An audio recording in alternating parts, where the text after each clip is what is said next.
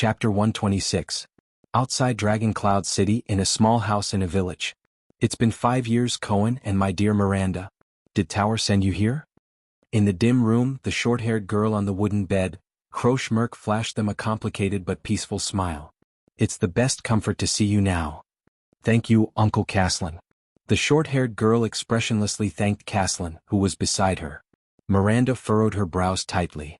Even someone as careless as Cohen could not help but notice that the Northland girl, Croche, had changed drastically in the past. Compared to the high-spirited Croche Merc when they parted at the Tower of Eradication 5 years ago, she was much thinner and duller. The determination that used to be engraved on her round face like a seal had turned into bitterness and disappointment at some point in time. Cohen's gaze shifted to her hand, and his breath caught in his throat. This girl, who had a determined expression on her face, trained hard and never gave up easily in the tower, her sword-wielding right hand, it was tightly wrapped in bandages. Croche. Cohen tried his best to shift his gaze away from her right hand. He forced an ugly smile and carefully and slowly said, "Are you, all right? All right?" The moment the words left his mouth, Cohen felt the urge to slap himself. Croche looked at him slowly, her gaze calm. "I'm all right." The girl's hollow gaze made Cohen's heart ache. "It's just that my right hand can no longer touch weapons." There was silence. Cohen felt awkward and did not know how to continue. Damn it, if only Raphael was here right now. Comforting people has always been that boy in white strong suit. As expected, Miranda walked forward, leaving Cohen to roll his eyes. Then, like countless times in the past, she calmly and harshly stomped on the innocent-looking Cohen. Kiss. Just as Cohen was grimacing in pain, Miranda sat on the edge of Croche's bed. Her expression did not change as she said decisively, "Who did it?" Any consolation at this moment would be futile. Miranda thought to herself, I might as well get straight to the point so that she won't think about those pointless things. Beside her, Caslin coughed. The former leader of the White Blade Guards did not say much in front of Croche. He had seen this kind of situation in too many retired soldiers. Caslin sighed deeply in his heart. And they, the soldiers, would never know how lucky they were to be able to retire after being injured. Croche snapped out of her daze and flashed an ugly smile. I think all of you should know some of the causes and consequences. Croche's tone had calmed down. She did not sound like a swordsman who had just lost hope in using a sword. A military officer named Hardy was lurking in Black Sand Region's army and almost assassinated your prince with a mystic gun under the fortress. Cohen nodded. I saw that scene on Broken Dragon Fortress, but I didn't see it clearly. I thought it was just a test shot to demonstrate, Miranda replied quietly. By the way, Miranda, you are now in Constellation, a capable general under the fortress flower, right? Croche smiled at her former classmate, then glanced at her right hand. Her expression darkened and she spat out a few words. Congratulations. Miranda's expression was calm. She did not speak. She only quietly extended her hand and held Croche's left hand tightly. Feeling the warmth from Miranda's hand, Croche trembled slightly. That. Cohen, who was scratching his ears and cheeks at the side, was about to speak when Miranda elbowed him expressionlessly, making him swallow all the words he was about to say. With a face full of grief and indignation, Cohen continued to silently bare his teeth while he continued to protest at Miranda with his gaze. Do you have to do this? Croche snickered. This scene reminded her of the past in the Tower of Eradication. Beside her, Caslin looked at Miranda approvingly with his arms crossed. What an attentive and considerate girl. She has unknowingly lifted Croche's mood. The Arun family's daughter is just a little too cold. It would be better if she could smile more. According to the Archduke's instructions, we tracked down the military officer Hardy's arms dealer. Croche maintained the smile on her face, which was hard to come up with, and continued to say, they sold the mystic gun parts that Hardy replaced from the army and were supposed to be destroyed to the south and the west. Hardy used this to exchange for more funds, and then used these funds back on the training of the troops and social relations. In a few years, perhaps His Grace's Mystic Gun Squad would be under the control of those people. Fortunately, we discovered it early and intercepted his underground arms dealer. That military officer. What did you find out about him? Miranda asked softly. Not much, Croche said flatly. Hardy came from a small village further north. It's the territory of Archduke Letgo of Defense City. He was a person who personally experienced the war between Extet and Constellation 11 or 12 years ago. He survived the tragic attack in defense of Broken Dragon Fortress, but he lost a hand and half of his face under the bombardment of the mystic gun. Miranda's face paled. It's the war from 12 years ago again. Cohen sighed and walked forward. Carefully avoiding Miranda's unarmed attacks, he asked slowly, "The Archduke of Defense City, one of the two archdukes in the north of Ekstedt? The Letko family? So, Archduke Letko was the mastermind behind the conspiracy to murder the Prince of Constellation with the help of the mystic gun?" Krosh shook her head. "It's not that simple. Hardy came to Black Sand region after the war and has been living there ever since. He hasn't come into contact with anyone related to Defense City, so we can't be sure that it's him. But there's one thing that makes us very suspicious. We interrogated Hardy's arms dealer and found out that Hardy mentioned once that he had a daughter named Lucy." Cohen's eyes lit up. "You found his daughter? Is there something wrong with her?" "Not only is there something wrong with her." Krosh pursed her lips tightly and shook her head. "But there's no such person." "There's no such person?" Cohen asked, puzzled. "Hardy has been single for more than 40 years. This is what we confirmed from his neighbors. He doesn't even have a wife or a lover, let alone a child," Krosh said faintly. "We followed the name Lucy, and found that he had mentioned her name to more than one person. From the arms market in Black Sand region to the transport team in Prestige Orchid region, when we followed the trail to Dragon Cloud City, we were intercepted." The short-haired girl raised her head, her expression frightening. A group of unfamiliar swordsmen appeared. Miranda frowned. "Disaster swords?" Krosh lowered her eyelids and nodded. "How were they? How many of them were there?" Cohen's expression changed. Ignoring Miranda's displeased expression, he rushed forward and asked anxiously, "What kind of power of eradication did they use? How did you recognize them as disaster swords?"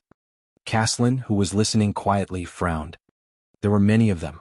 Their heads and faces were covered and it was dark so we couldn't see their figures and faces clearly.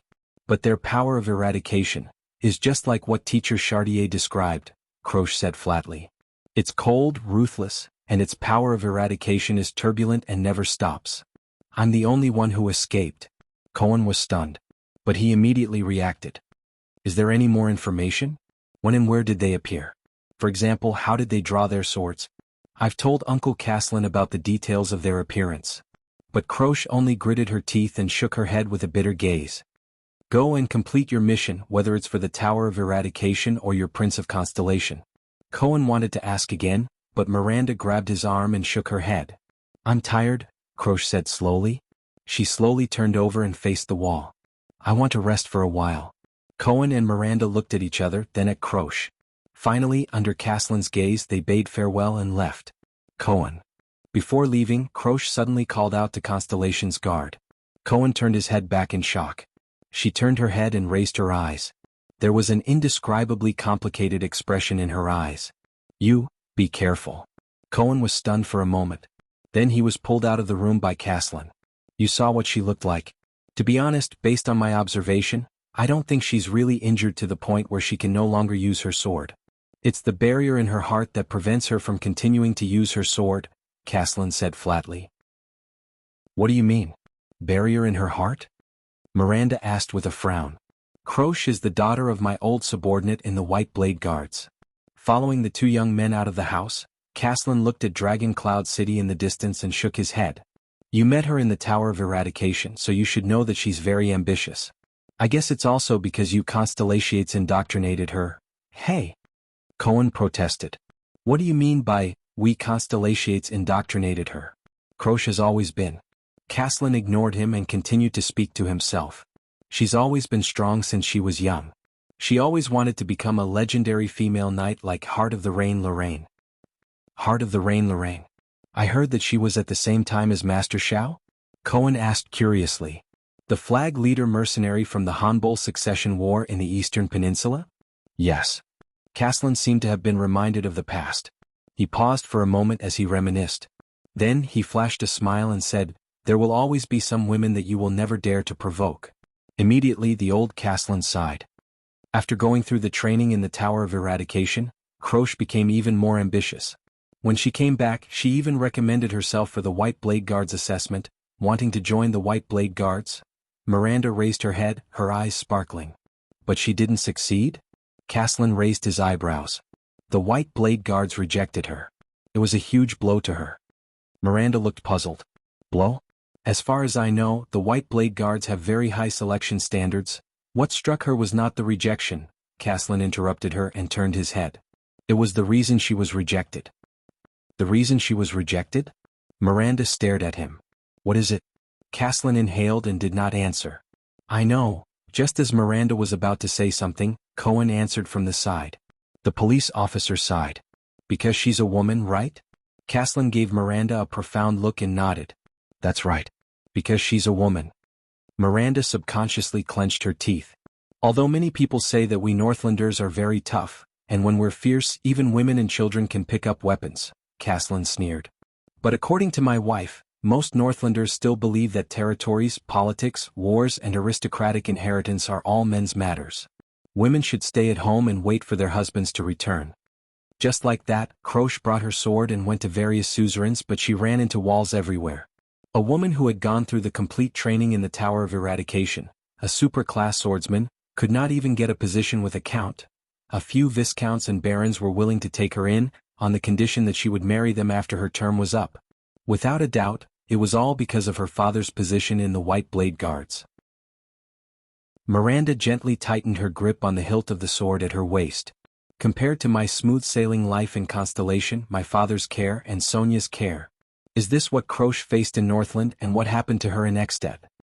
According to her father, Croche even considered going to the southwest, to Bramble Land, Dragon-Kissed Basin, or even the Great Desert to become a mercenary. But in the end, she went to Black Sand region and used her father's name to work for my good-for-nothing nephew, a viscount named Kent Vida. She got a position in his territory. Caslin sighed.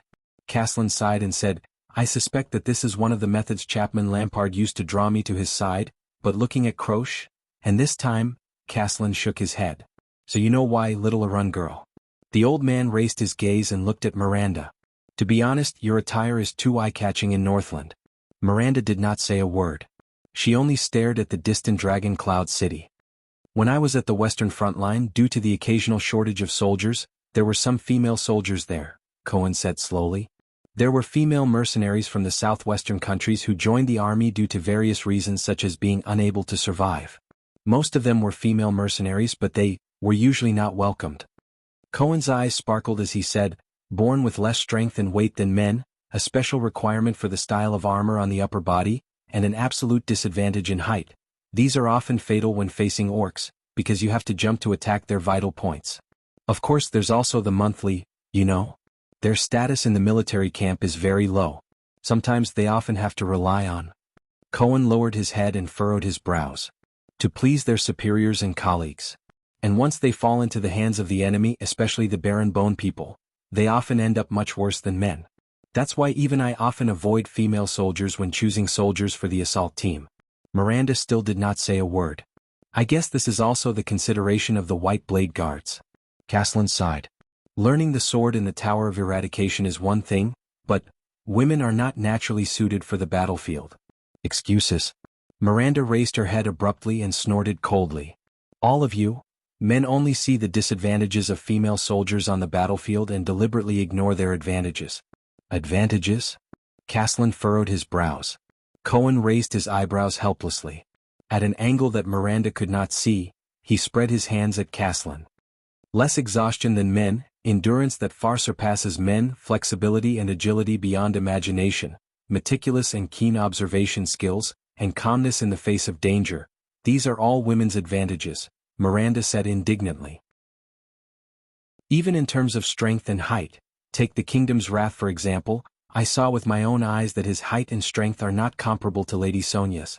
Besides, we have the power of eradication. And I am also a woman, Miranda said coldly. In the Tower of Eradication I am stronger than you, Raphael, Miss Adun, and every single one of you who were in the same period as me. Not to mention the legendary Valkyrie like the Heart of the Rain from 30 years ago, Knight Lorraine. Cohen coughed awkwardly. Uncle also said just now that the battlefield is another matter, and you can't compare it with some special people. The police officer spread his hands helplessly. Heart of the Rain is a special case among special cases. Lady Sonia is also a legendary figure under the Duke of Star Lake. And Miranda, you are the daughter of the Arun family. You were born to be trained as a warrior, suzerain, and commander. As soon as Cohen finished speaking, Miranda's murderous gaze shot straight at him and pierced through his heart. It also cut off the second half of his sentence in his throat. I think that Western Desert and Northland are more special. Caslin snorted. Western Desert is the front line of war and chaos all year round, and the Northlanders' views on women have existed since ancient times. I am also a Northlander, Miranda retorted with a cold expression. The old Caslin led them to the stable.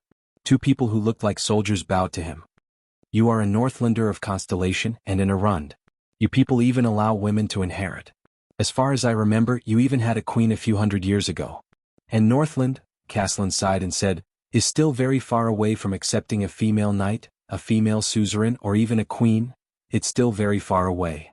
No, even in Constellation, female suzerains are still looked down upon. Miranda silently said in her heart, a few hundred years ago, the Queen of Constellation didn't end up well either. There will be a day. Miranda raised her head, her gaze firm. On that day, female warriors, female swordsmen, female suzerains, and even queens will no longer be the minority. We will prove to the world that men can do it. Women can do it too. Caslin shrugged and walked into the stable. Cohen stuck out his tongue. He thought of his two devilish sisters at home and sighed helplessly. Miranda. Why would Raphael like her?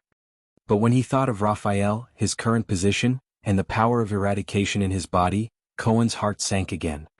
The army of Black Sand region is stationed in a village near Dragon Cloud City to escort the prince. They will bring Croche back. Caslin led two horses over and looked at the two young noble swordsmen. I'll leave the next task to you. You're not going? Cohen raised his eyebrows. My appearance is not a good idea. Caslin's expression darkened. It will alarm too many people. Fortunately, I still know some people in Dragon Cloud City, some old acquaintances. They can provide you with information, but when it comes to specific investigations and inquiries, identifying the disaster swords from the Sword of Eradication. Caslin handed the reins to the two men. No one is more experienced in this field than you and the seeds of the Tower of Eradication this time. Whether it is the innate insight of nobles, superclass combat power that adapts to the battlefield, or the ability to sense the disaster swords. You know some people in Dragon Cloud City? Cohen revealed a doubtful expression. Uncle, haven't you been running a tavern in Black Sand region for 20 years? About that.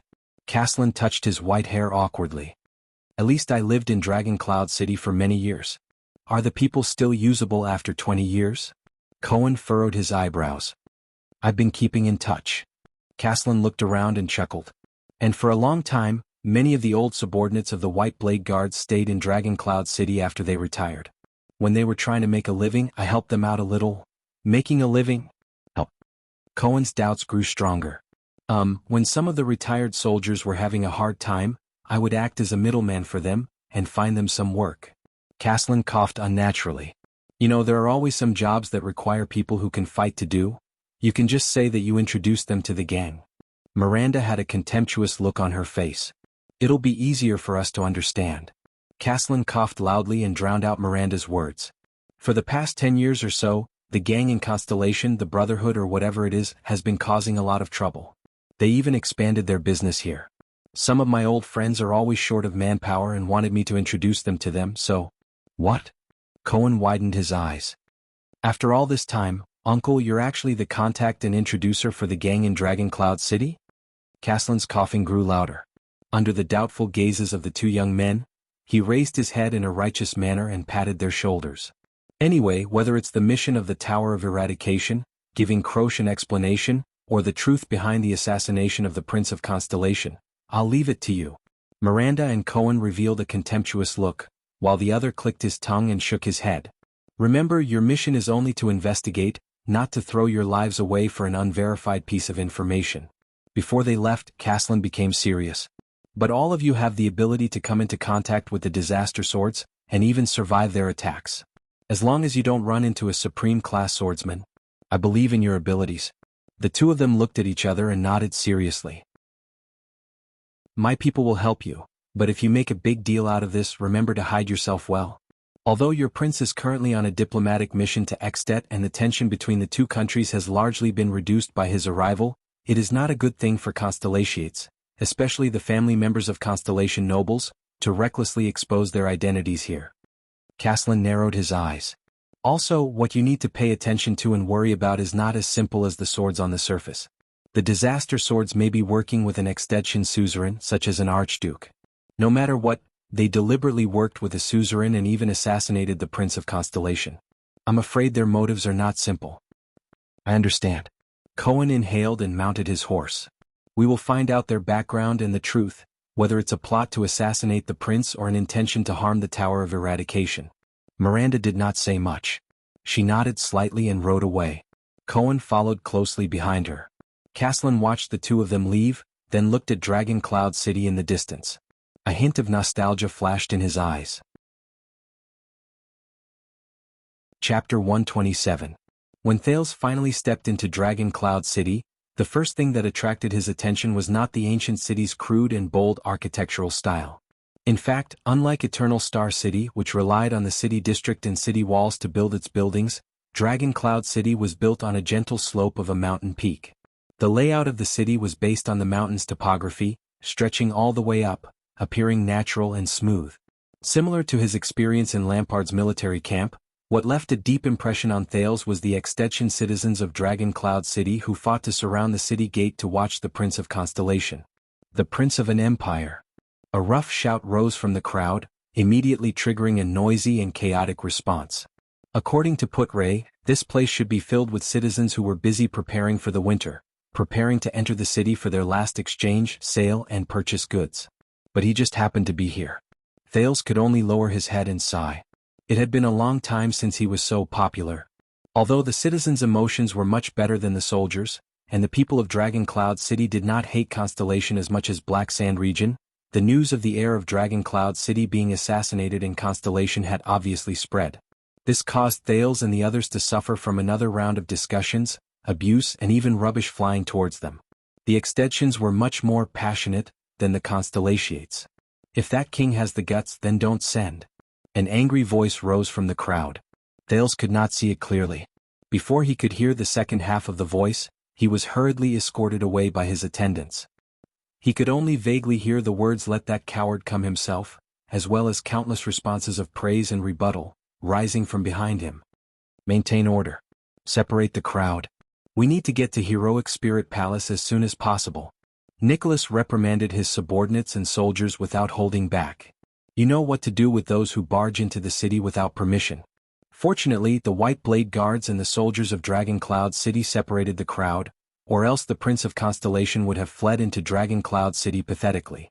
Although it was not much different now. Thales looked at Waya and Ralph, who looked as if they were facing a great enemy. He sighed helplessly on his horse. Their unhappy expressions make it seem as if I killed their prince. Put yourself in my shoes and think about it.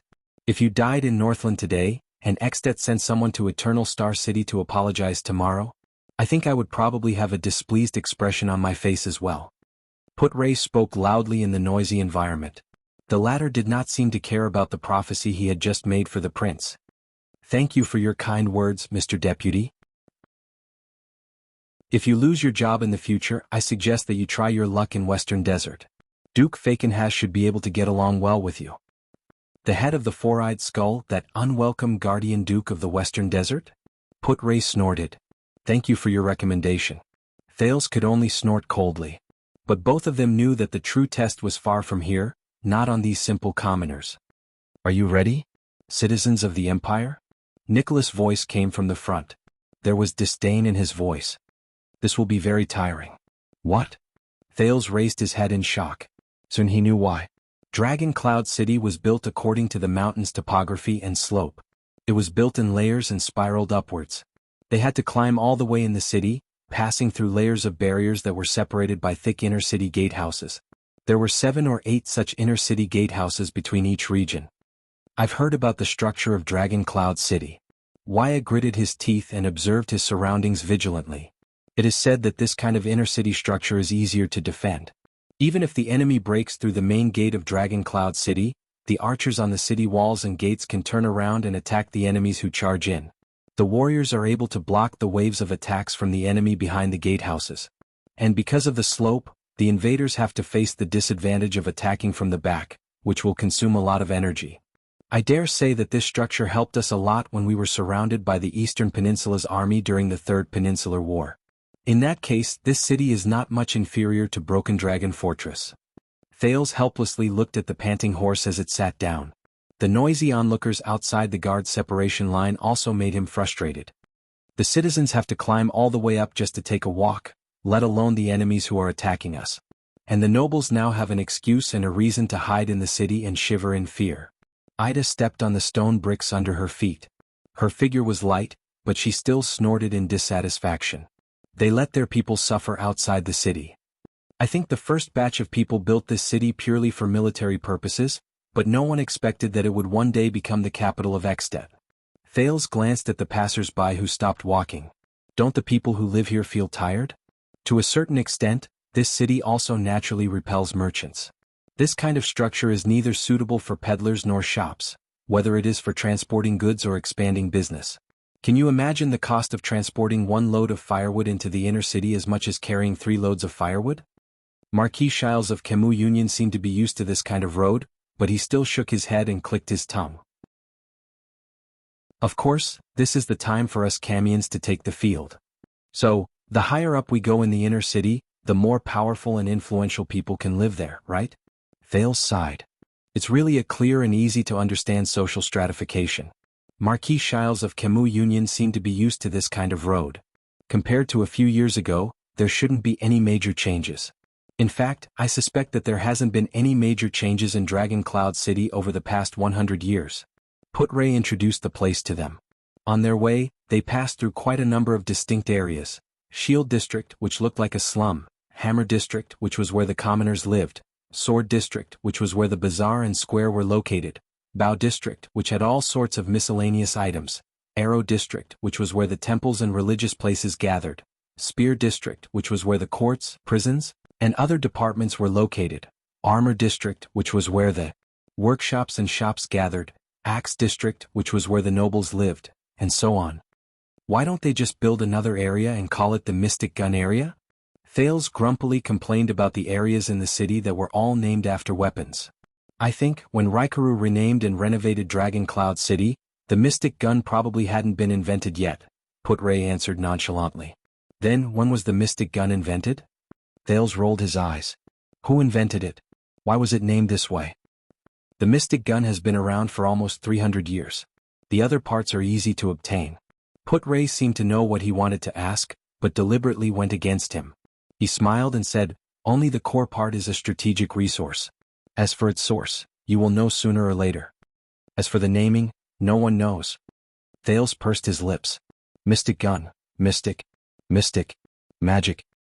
He suppressed the doubts in his heart and tried hard to shift his attention to the matter at hand. All right, the names that the extensions gave to the city are really lacking in imagination. If they don't have enough material to name the city, I have another suggestion. As he watched his steed climb arduously, even Thales could not help but feel a little tired. He exhaled deeply. The legendary anti-mystic armed forces area. Putray finally took out his pipe again and looked at Thales with a slightly profound gaze. He took a deep breath and calmly said the truth. If you ask me, you have been chattering non-stop since just now. It's because of the situation that we're about to face? And you're nervous? Thales was immediately at a loss for words. Damn it. Under the gaze of the other people in the diplomat group, Thales shut his mouth in embarrassment. They finally climbed out of the last section of the road in Axe District. No matter where Thales went, the flag with the double cross-shaped stars on a sky-blue background, which was held by Genid, would always be the biggest target of all the onlookers. Along the way there were crowds of people who came to watch him. The soldiers in charge of maintaining order in Dragon Cloud City were overwhelmed. The Northlanders' naturally loud voices and fiery personalities made the scene even more chaotic. This gave Thales no chance to carefully observe the appearance of Dragon Cloud City. He was escorted by the White Blade Guards all the way to the highest point of the inner city. The gatehouse was closed, isolating the surging crowd outside. Thales frowned and took a deep breath. With Waya's help, he dismounted from his horse and stepped on the rough and solid black stone tiles of Northland. He slowly raised his head. Before him was a palace. So that's... Thales thought in a daze. Allow me to bid you farewell here, my dear Prince Thales. Before he had the time to carefully observe the palace, Marquis Shiles of Camus Union came before him. He humbly lowered his head and said in a low voice, "You must be mentally prepared." According to the plan, the Marquis of Camus Union chuckled. King Nuvan might be a little rough to you. Rough. Thales smiled awkwardly. He then inhaled a deep breath of cold air and nodded. Rough. Of course. Thales secretly rolled his eyes in his heart. I've never been to this world. Has anyone ever been gentle to me? I almost thought that this was a torturing novel, alright? Marquis Shiles and Nicholas looked at each other. They then led Camus Union's men and left in another direction. Just as Thales was about to raise his head and take a good look at the palace that might be Extet's royal palace, the palace gate slowly opened. A group of Northlanders, who were dressed rather elegantly and neatly but still fully armed, walked out of the palace gate in a single file. Thales could not help but feel his heart tighten. As expected, a loud and clear voice rang out from the group of people. In the name of the common elected king of Extet, King Nuvan Walton VII, I am here under orders to welcome the foreign guests. A man with a crew cut, a tough appearance, and a cold expression pursed his lips and narrowed his eyes as he scrutinized Thales for a few seconds. His Majesty is looking forward to your arrival. The Prince of Constellation. Thales clenched his fists. Here it comes. Nicholas laughed heartily and went forward to hug the leader of the group. Have you completed your mission, my dear leader of the guards, my friend Nicholas? The man asked softly, seemingly with a profound meaning. Of course, Nicholas also said with a hidden meaning in his words, the Prince of Constellation we want is already here. Thales furrowed his brows and watched the exchange between the two. Then, the leader of the men with a crew cut came before Thales and bowed to him. Welcome to Extet and its most brilliant pearl, Dragon Cloud City, Your Highness Thales from Constellation. Thales remembered Gilbert's teachings and Putre's advice on the way. He immediately smiled and returned the greeting. He looks like a bureaucrat, but his physique, Thales thought, is more like a warrior. Or should I say almost all Northland men look like warriors? I am Lord Burn Merk. The Northland man with a crew cut was about 40 or 50 years old. He was dressed in a thick robe and had a serious expression on his face. Before I received my title, I was once a member of the White Blade Guards. Now I am King Nuvan's administrator. I will be responsible for your reception in Dragon Cloud City. Thank you for your reception, Lord Merk. Thales nodded and confirmed his judgment in his heart. Allow me to introduce to you as this is your first time here. Merk turned around with a straight face and raised his hand at the towering palace behind him. This is the residence of the suzerains in Northland since ancient times. From the shabby houses in the mountains during the era of kings, to the stone fortresses during the era of the empire, to the majestic palaces today. For thousands of years, it has witnessed the history of Northland, the rise of Extet, and the prosperity of the children of the North Wind and the Dragon. Merk said solemnly, that's right. Heroic Spirit Palace. Heroic Spirit Palace? The meaning of this name? Is it really suitable for a living suzerain to live in? Thales was startled. He then slowly raised his head. It was a huge palace with a simple style but heavy colors. It had a grand layout and a rough design. It was built against the mountain. Even if he were to count the ground of the inner city where he was standing, it would still be 8 or 9 stories high. The building materials were quite unique as well. Huge wood, rough stones, animal skins, and metals were all present. Many parts of the palace were even crudely polished. It was a typical Northland style, vigorous, powerful, bold, and wild. In front of the huge palace gate stood 10 pillars that were more than 10 meters tall. They supported the lofty palace roof. The pillars were carved with the stories of Northland's past heroes. The style of the carvings was simple and bold. The path from the inner city to the palace gate was lined with 8 furnaces that were a few meters tall. Even in broad daylight, they were still burning fiercely. It was as if they were illuminating the small square in front of the palace gate all day long. The area around him was filled with tall, fierce-looking White Blade Guards and Dragon Cloud City Guards. Unlike Constellation's guards, who were orderly and strictly distributed, their positions seemed to be scattered, and they patrolled without any pattern. But after Aida's reminder, Thales was stunned to realize that they were lax on the outside but tight on the inside, and they did not leave any blind spots. Compared to Constellation's Renaissance Palace, which had a rather creative design and looked like half a pyramid, the palace of Dragon Cloud City looked more like a grand palace in a story, from the architectural style to the personnel inside. The flag with a red dragon on a black background fluttered high above. Below the national flag was another flag, a dragon spear that pierced out of the clouds. It was the emblem of the Walton clan, the Cloud Dragon Spear. Red and black, coupled with the color of snow that naturally fell from the sky. In Thales's impression, there was no other palace that resembled a place where heroic spirits returned to. Thales shook his head. Heroic Spirit Palace lives up to its name. And the suzerains, archdukes and kings who live here. At this moment, Thales's gaze was suddenly attracted by the top of the palace. He could not help but raise his head.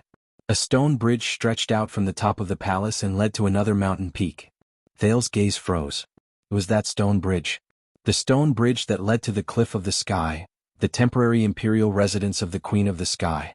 Only then did he notice that there was a huge statue erected at the starting point of the stone bridge. He could not see it clearly from afar, perhaps because of the limited field of vision. It was a huge black stone statue of a male warrior.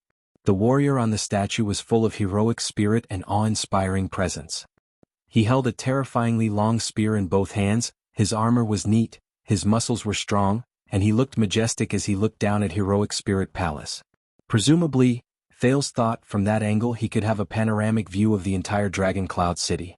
Lord Merk, who was in charge of the reception, was very patient. He waited quietly for the foreign prince until he noticed Thales's gaze. That is the stone bridge that leads to the cliff of the sky. There is a statue of Raikaru the First standing on it. It was built after Raikaru passed away more than 600 years ago. Merk raised his head and introduced seriously, "It was just renovated a week ago." Thales's expression froze. That is.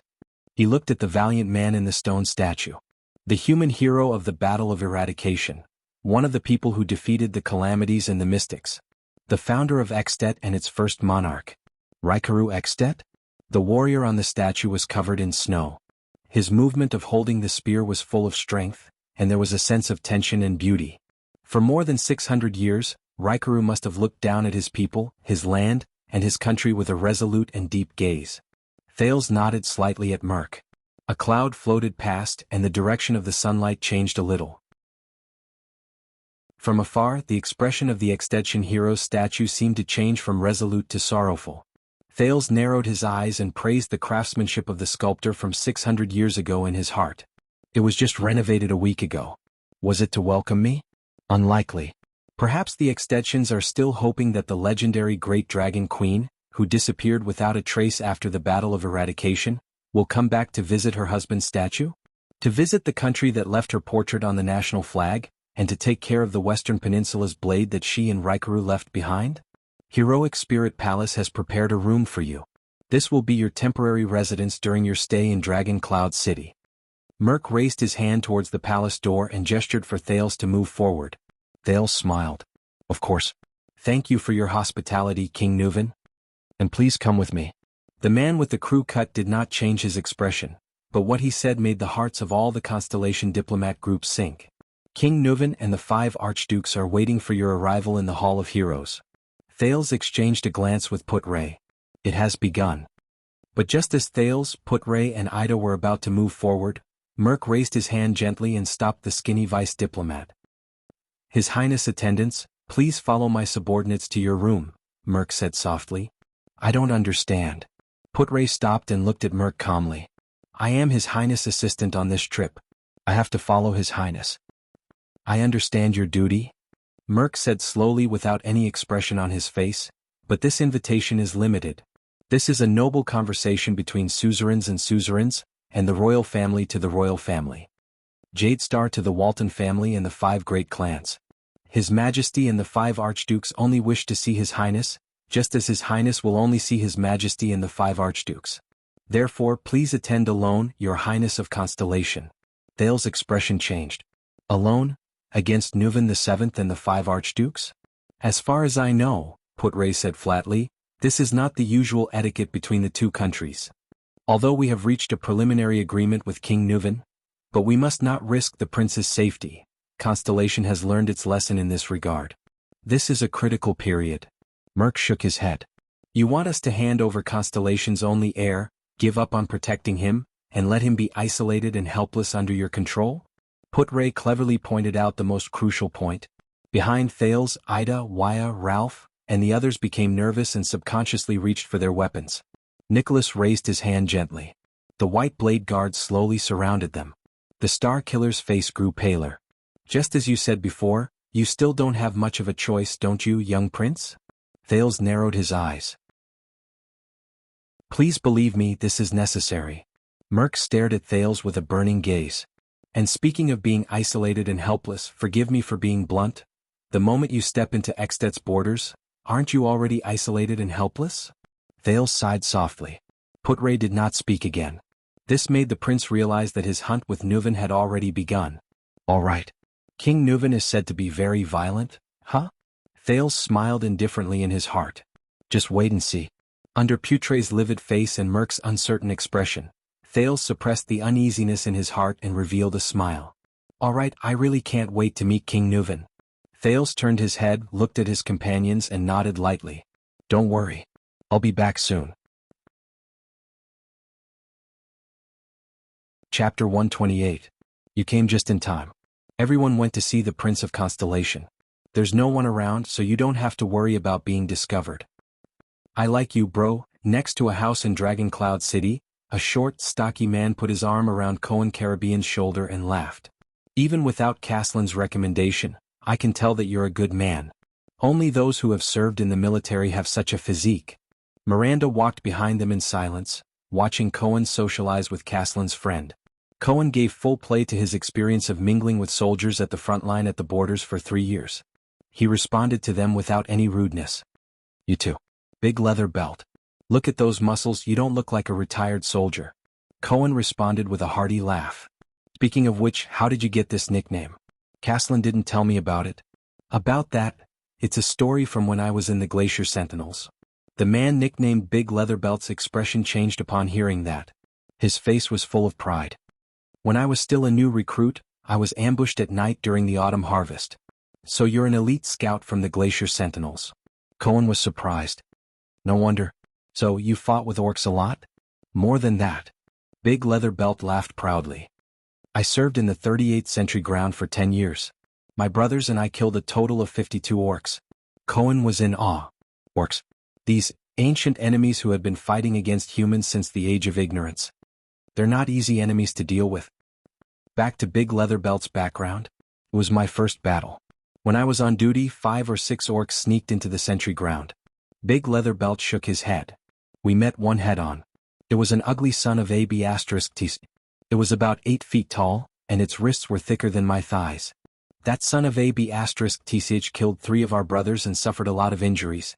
I was the last one, and even my weapon was broken, Big Leatherbelt said excitedly, thumping his chest from time to time.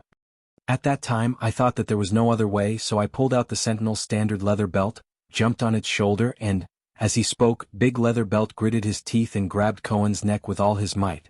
Just like this, tie a knot and strangle it.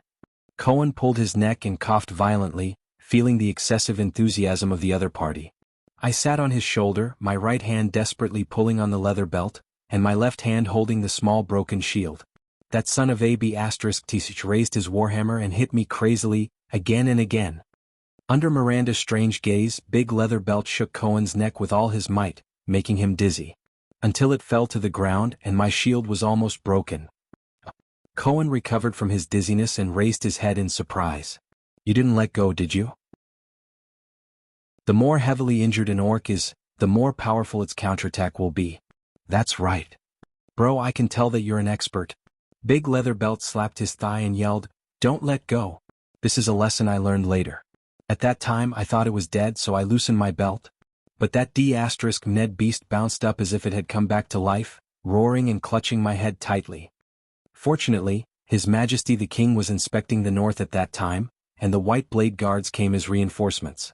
Caslin arrived in time and split the back of that son of AB** Tisic's head with his axe. At that time I almost fainted. But from that day onwards they called me Big Leatherbelt. Ah. Cohen sighed, remembering his past at the front line of Western Desert. So, you fought with orcs before? Big Leatherbelt asked curiously with great interest. Yes, but not glacial orcs but desert orcs. Cohen smiled. We used to be mercenaries there. The way to deal with orcs is to lower our bodies, lower our heads, circle around them or attack from their crotch. Ah, that's how the people from the Empire in the south do it. They go around in circles with the orcs, Big Leatherbelt muttered. We can't do that in the north. In cold weather, our movements are stiffer than usual, and we're not flexible enough. So, in the north the best way is to attack them head-on, End the battle quickly and kill them in one blow. Cohen nodded approvingly. It's different in the desert. Orcs have a high resistance to heat, and they're not afraid of the high temperature of metal armor. They have everything from plate armor to chain armor. I've even seen orcs armed up to their crotch. That's when we have to use our agility to find a chance to hit their vitals. As they chatted enthusiastically about their experiences on the battlefield, Big Leather Belt finally brought them into the house. Oh, look at you, a typical Northland girl. You're big, your breasts are big, and you're pretty. Big Leather Belt invited them into the house. When he saw Miranda beside Cohen, his eyes lit up. Caslin introduced you here. Do you want to consider staying? We have a few good men here who are single, and there are even tough guys who retired from the White Blade Guards. Miranda's expression changed and she looked at Cohen awkwardly. Cohen spread his hands indicating that he was at his wit's end. However, Big Leather Belt immediately frowned and shook his head. Forget it. They're not good enough for you. They're all bad people who want to make quick money and don't want to work hard in their hometowns. I bet they can't take care of their families, so what right do they have a good wife like you? Big Leather Belt sighed. They have high standards, but they can't even support themselves. Serves them right for being single on Singles Day. Miranda did not say a word. She just listened to Big Leather Belt. A tall Northland girl like you, with a strong body and fair skin according to the standards of the upper class, must be a hot commodity in your hometown. Big Leather Belt sat down and panted. I have 3 younger sisters, so I know that girls at your age are impulsive, passionate, and always look down on the young men around home. You want to go out and find a chance to meet the bravest, most heroic, and most meritorious warrior. Maybe then you'll have the chance to marry him. But believe me, the outside world may look exciting, but it's much more complicated and difficult to understand than back home. The men outside may look handsome in armor, but they're not as pure and loyal as the silly boys back home. Listen to me, you should go home, weave the thickest robe, forge the toughest dagger, and wear the most beautiful wreath. Use them to choose the most sincere one among the young men who flock to you, but don't be too eager to sweeten him. Keep him in suspense. Then wait for him to be conscripted and come back from the battlefield. That's the standard for a man to become a successful man. Then see how he feels about you. If he hasn't changed, hang your wreath around his neck and bring him to meet your parents. Don't care about his family fortune or his background. The most important thing is that he's responsible and loves you sincerely, cares about you, loves you, and cares for you. It's best if he's a little afraid of you. These days, wealth and a noble background can't make up for the lack of sincerity. Cohen clutched his stomach tightly, stifling his laughter as he looked at Miranda's darkening face. I've always told my daughter that she'll eventually marry into a good family when she grows up, but it must be someone who truly loves her. I'm also looking forward to the day I can hand her over to a good young man. Big Leather Belt's saliva was flying everywhere when he suddenly frowned. Cohen looked at Big Leather Belt's darkened expression in surprise. The latter stood up abruptly and rushed out of the house. You guys. I thought you went to see the prince enter the city, but you're actually hiding here. Before the 2 people in the house could react, the next second, a few screams of boys and girls came from outside the house. Dad, stop right now. Kevin, he's just here to give me something. Uncle, take your time. Big Leather Belt bellowed furiously. Give him something?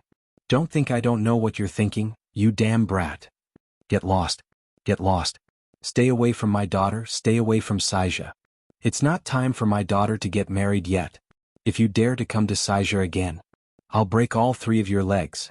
Accompanied by the commotion next door, Cohen gaped at Big Leather Belt, whose words did not match his actions. He exchanged a glance with Miranda, who was sitting opposite him. Then both of them burst into laughter. As she smiled, Miranda raised her head and looked at Heroic Spirit Palace on the hillside in the distance. Her gaze quickly became unfocused. Silly boy from my hometown.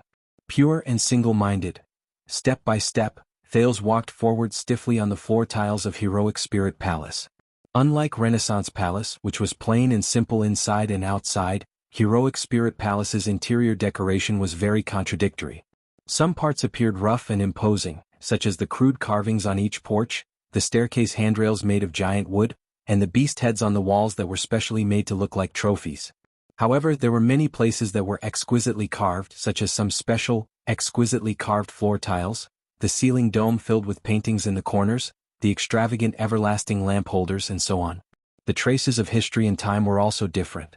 The material and color of the wall tiles in some corners seemed to have lasted for hundreds of years, and some places were obviously renovated in just a few years.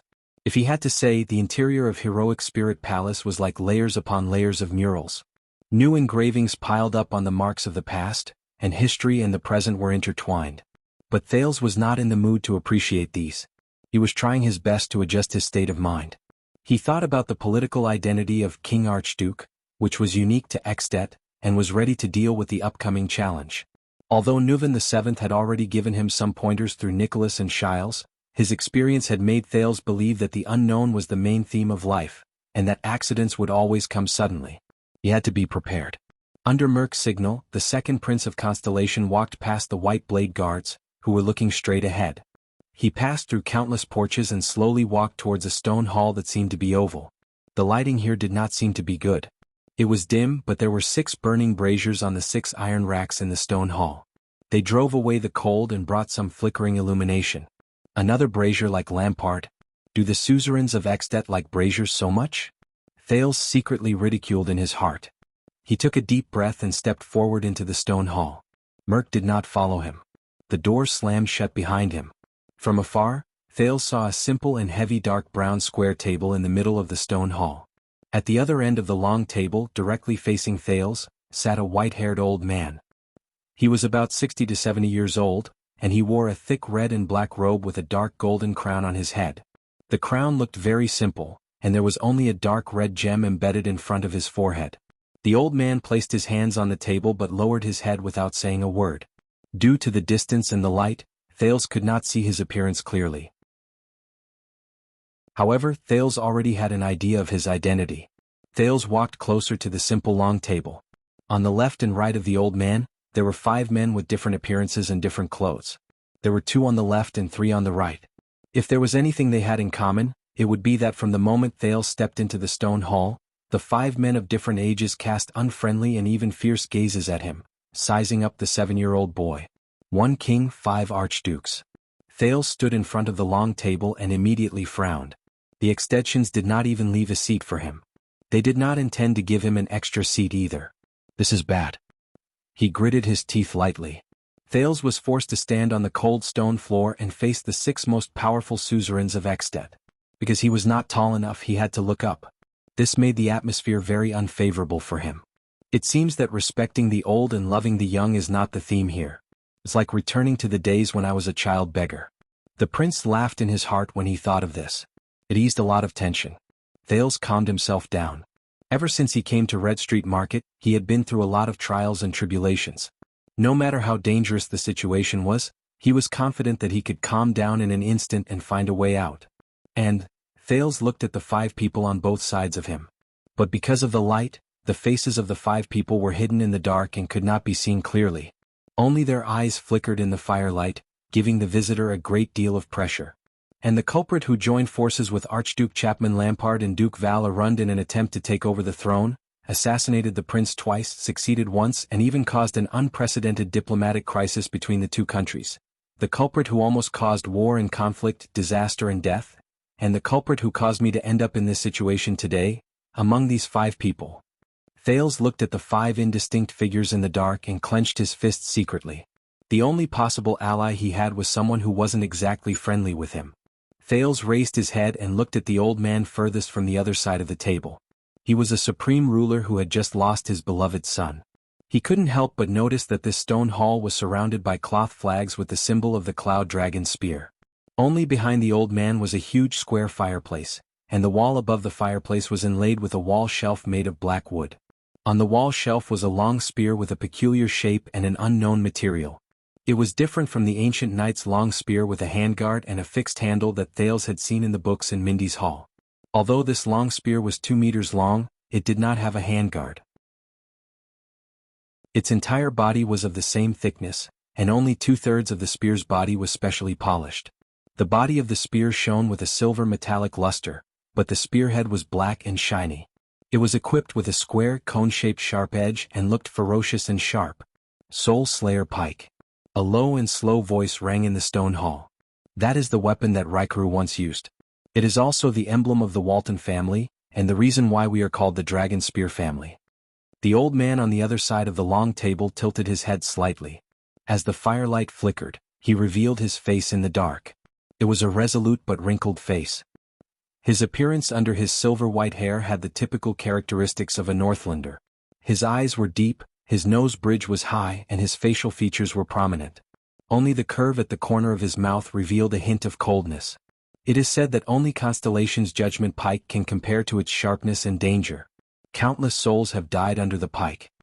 Over the past few centuries, it has slaughtered and severely injured many famous enemies, including the sinister Morning Archduke, the vicious human slaughterer, Syra Dark Thunder, the powerful enemy of the wolves, the ferocious Night Wing King, and the bizarre Power Mystic.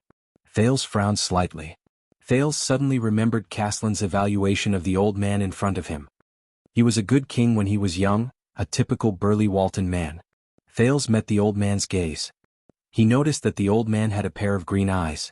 He did not know if it was a hereditary trait of the Walton family. Anyway, Thales did not inherit Kessel's sky-blue eyes. Thales was suddenly stunned. He remembered head ritual master Lycia and Queen Kia's evaluation of his gray eyes. It was a characteristic that originated from his mother. His thoughts returned to the present. But Thales felt a chill run down his spine. He could more or less sense that the old man's green eyes were projecting a different kind of emotion at that moment. It was vicissitudes and gloominess, sorrow and anguish, like a person who had been immersed in despair for many years. Dangerous and terrifying. Chapter 129. Just like this, the old man said slowly, the Soul Slayer pike will never stop. Until all of our enemies are destroyed. Or until the Waltons are wiped out. But when that time comes, I swear in the name of the previous kings that the world will come to an end. The old man's words fell softly, but Thales sensed that the 5 archdukes on either side of him moved, either naturally or unnaturally, in the darkness. I believe that this is a great weapon, but destruction and revenge alone may not be enough to sustain its brilliance, Thales said meaningfully, since it was once held in the hands of such a great person. I believe that Raikuru's wisdom, valiance, personality, and brilliance are also the reasons why the Soul Slayer pike is so great. According to the plan, an expected conflict would occur between Nuven and Thales. The hunter's trap would be laid at that time. The old man did not answer. Although he knew that it was an act, Thales still curled up the corners of his mouth awkwardly. The atmosphere was very stiff. At that moment, Thales could understand what the suzerains of Constellation thought when they looked at Kessel. No one knows what a king who lives alone and without any scruples will do. The scene of the one-eyed dragon Koshter forcing Thales to abdicate in the Hall of Stars was still vivid in his mind. Thales suddenly became inexplicably nervous. He swallowed a mouthful of saliva and bowed respectfully on the spot. Thales Jade Star, as the second prince of Constellation representing my father, His Majesty Kessel Jade Star, the 39th Supreme King of Constellation, the Southern Islands and the Western Desert. Thales controlled his body to not be nervous.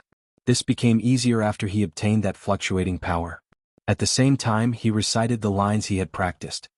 I am here to visit the glorious Extet and the glorious Dragon Cloud City. I am here to visit the Archduke of Dragon Cloud City, who is equally respected and famous. Also the ruler of the entire Extet Kingdom, the common elected king, the born king, King Nuven Walton. The born king. This was Nuven VII's nickname. Not many people used it, but it was widely known. Because people often said that when he was young, he showed the talent to be a suzerain who could govern a territory. He was almost born to be king. Thales lifted his body and stared at the old man's cold and stern expression, which did not change at all. After taking a deep breath, he slowly said, My father and I both deeply understand your loss and sorrow. He asked me to represent the Jade Star family to express his deepest apologies to you and the Walton family, and to express his condolences for Prince Mariah's misfortune. It was a matter of enmity between two families and not between two kingdoms. That was what Putray had warned him before the battle. But he believes in your character and ability. He believes that you can make the best choice. The Jade Star family is willing to provide all possible help to make up for and save the tragic consequences. And I am here, Thales said, with the most peaceful and friendly message from the Jade Star family. Now he was waiting for the other party's response. What followed was silence. For a time, Thales could only hear the muffled sounds from the furnace and the cold wind outside the stone hall. 5 pairs of eyes stared at him in the dark. The old man, the only one who had the right to reply, did not move either. His green eyes were as dull as ever. Just when he felt as if a century had passed, the common elected king of Extet, the Archduke of Dragon Cloud City, the born king, King Nuvan VII finally inhaled slowly. He raised his head and looked at Thales with a weary face. I'm very old.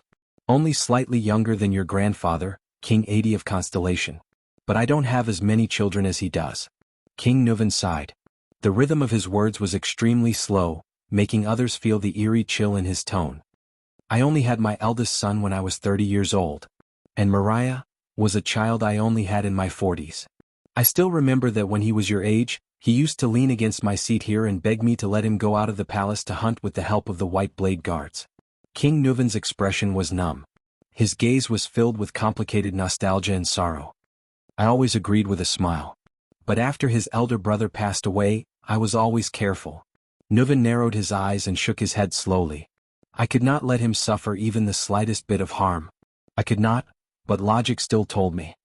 King Nuvan straightened his body. His tone was calm as he approached Thales. Children have to grow up in the midst of setbacks. The hall was silent for more than 10 seconds. Only the breathing of the archdukes on both sides could be heard. Logic told Thales that even if it was an act, Nuvan's current emotions were definitely not fake. It was best for him not to speak. If all of this is Nuvan's plan, finally King Nuvan exhaled. He closed his eyes and said slowly, the day before I sent him south, Mariah told me that he had a sweetheart, but she did not come from a good background. So he came to beg for my help, hoping that I would allow and bless their union. I was not very happy.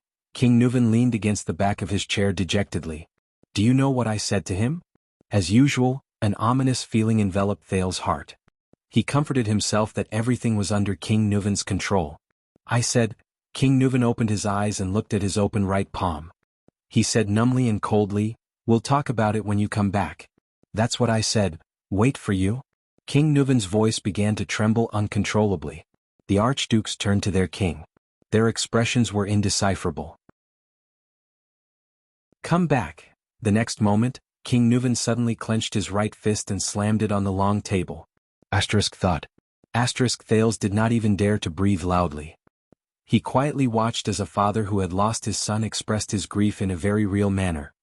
That was my only son left. The old man's expression became gloomy and unreadable. I should have watched him become a real man and warrior.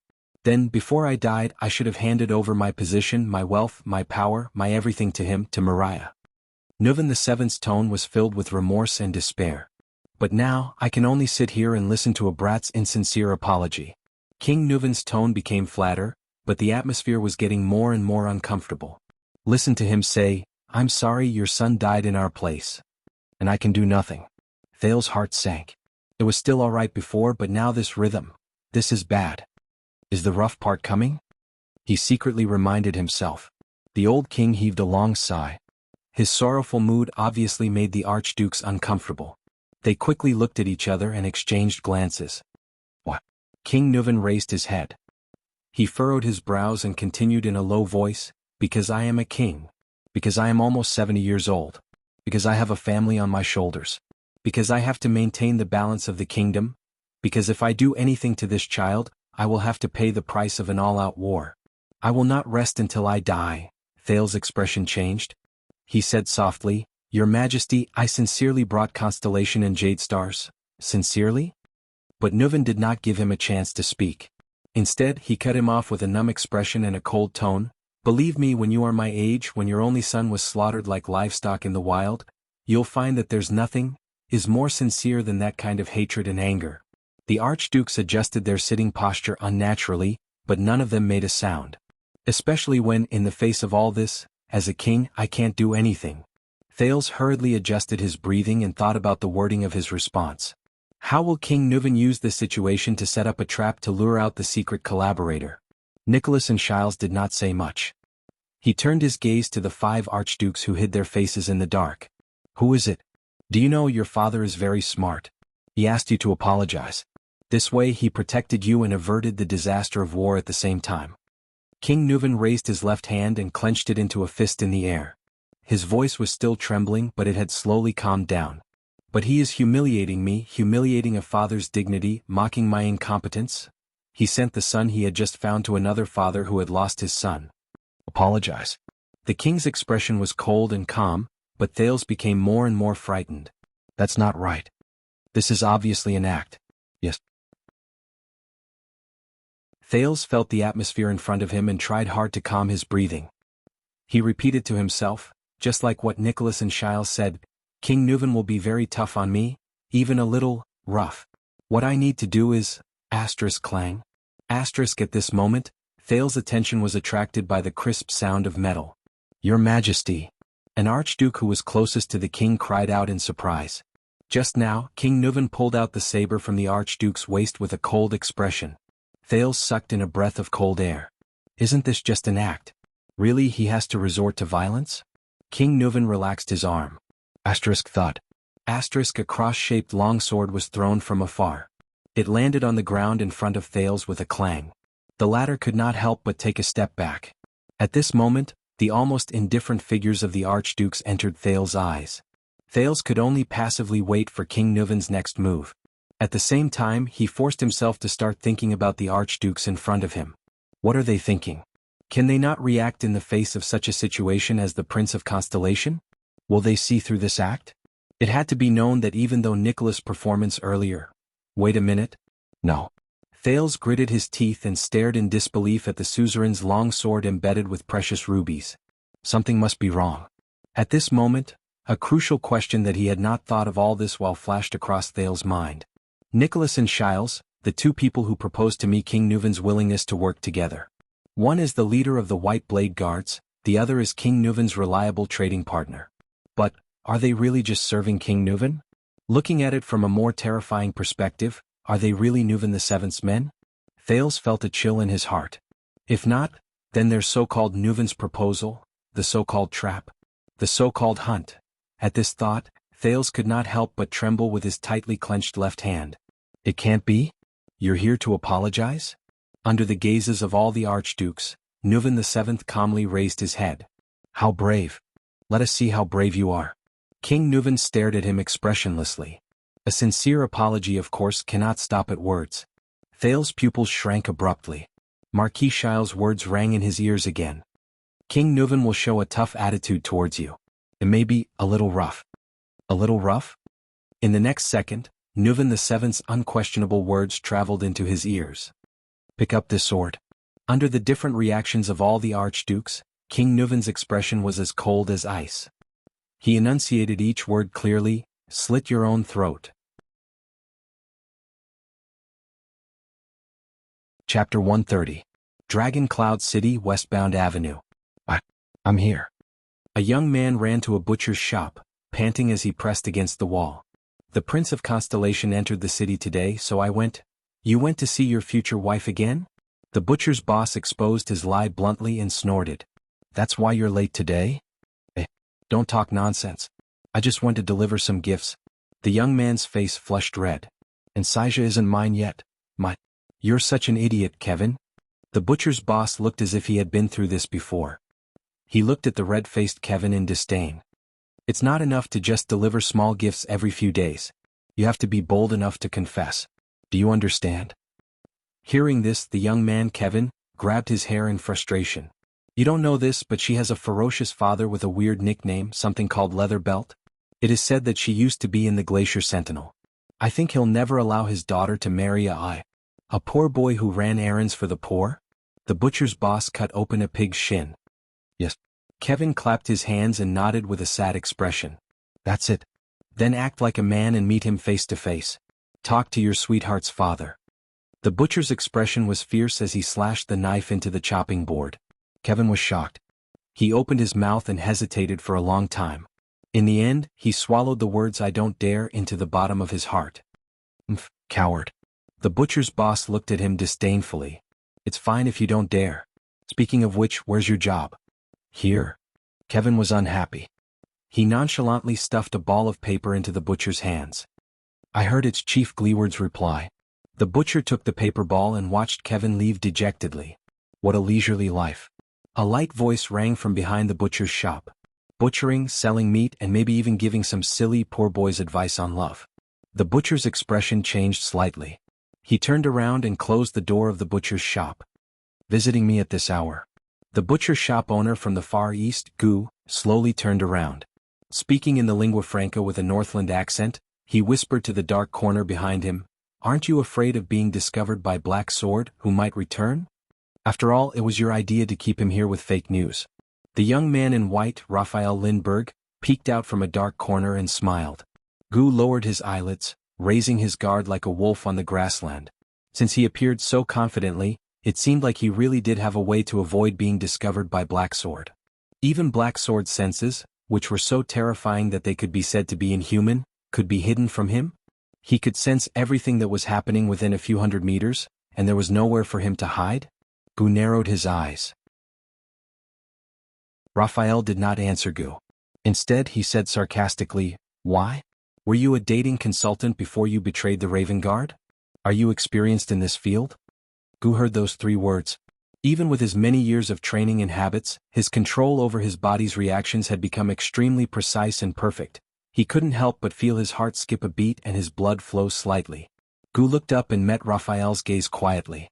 Both men's gazes were as calm as still water. But only they themselves knew the dangerous undercurrent hidden beneath their words. Never in a hurry to show off and kill. Instead, they search for the enemy's weakness through endless probing. They strike from the side, go with the flow, and add fuel to the fire.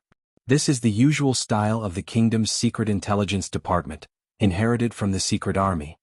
Ever since May Nox and Constellation formed an alliance, we have fought against the secret intelligence department countless times in the dark. We know their unique style and methods very well. But the problem is, how do we defend against them? His master's words echoed in Gu's ears, making him even more vigilant. It's interesting to see these people's ordinary lives and experiences. Gu turned around and swept his gaze across the empty shop with a relaxed expression. Most of the people had gone to watch the bustle of the Prince of Constellation entering the city. He tidied up the table as if there was no one else around him. "You know, after staying in despair and darkness for a long time, I always want to breathe in some hope and find some sunlight. I thought with your experience you'd be used to interesting things." The corners of Raphael's lips curled up. "Used to it? That boy Kevin is a real pauper." Gu sneered faintly. With a ruminating expression he said, "Wealth, family background, power, status, he has nothing. But he has his sweetheart. In his heart, he imagines her to be the most beautiful thing in the world. He thinks of her with a smile, with joy, and with hope. Most importantly, no matter how difficult it is, he has the right to pursue these blessings and approach an infinitely beautiful goal." Gu turned around gently and looked straight at the astonished Raphael. "He is truly alive." Sunlight fell into the shop and shone on Gu's body. Compared to scum like you and me who live in darkness and secrets, he is a complete person. Gu's eyes were calm and his tone was flat. "Isn't it interesting?" Half of Raphael's body was hidden in the darkness in the corner. He quietly listened to Gu finish speaking. "Those who are used to seeing beauty will also get used to being weak." Raphael's expression did not change. "Just like the things that once made you weak. Think about it, King Yao. I don't need to be tough," Gu suddenly interrupted Raphael. His tone was flat, but there was no room for doubt. "I only need you to fulfill the deal." Compared to your senior brother who hides his sword in its sheath, and your senior sister who wields her long sleeves, you are like a dagger in the dark. You never see the light of day and no one knows about it. Only when you deliver it will you show your power. Therefore you must avoid any unnecessary battles and confrontations. Focus on nurturing your final, most crucial and most fatal strike. His master's words echoed in his ears again, causing his expression to turn gloomy. A dagger in the dark. Never see the light of day. Waiting for the moment you deliver it. What a pity. Gu took a deep breath. His face was expressionless. Raphael stared at him fixedly. His gaze never left him, but in the end, he smiled softly. "Don't worry, our information will not be wrong," Raphael said with great interest. "The method of assassinating Prince Thales under the fortress is their usual style. You will definitely find what you want." Gu nodded silently. Raphael flashed a perfect smile and lowered his head. The prince and his entourage have entered Dragon Cloud City. Right now they are in Heroic Spirit Palace. The young man in white did not dwell on the topic just now. "What about your information?" Gu stared at him, then slowly unfolded the ball of paper Kevin gave him and scanned it. "According to the information from the local gang, we have basically confirmed the monster's resting place." Gu put down the ball of paper and muttered, "Although I don't know what you are planning to do." Raphael chuckled and nodded. "Don't worry, he said righteously in a strange tone. We are on the side of justice, aren't we? As the purgers of calamities, we contribute to the safety of mankind. Gu snorted coldly and turned to leave. Bullsh *T. Raphael shook his head and chuckled nonchalantly. He turned his head and looked out of the window at Heroic Spirit Palace on the mountain. For a moment he was lost in thought. Raphael could not help but think of what Gu had said about the young man earlier. He has his own sweetheart. In his heart he would imagine her to be the most perfect person in the world. He would think of her with a smile, with pleasure and with hope. The young man's gaze became increasingly gloomy, until he gently closed his eyes. Drenched in cold sweat, Thales stared at the crossguard sword on the ground. What's going on? Slit my own throat? Nicholas and Shile's faces flashed before his eyes. But in Thales' eyes, their expressions were extremely sarcastic. For the mutual benefit of your highness and King Nuvan, he invites you to join him in his revenge. The hunter has sharpened his sword. The trap and the trap are in place. The prey cannot escape. The prince raised his head and stared in disbelief at the old man who was supposed to be his ally. King Nuvan's cold and threatening gaze was fixed on him. Who is the prey and who is the hunter? The scene of him confidently explaining the alliance of two kings to Gilbert in Mindy's hall seemed to be still vivid in his mind. Now it seems so ridiculous. Go on, Nuvan VII urged him with his old and hollow voice. Show your courage, and courage as a descendant of the Jade Star family. An eye for an eye. Thales' gaze was fixated on the sword. His breathing unconsciously quickened, and his brain spun wildly. He raised his head and glanced at King Nuvan, but the coldness and hatred in the other man's eyes did not change. What should I do? There was no time left for him to be bewildered and make deductions. Faced with such a predicament, Thales could not help but frown. What should I do? King Nuvan is really trying to kill me. Thales shut his eyes tightly and clenched his fists. What should I do? What? An unfamiliar voice came from among the 5 archdukes. As a Jade Star, as a descendant of the Oathkeeper, you don't even have the courage to atone for your sins with death? Then what are you doing here? To have fun? The person who spoke leaned forward, finally allowing Thales to see the face of the first archduke clearly. The man sitting on Nuvan VII's left was a bearded man in his prime. He was in his 40s and had a rough appearance. His attire was simple and unadorned, and he wore a triangular and circular brooch on his chest. He stared at Thales with disdain and disgust, revealing his undisguised hostility. If you don't dare, then kneel down and beg for mercy. Constellation's little bastard, the bearded man said fiercely. Thales clenched his teeth. Damn it. Damn Northlanders. Another archduke turned his head to the side as well. The firelight illuminated his bowl cut, which was at the same level as his ears. This was a tall Northlander in his 40s. He had a sharp face and a protruding chin. He was slightly younger than the bearded man, and his clothes were embroidered with the pattern of a shining sword blade. The man with the bowl cut spoke coldly and agreed with the bearded man's words.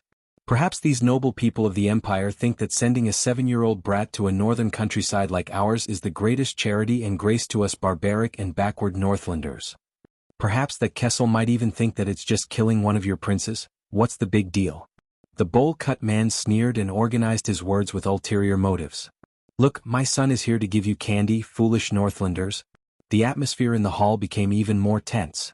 Thales' breathing became faster and faster. He raised his head and stared at the archdukes with a sharp and terrifying gaze. Oh, are you angry? The third archduke revealed his face from the firelight. He was a rather old suzerain in his 50s or 60s. He had a bitter look on his face, and his bald head was only left with a circle around his ears. He had a bronze headband around his forehead, and there was a chain embroidered on his robes. I say, do you dare to touch that sword? The bald suzerain's tone was flat, but there was a hidden meaning in his words. Whether it's to commit suicide with it or to charge at us, both are much more effective than using your gaze, right? Thales took a deep breath and swept his gaze across the bearded man, the bowl-cut man and the bald suzerain. Nuvan VII was indifferent. At that moment, the 6 men sitting in the stone hall stared coldly at the boy in front of them, and the sword in front of him. Enduring their gazes, Thales felt a surge of anger in his heart. Is this what they want? The shock of being betrayed and plotted against slowly turned into anger and resentment. What should I do? Think of something quick. Blood debt. Revenge. The king. The archduke. A vague thought flashed across Thales' mind. He raised his head abruptly. Very well. Thales's breathing became heavier, and his words were filled with indignation, dissatisfaction, and injustice. Blood for blood, it's quite fair. Under everyone's contemplative, contemptuous, or indifferent gazes, Thales slowly bent down. He grabbed the sword on the ground. This scene again.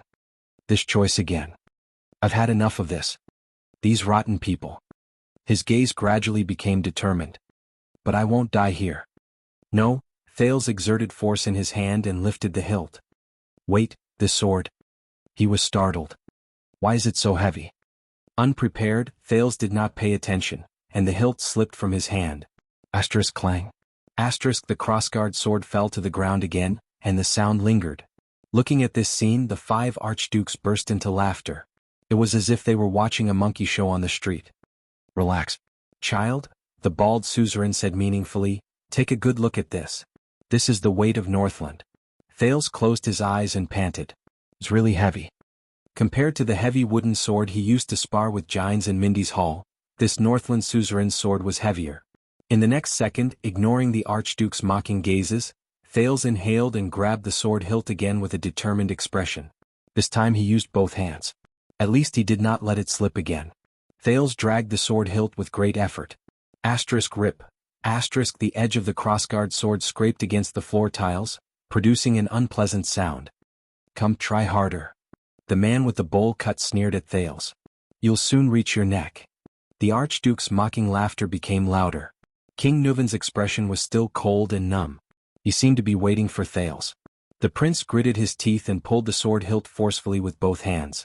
Only then did he manage to drag the sword in front of him. Panting, he held the heavy sword in his hand and raised his head to look at the 5 suzerains. Remember this, boy. Never use the situation behind you to threaten a Northlander. The bearded man spat fiercely. We are fearless. This is the way of Northland. We are not afraid of your cowardly father and the weak country behind you at all. Thales held the sword. His eyebrows furrowed and he gradually tightened his grip. Don't worry, your highness. Before you slit your own throat, the man with the bowl cut who had been mocking him said in a fuss, we will definitely stop you. How could our little countryside, Extet, dare to let the descendant of the great empire, the future ruler of Constellation, bleed here? Ah, we are so annoying. Thales interrupted him coldly. Bowl cut. An archduke beside him could not help but laugh out loud. The man with the bowl cut stopped talking. He shut his mouth and stared at Thales. You just want my life to pay for Prince Marius, right? The Prince of Constellation said flatly. It's too easy. Then what are you waiting for? The bald suzerain said in a low voice. Are you waiting for us to dissuade you? Die like this. Thales endured the strange gazes from the crowd and spat. That's too cowardly and cowardly. There's no dignity to speak of. I heard that the knights in ancient times had to swear an oath to their lord to abide by the creed, protect their honor, and defend their dignity. Thales raised his head and looked at the surprised archdukes with the bald duke and the bowl cut. Even death must be filled with glory. And I heard that Extet inherited the glorious tradition of the ancient knights. They must value honor and dignity more than their lives and safety. After saying so much, aren't you just afraid of death? The bearded man snorted disdainfully. What? You want us to spare your life to protect your so-called honor? No. Thales sighed. Since I came to this world, I have never thought of going back alive. Without waiting for the archdukes to ponder over the logic in his words, Thales gritted his teeth and straightened his body. Compared to ending your own life like a coward, there is no honor or pride in it. A strange look appeared in Thales' eyes. He stared straight at the end of the long table and met King Nuvan's gaze without showing any sign of weakness. Staring at Thales, Nuvan VII's gaze flickered. His green eyes shone with a different light. Please follow the glorious Extet tradition and give me the most dignified death, the Prince of Constellation said slowly, enunciating each word. Your Majesty, King Nuvan Walton VII, the common elected king of Extet. In the next moment, the second Prince of Constellation, Thales Jadestar, struggled to hold his heavy sword with one hand. He raised his right hand forward resolutely and pointed at the old king in the distance. He said resolutely, please, come and take my life with your own hands. What? The 5 archdukes were stunned at the same time. Thales shouted with all his might, I would rather die in the hands of others like a warrior. I would rather stand face to face and watch your sword pierce my heart. His voice echoed in the stone hall. The hall immediately fell silent. In the frightening silence, Thales confronted the 6 people in front of him. The bald man narrowed his eyes at Thales as if he wanted to carve a hole out of him. The bearded man's face was gloomy. His gaze moved back and forth between King Nuvan and Thales. The man with the bowl cut rubbed his hands. His thoughts were unclear. If slaughtering a child with your own hands makes you uneasy, I might as well put it in another way. Observing the Archduke's expressions, Thales panted and chuckled. I heard that in Northland, there is an ancient ritual that has been passed down for generations. It exists everywhere, from the inheritance of titles to the archdukes choosing their king. 2 seconds later, the echoes of Thales' voice in the stone hall gradually disappeared. Ancient ritual? Inheritance of titles? Archdukes choosing their king? The 5 archdukes frowned one after another. But the way they looked at Thales had changed. The suzerains' faces were filled with shock and bewilderment. However, Nuvan VII's expression remained unchanged. It was as cold and numb as ever, as if he had not gotten over the pain of losing his son. Thales retracted his right hand and pressed it against the hilt of his sword. His gaze was still fixed on King Nuvan. Your Majesty Nuvan, if you really want to take revenge, he said flatly, let's settle this problem with a duel. Me and you. The silence lasted for a few seconds. A few seconds later, the suzerain with the bowl cut was the first to laugh. The other archdukes followed suit and roared with laughter. Only King Nuvan's expression remained the same. Did you hear that? The man with the bowl cut pointed at Thales. The wrinkles on his face showed as he laughed. A 7-year-old brat. He said he wanted a duel, but their laughter did not last long. Nuvan Walton, the common elected king of Extet, slowly raised a hand and stopped the archduke's laughter. The man with the bowl cut froze. The old king spoke slowly with an aged and deep voice. Oh, you want a duel with me? His gaze met Thales in the air, causing the latter to feel a chill in his heart. On what basis? The Prince of Constellation took a deep breath. Come on. Thales dragged his heavy sword, took a step forward and answered in a loud voice. He replied loudly, on hatred and fairness. His youthful voice echoed in the stone hall. The 2 archdukes who were still in the dark began to whisper to each other.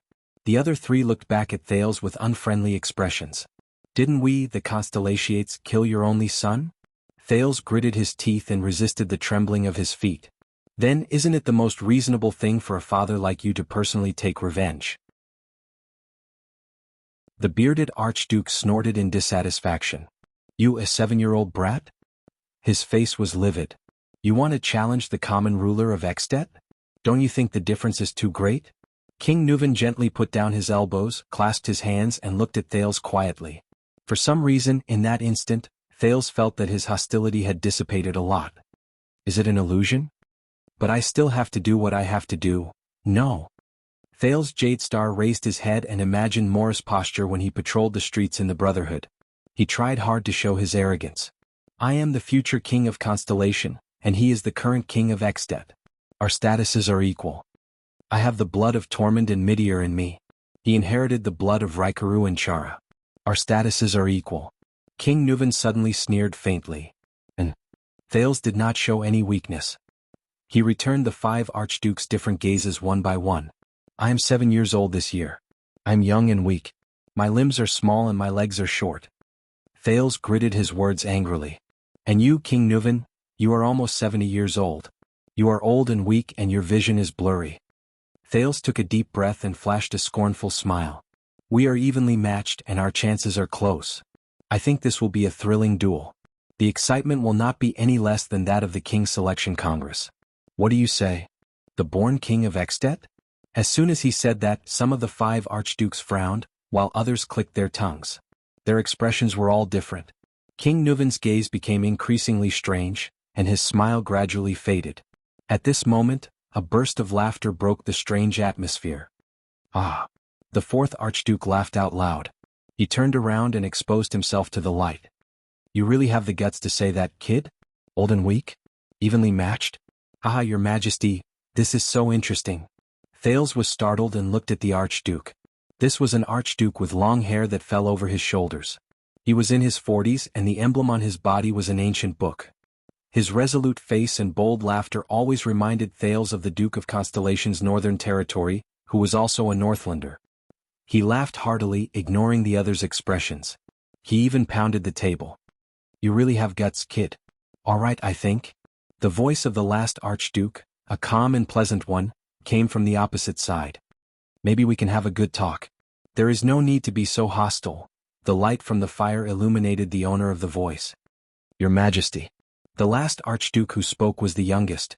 He was about 30 years old, and he was a clean-looking, brown-haired young man. There was a blood-stained horseshoe embroidered on his shoulder.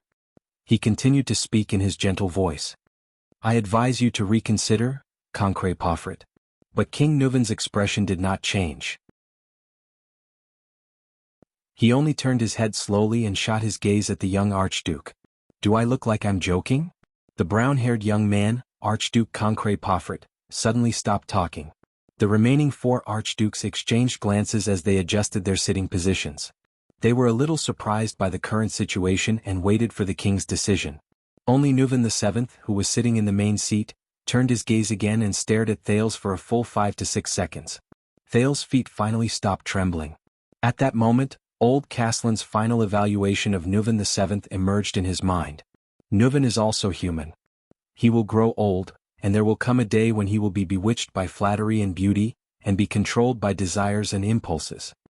Thales chuckled in his heart. Of course, Your Majesty, Thales said softly, attracting the attention of the 6 archdukes again. I respect that you are about the same age as my grandfather. It does seem a little inappropriate to ask you to duel with me. The archdukes were puzzled at the same time. After all this time, is it just a bluff? The bearded man said scornfully, so you still don't dare? No. Thales interrupted him. The duel still has to go on. But if today really ends like this? Thales turned his gaze and swept his gaze over the 5 archdukes one by one. The bearded man, the bowl-cut man, the bald man, the long-haired man, and the brown-haired young man. He then said in an unquestionable tone, I believe that the 5 archdukes present are all loyal people. One of them will definitely fight on Your Majesty's behalf. The moment he said this, the long-haired man was the first to clench his fists. The other archdukes immediately held their breaths. How about it? Do you dare to fight for your king? Archdukes? I don't know which one of you wants to duel with me and obtain that glory. Thales gritted his teeth and raised his voice to the maximum. The glory of personally stabbing my heart with the blade of revenge. As an archduke, I will personally kill the Prince of Constellation and avenge Ekstedt. After Thales said this, he could not stop panting. A second later, the second prince raised his head. Chapter 131.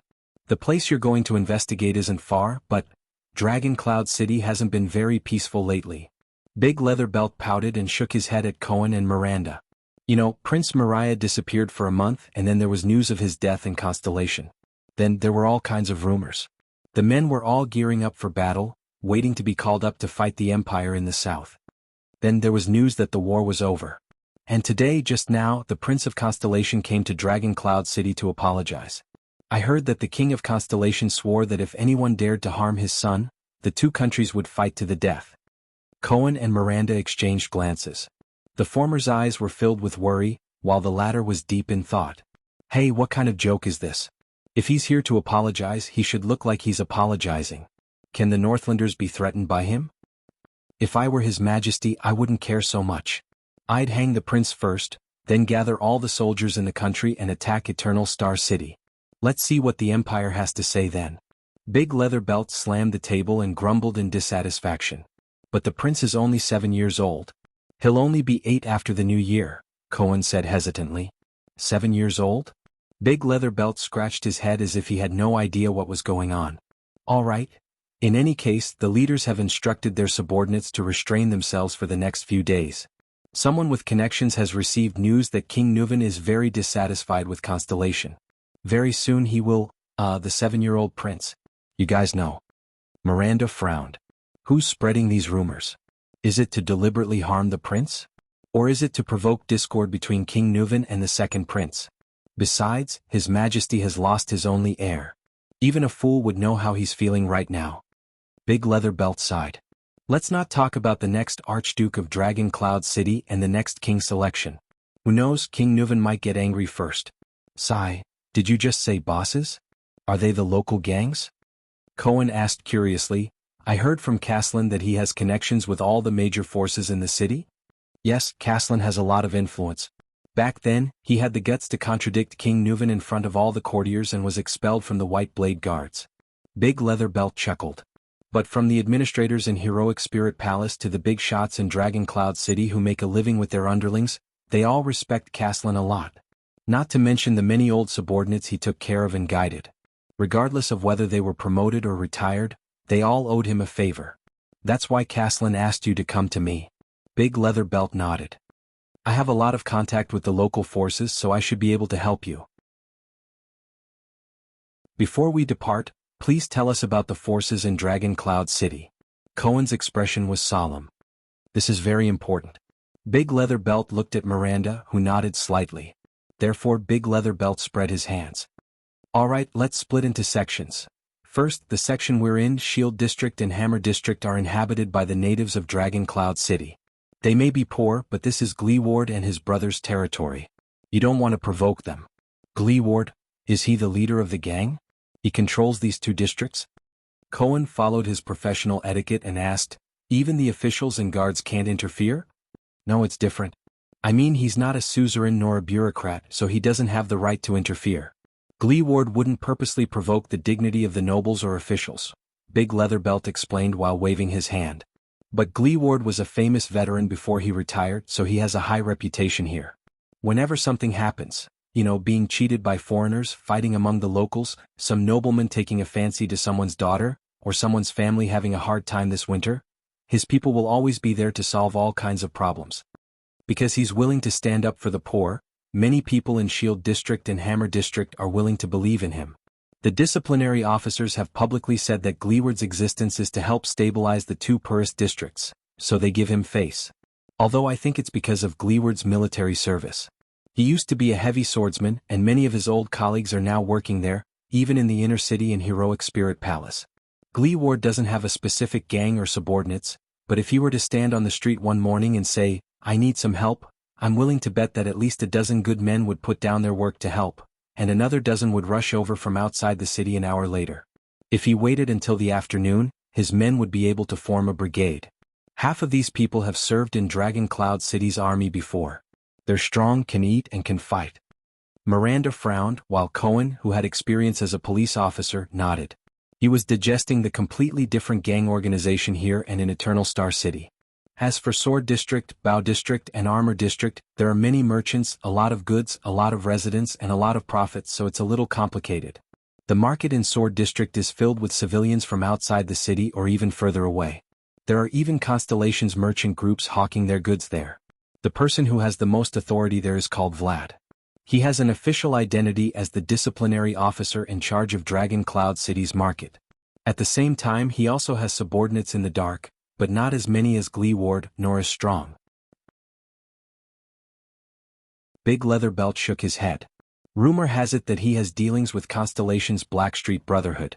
They do some gray business and rely on the embargo between the two countries to earn some profits. He doesn't show up often, but everyone is quite afraid of him. Blackstreet Brotherhood? Cohen's interest was piqued by the name. Their business has already expanded to Extet? Yeah, I've never heard of this name a few years ago. At that time, we had to look for the Blood Bottle Gang to handle matters in the south. Big Leather Belt shrugged helplessly. But one day the Brotherhood suddenly popped out of the ground and swaggered into Dragon Cloud City. They sat down to negotiate with Vlad and Gleeward. At that time, we all thought that these outsiders, Southerners, and people from the Empire were coming in to fight for territory. But in the end, the two big shots didn't say anything. The Brotherhood didn't settle down in Dragon Cloud City either. They just started to have more channels in the local businesses. If you ask me, their businesses are expanding quickly by doing this, but they are not stable enough. Neither Vlad nor Gleeward trust them. Just like this time, when there were rumors of war between the two countries, Vlad shut down his smuggling channels. Be it the Brotherhood or the merchants and businesses they protected, all of them disappeared. Expanding so quickly? Cohen narrowed his eyes. Maybe their goal isn't stable development, or even to do business or fight for territory. That's impossible. Big Leather Belt smiled in disbelief. If they don't fight for territory, profit, or business, can they still be called a gang? Dragon Wing Square in Sword District is a place where Camion traveling merchants and some quick-witted Northlanders gather from time to time. From noble suzerains to desperados, these people have a way to get in touch with them.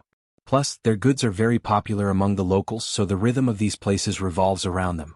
There are also many unique shops and locations. You know, Big Leatherbelt put on a wretched smile that all men would know. He stretched his hands horizontally and grabbed the air as if he was grabbing an apple. Soft and wet. Cohen lowered his head and smirked while Miranda snorted coldly. Anyway, some Camion and Northlander merchant guilds have taken root in Dragon Wing Square. Bao District, especially along West Express Avenue, is a little more peculiar. To put it simply, Bao District has what other districts have: crude workshops, small shops and so on. On the other hand, Armor District has a large number of workshops and local shops. The relationship between these two districts is very messy. It's hard to say if there's any power, but if anything happens they always look for a Far Easterner to mediate. A Far Easterner? Cohen and Miranda cast a puzzled look at Big Leatherbelt. Yes, a Far Easterner. He's a butcher shop owner named Gu. He's been in Dragon Cloud City for more than 10 years. Big Leatherbelt shrugged, indicating that he did not understand. He doesn't seem to have much power, but he has a lot of connections. From Camus Union merchants to Northlanders and even Constellations, he's able to talk to everyone. He's also the first to know if there's any movement. Hence, he's both a middleman and an information broker. As for places like Arrow District, Spear District and Axe District, you'll have to walk a few steps up. Those who can live there are all powerful and influential people. They'll be patrolled by guards on their way back. Commoners like us have to be careful when we go to these districts, even if we become big shots. The place Caslin mentioned, which is also your destination, is Armor District, where the Far Easterner's butcher shop is located. Big Leatherbelt said, I heard from acquaintances that some unfamiliar faces have been coming there recently. I think they might be the people you're looking for. That was the place where Croche was ambushed during her investigation. Miranda pointed at the hilt of her sword at her waist. Is there anything suspicious about that place? Cohen asked nervously. For example, a battle? A battle between dozens of swordsmen in the middle of the night? Maybe even the swordsman of eradication? Battle? Swordsman of eradication? Big Leatherbelt pondered for a while. I've never heard of it. After all, it's not our territory. We don't have enough information. Big Leatherbelt exhaled. I suggest you ask Gu. Nothing can be hidden from that Far Easterner in his territory. Of course, you'll have to spend money to buy information. All right. Miranda nodded with a solemn expression. We'll depart immediately. Under Big Leatherbelt's instructions, Cohen and Miranda walked out of his house. The street and underground forces in Dragon Cloud City are a little chaotic. It's not as clear as the two major forces in Eternal Star City, and it's not as powerful as the Brotherhood and Blood Bottle Gang. But these are our most important sources of information. After all, the disaster swords are hiding in the dark, and the chaotic situation gives us loopholes to exploit. Cohen rubbed his chin worriedly as he walked on the street and watched the people talking about the Prince of Constellation's entry into the city. Bosses who stand up for the poor, smugglers who work in the dark, mercenaries from the Chamber of Commerce and middlemen from the Far East. Unfortunately, Prince Thale's arrival has made the situation in the city more tense. The locals will be more cautious and restrained, and they'll also be more wary of outsiders. It won't be easy for us to find clues. We still have to ask that Far Easterner. Miranda's gaze flickered and she changed the topic. You've met him, our second prince? Of course. In the Hall of Stars, that child's performance in front of the 6 archdukes. Cohen, who was beaming with joy, suddenly stopped talking. He realized that the person in front of him, Miranda Arun's identity and her father. Cohen scratched his head awkwardly. Anyway, he's not bad. It should be a good thing that the Jadestar royal family has a successor. Yes. Miranda's expression did not change. She walked past a shabby tailor's shop and nodded. That child left a deep impression. It was the same in Broken Dragon Fortress. The image of Thales Jadestar, that black-haired boy, appeared before her eyes. Right now he should be in Heroic Spirit Palace, negotiating with the ruler of Ekstad. And one day he will become our king. Miranda furrowed her brows, and her right thumb and index finger slowly clenched. The king whom the Northern Territory was loyal to. Having known each other for many years, they had a deep understanding of each other. Cohen looked at Miranda's situation and could not help but sigh. Miranda, things have been too urgent these past few days, and I haven't had the chance to ask you. But, Cohen said in a low voice, are you all right? Miranda raised her head abruptly, and her gaze shot towards Cohen. Cohen glanced around and brought Miranda behind a large signboard of a tavern. With a hesitant expression, he stammered, I heard about your father from the old man. About him and those extensions. There's nothing much to say. People have to pay for what they do. Miranda's quick reaction shocked even Cohen. The swordswoman furrowed her brows and said resolutely, for more than 10 years, I haven't seen him much, and I don't have a deep impression of him. So this matter doesn't affect me at all. Cohen did not say anything and only looked at her quietly. Really? A long time ago, he heard from Raphael what the girl in front of him experienced during the bloody year. He also knew that she was sent to the Tower of Eradication by her father a long time ago. But now, Cohen scratched his head in embarrassment and decided to change the topic. He asked, what should we do next? I mean, I know you have a lot of distant cousins and they also have the surname Arund. If your father is stripped of his title, it's not like there aren't any duchesses or even queens in the kingdom. A fierce glint flashed in Miranda's eyes. And I am the real Arund, the most legitimate and only successor to the Guardian Duke of the Northern Territory, just like that Prince Thales. Even King Kessel cannot deny it. Even though, this surname is too heavy. Cohen pursed his lips and worry was written all over his face. Miranda, you know you're not alone. I'm your trusted friend. Croche and Missadun may be Northlanders, but that doesn't change our friendship. You still have Teacher Chartier and maybe Lady Sonia in the fortress. And that brat Raphael. Cohen's voice instantly weakened. He realized that he had said the wrong thing again.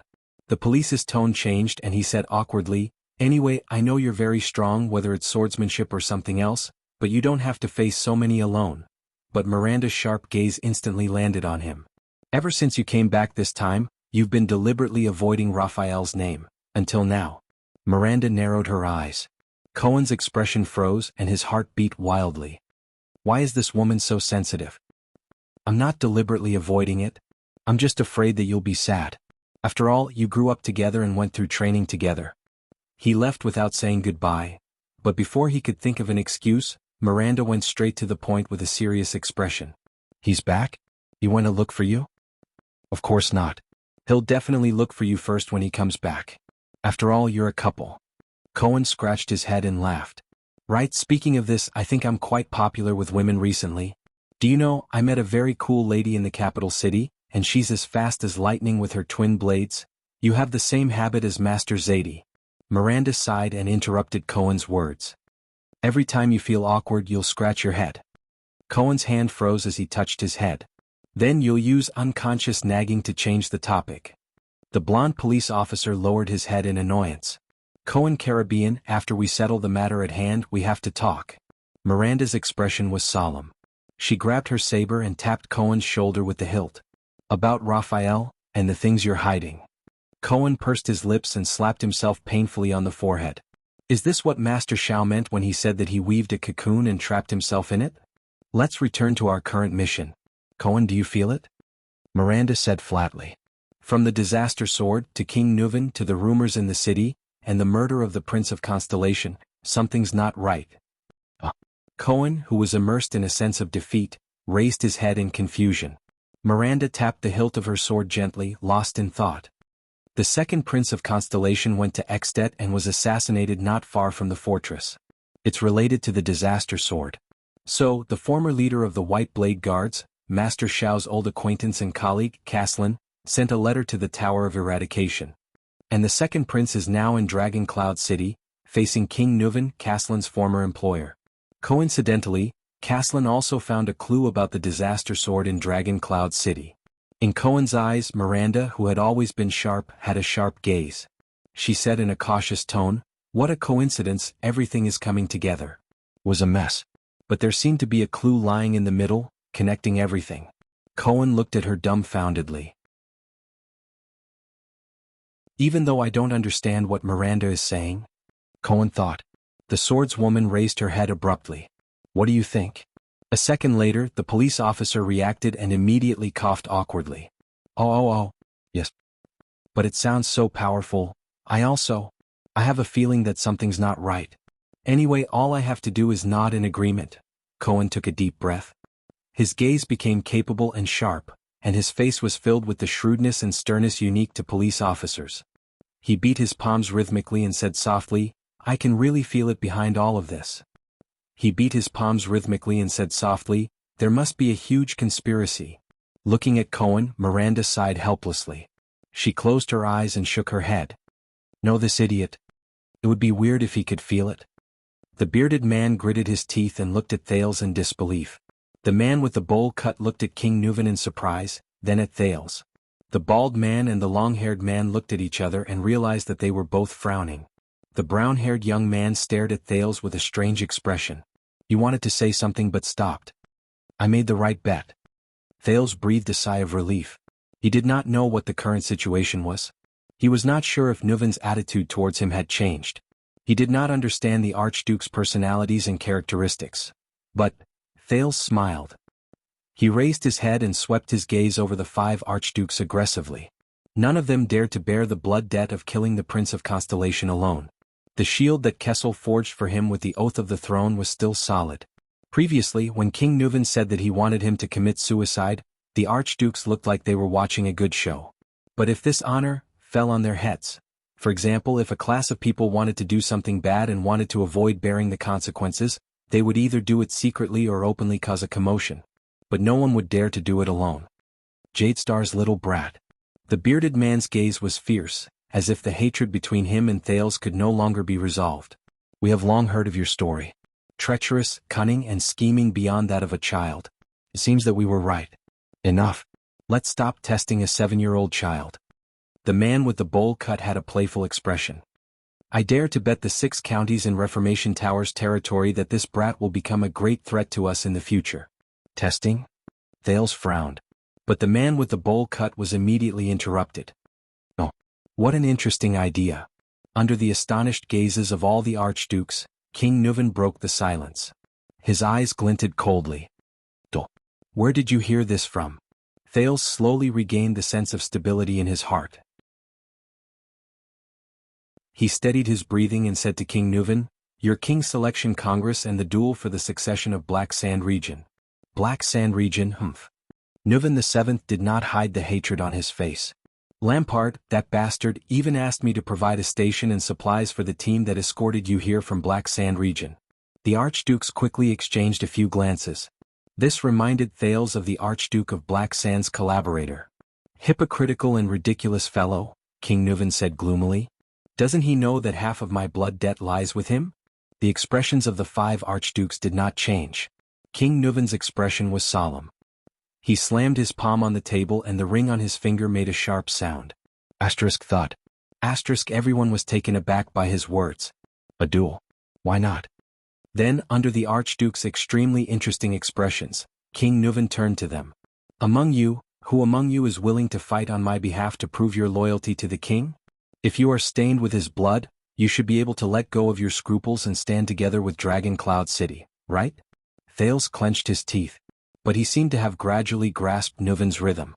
The Archduke's expressions became extremely strange. But King Nuven did not give them a chance to reply. "Rabian Alcius, my loyal Archduke of Prestige Orchid."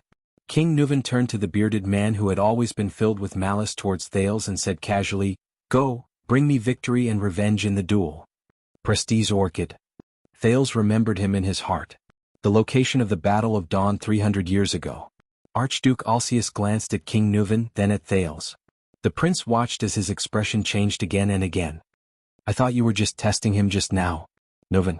Archduke Alcius furrowed his brows deeply. "Our previous discussion was already very clear. Everyone is willing to eat Constellation's flesh, but no one wants to see an all-out war to the death. Don't tell me you really want to kill this prince here?" Thales felt relieved. "Testing? It's really a test. My life seems to be saved." But then he was stunned again. Based on these words, these 6 people have been discussing the matter of sending troops to war? Isn't that good? I even sent Nicholas ahead of time to tie him up and parade him through the streets of Dragon Cloud City. Nuven flashed a frightening and crazy smile. Since they have lost their legitimate heir, the Walton family is destined to decline. Isn't it good to do one last thing for Ekstedt? The 5 archdukes' expressions became increasingly unpleasant. Thales tried to put himself in the Archduke's shoes and understand their feelings. Constellation, which had no heir previously, faced almost the same situation. A king whose behavior is unpredictable. Alcius, after all, the sword in his hand is your sword, King Nuvan continued to say faintly. Besides, more than 600 years ago, wasn't it Tormund Jadestar who led his army and chased your family, Alcius, from the ancient chauvinistic land they had ruled for generations to the north, and built Eternal Star City on your family's old land? Killing him will bring glory to your family, won't it? Alcius chuckled sheepishly. If you raise your troops to war, Prestige Orchid region is willing to advance and retreat with Dragon Cloud City and be loyal to the flag of the Dragon Spear, your majesty. Alcius slowly stroked his beard and shook his head. But not in this way. You can't force me to carry this blood for you. Humph, my dear Archduke Alcius, you don't want to carry this blood. Thales sneered and replied to his words. After saying so much, aren't you just afraid of death? Alcius paused and looked at Thales with an increasingly hostile expression. King Nuvan sneered and turned to the merciless bowl cut. What about you, Archduke of Reformation Tower, Porphyus Trentida? Kill him and we will stand together from now on. Reformation Tower? Thales suddenly recalled Lampard's story. I refuse. The bowl-cut Archduke Trentida reacted quickly. You can't ask me to do this. He shook his head warily and said, there is only one reason why Trentida supports the war against Constellation. Reformation Tower can reap the most benefits from the war. But if I kill this brat with my own hands and am forced to bear the enemy's hatred, it will obviously not be worth it. In the war caused by this, the one who benefits the most is definitely Lampard, and the murderer will always bear the blood debt. Trentida raised his hand and laughed. We will only send our troops when there are benefits and no risks. Otherwise, why would we want to get involved in this mess? You are really the most honest person I have ever met, Trentida. The bald Archduke sighed. Without waiting for King Nuvan to speak, he replied, your words are selfish and shameless, but also reasonable and true. Therefore I can't refute you. For the same reason I, Rogers, let go from Defense City.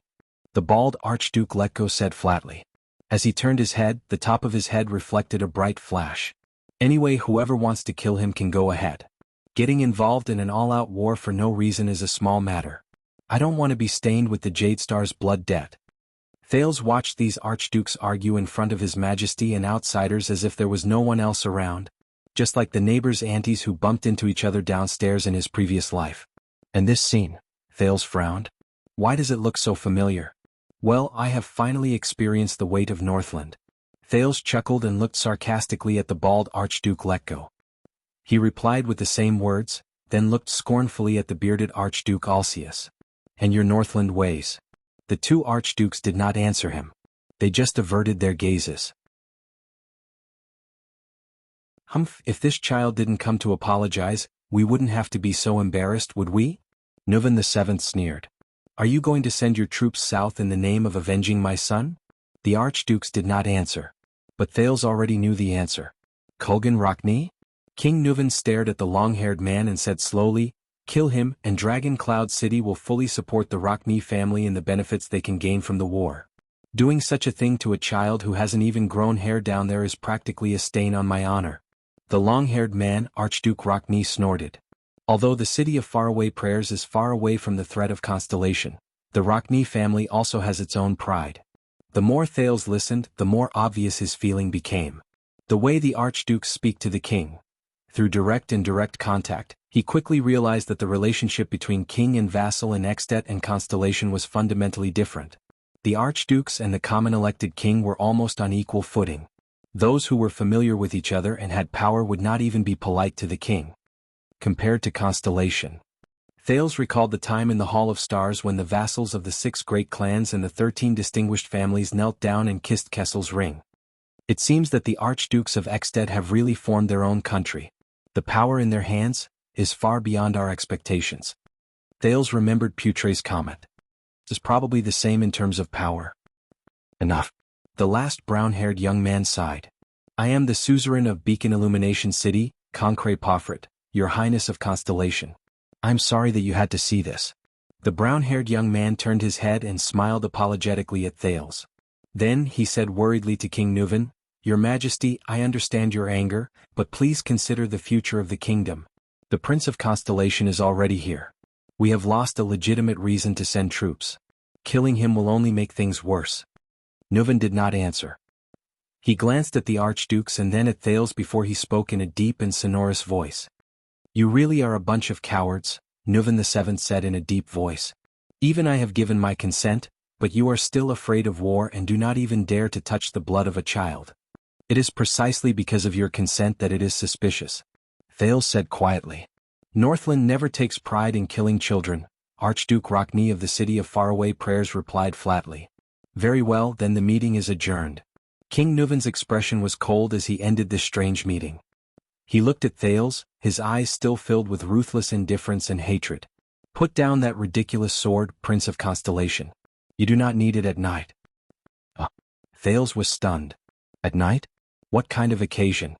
What else could it be? The King of Ekstedt stared coldly at the 5 archdukes. Since these cowards are unwilling to pay the price, what other choice do we have? Go and get ready. We will attend your welcome banquet. Thales Jade Star. The king uttered these last words in a most disagreeable tone, and quitted his seat without looking round. The archdukes looked at each other and stood up with different expressions on their faces. Thales stared blankly at everything in front of him. It's over? The bearded Archduke of Prestige Orchid, Alcius, walked up to Thales. His expression was still unpleasant. How long are you going to hold my sword? Clang. The sword in Thales' hand fell to the ground. His palm was already numb. When Thales walked out of the stone hall safely and saw Lord Merk waiting for him, he realized that he had unknowingly broken out in cold sweat on such a cold day. Even his legs felt like they were no longer his own. Thales pressed his knees as if he had just finished a cross-country run and exhaled deeply. Damn it. Northlanders. Please follow me, Your Highness, Lord Merk said expressionlessly. I will take you to your room and prepare for the banquet tonight. Your entourage will also be at the banquet. Thales suddenly raised his hand and stopped Merk. Before that, can you take me to Lord Nicholas and Marquis Shiles? Under Merk's meaningful gaze, Thales revealed a strange smile. They took care of me a lot on the way to Dragon Cloud City. Merk said softly, expressing his puzzlement. Thales' expression became very unpleasant. He raised his head and said firmly, for the sake of their great kindness, I must sincerely, solemnly, carefully, and energetically thank them in person.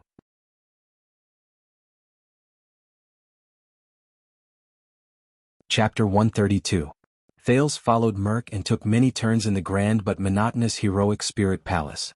While avoiding the 5 archdukes' eyes and ears, Thales finally saw the 2 people he hated so much in front of an open-air observation deck. This calm demeanor. Looks like you've adapted quite well, young prince. The leader of the White Blade Guards, Nicholas, who had long removed his cloak and veil, had his back to the scenery outside the observation deck. He looked at the Prince of Constellation, who looked like he was going to condemn him, with a calm expression. If you mean that I was almost forced to commit suicide by cutting my neck in front of 6 old men with a sword that I couldn't even lift. Thales exhaled a long breath and said angrily, yes, I'm living quite well. Old men? I remember that Archduke Pofford of Beacon Illumination City is still very young, not old. Nicholas chuckled in a mocking manner, making Thales even more displeased. I'm starting to wonder if what you're conveying is really King Nuven's will? Thales, who had a belly full of anger, looked at the 2 with an unfriendly expression. Or is it that, my life, is not within his consideration at all? Marquis Shiles of Camus Union put on an embarrassed expression. About this, I've reminded you before that King Nuven's attitude might be a little forceful and rough. Thales turned his head abruptly and stared at him. All right, from the looks of it, His Majesty might not only be tough but he is also a little, Under Thales' angry glare, Shiles rubbed his staff and smiled awkwardly. After thinking for a while, he finally found 2 more appropriate words and blinked. Wild and uninhibited? Thales took a deep breath and resisted the urge to curse. Next time you encounter something like this, such as before you push me into a trap that will definitely kill me, please inform me using the standard human common language, which does not carry a Northland or Western accent, and which is in line with your rhetoric habits. Thales' gaze was cold. He stared at the 2 of them and enunciated each word clearly. Is this how you treat your collaborators and allies? Also, forcing a 7-year-old child to commit suicide. Is there any honor in it? Nicholas and Shiles looked at each other. The former's expression did not change, while the latter leaned on his staff and bowed slightly politely. Force? Honor? I think you have misunderstood. Marquis Shiles sighed and his expression became solemn. The archdukes, from the beginning to the end, what they were talking about was killing you, as well as the benefits and consequences that would be brought about. As for the method of killing you and whether or not it goes against the honor, it's just a way for the chef to serve the dishes. It doesn't matter much. Thales furrowed his eyebrows tightly. So, you actually knew what kind of situation I would face from the beginning? Nicholas shrugged. And something like a 7-year-old and a child, Shiles said solemnly, I think perhaps you should experience it now. Because of your reputation and performance, no one dares to treat you as a normal 7-year-old child. Not only that, in Extet you are a symbol. In the eyes of many people, you are the heir of Constellation. The Marquis of Camus Union took a deep breath and stared at the floor tiles of Heroic Spirit Palace in a daze. It is far more important than your age, your quality, your reputation, and even more important than yourself. No one cares if you are a child or not. With complicated emotions, Thales' face twitched and he could not help but laugh. Damn it. These politicians. Don't act like a wrong girl, young prince. Nicholas hugged his arms tightly and snorted coldly. Courage and courage are the qualities that Northlanders admire the most.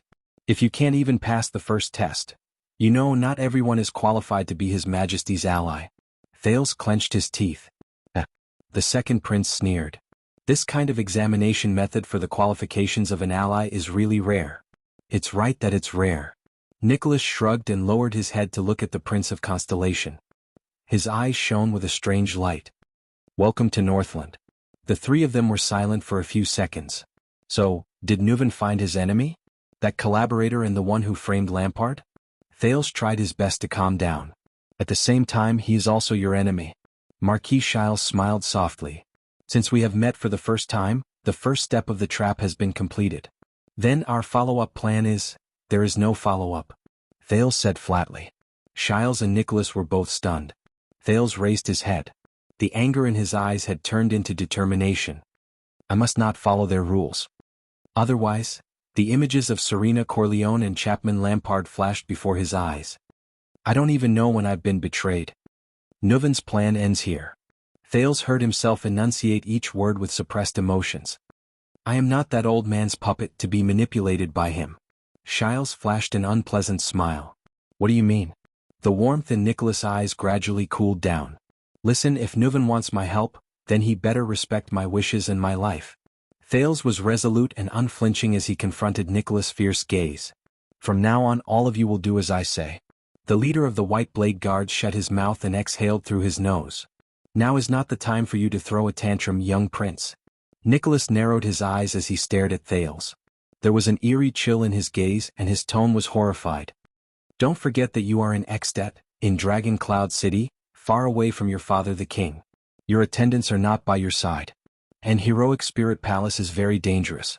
Many of the supernatural stories that claim lives happen here. Nicholas' eyes were burning. I have no choice. After all, I am only 7 years old. Thales did not care. He was determined to seize the initiative in his own hands. You know, if I accidentally lose my life here, then all of you, Nicholas cut him off coldly. We have countless ways to deal with disobedient children without endangering their lives. And don't forget.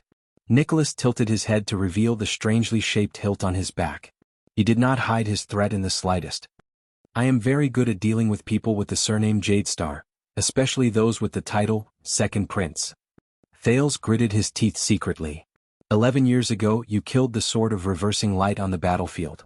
Are you so smug? In Shiles' eyes, the prince retorted bluntly, I have seen the battlefield and I know that battle.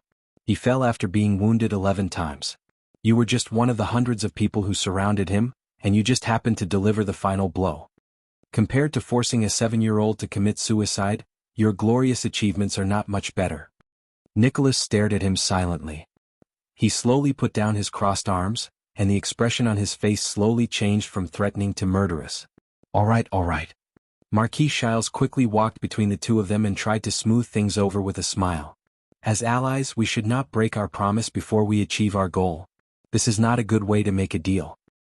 Perhaps King Nuven should look for another ally, Thales replied coldly. The kind who will give up their lives for him at any time. This is not Constellation where you can give orders, brat of the Empire, Nicholas said sarcastically. You better understand this. You must carefully do as we say. How about this? The second prince interrupted Nicholas. Before Nicholas' terrifying expression, Thales could not help but laugh. His expression instantly turned cold. I will look for the 5 archdukes and have a heart-to-heart talk with them. Shiles furrowed his brows. For example, King Nuvan is looking for the mastermind behind his son's death, and all of you are on his suspect list? Nicholas and Shiles' expressions slowly changed. Under Nicholas' murderous gaze and Shiles' tightly furrowed brows, Thales threatened faintly. And in the end, no matter who he confirms to be the mastermind, Nuvan will pull out his tendons and skin him alive. What will happen then?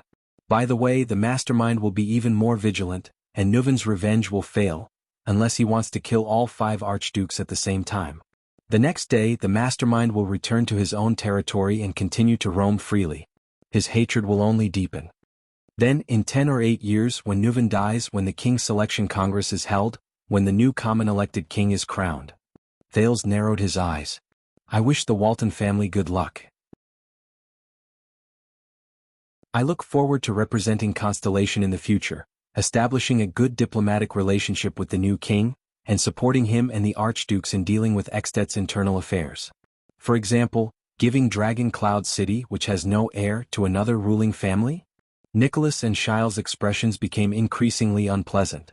So, it is best to respect the future Supreme King of Constellation, the Northlanders.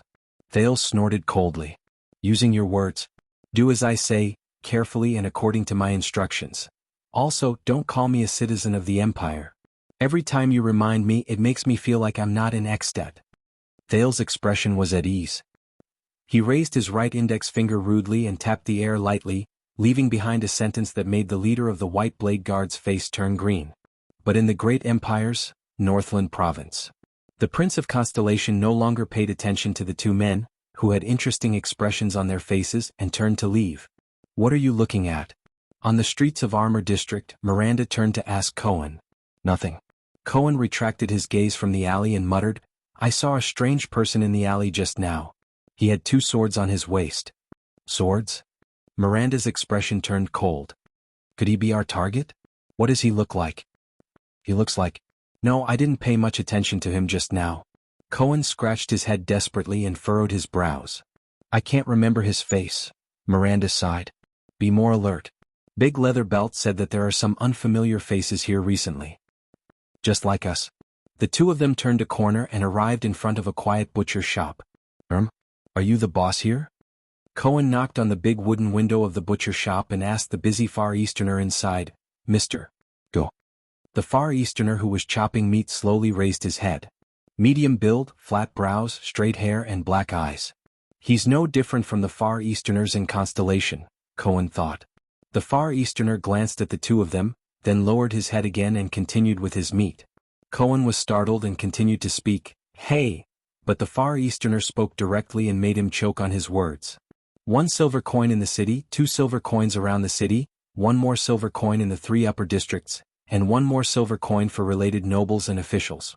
The butcher shop owner chopped a large piece of bone on his chopping board and skillfully said, 2 silver coins for counts and above. 2 gold coins for archdukes, kings and even temples. What? Cohen showed a confused expression. Miranda, on the other hand, looked at Goo's chopping board thoughtfully.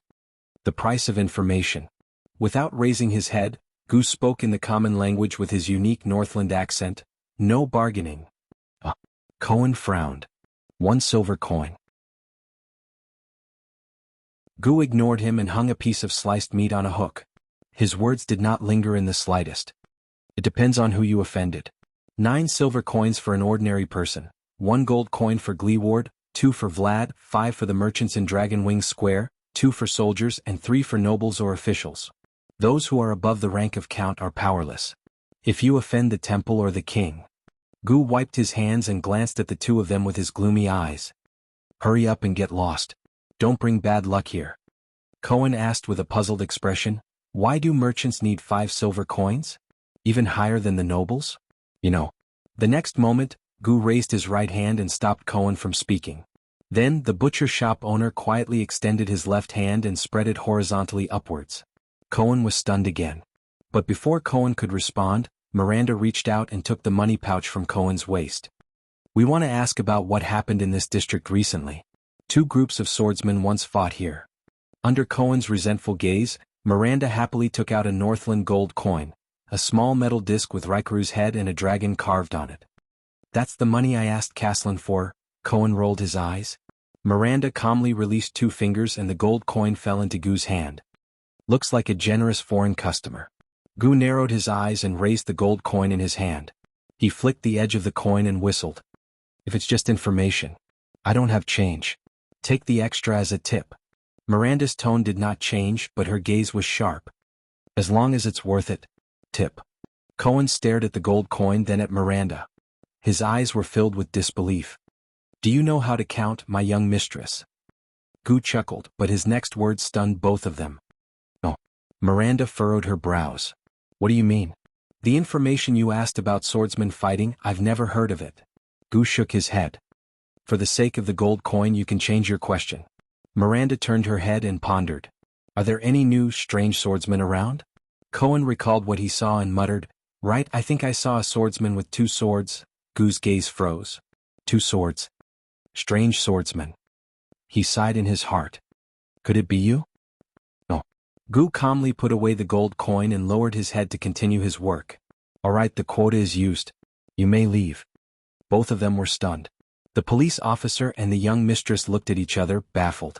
Miranda's eyes were filled with anger while Cohen spread his hands. Equivalent exchange. This principle doesn't work everywhere. Miranda was about to speak, but Cohen stopped her. The blonde police officer exhaled and laughed. In the next second, Cohen punched the window frame. Thud. Gu raised his head and looked at him with an unfriendly expression. I know that there's a rule in places where the situation is tense, such as on the battlefield, whether it's a bar or a shop. Cohen curled his lips and looked at the indifferent Gu with sincerity. It's called first lesson, right? Gu did not speak and only looked at him quietly. Newcomers and outsiders will be fooled the first time. They'll lose some money and learn a lesson. Cohen tapped the window frame lightly. At the same time, they'll test the newcomer's strength. Those who are strong and have a strong backing will come and make peace. Those who are weak, Cohen closed his eyes and nodded, suffer losses and they'll be more polite next time. Cohen tilted his head and leaned against the window, revealing a smile. He mimicked Gu and whistled. So, as a boss, you need to have a good eye. Don't look for the wrong person. Miranda looked at Cohen's ruffian face and smiled in her heart. This idiot. I've learned a lot in the Western front line. Gu narrowed his eyes and curled his lips. So, are you strong or have a strong backing? Maybe it's both? Cohen exhaled helplessly and flashed the sword at his waist. Since you've already taken the money? Gu sneered and shook his head. I've already given you an answer. That's not an answer we're satisfied with. It's perfunctory, Miranda said coldly. We don't want to use force. Gu raised his eyebrows. From their actions he could tell that both of them were ruthless characters. The man was probably a warrior, skilled in frontal assaults and battlefield techniques. As for the woman, strange, I can't tell. The people on the street were not blind. Thieves, beggars, swindlers, they probably wouldn't dare to touch them. However, I'll say it again. We're looking for a group of strange swordsmen around superclass. Cohen smiled. They're related to the arms black market and are ruthless. Compared to the average swordsman, they might be slightly stronger. Gu took a deep breath and sighed softly. A group of strange swordsmen. Really? I almost thought they were here for you. Black sword. The next moment, the Far Easterner smiled helplessly in Miranda and Cohen's eyes. Vlad is more familiar with the black market transactions than I am, but the group you're looking for, all right. Gu smiled as he calmly pulled out the boning knife from the chopping board. Here, there are indeed a few strange people. They have bad tempers and stay away from strangers. Those who hold swords and use the power of eradication.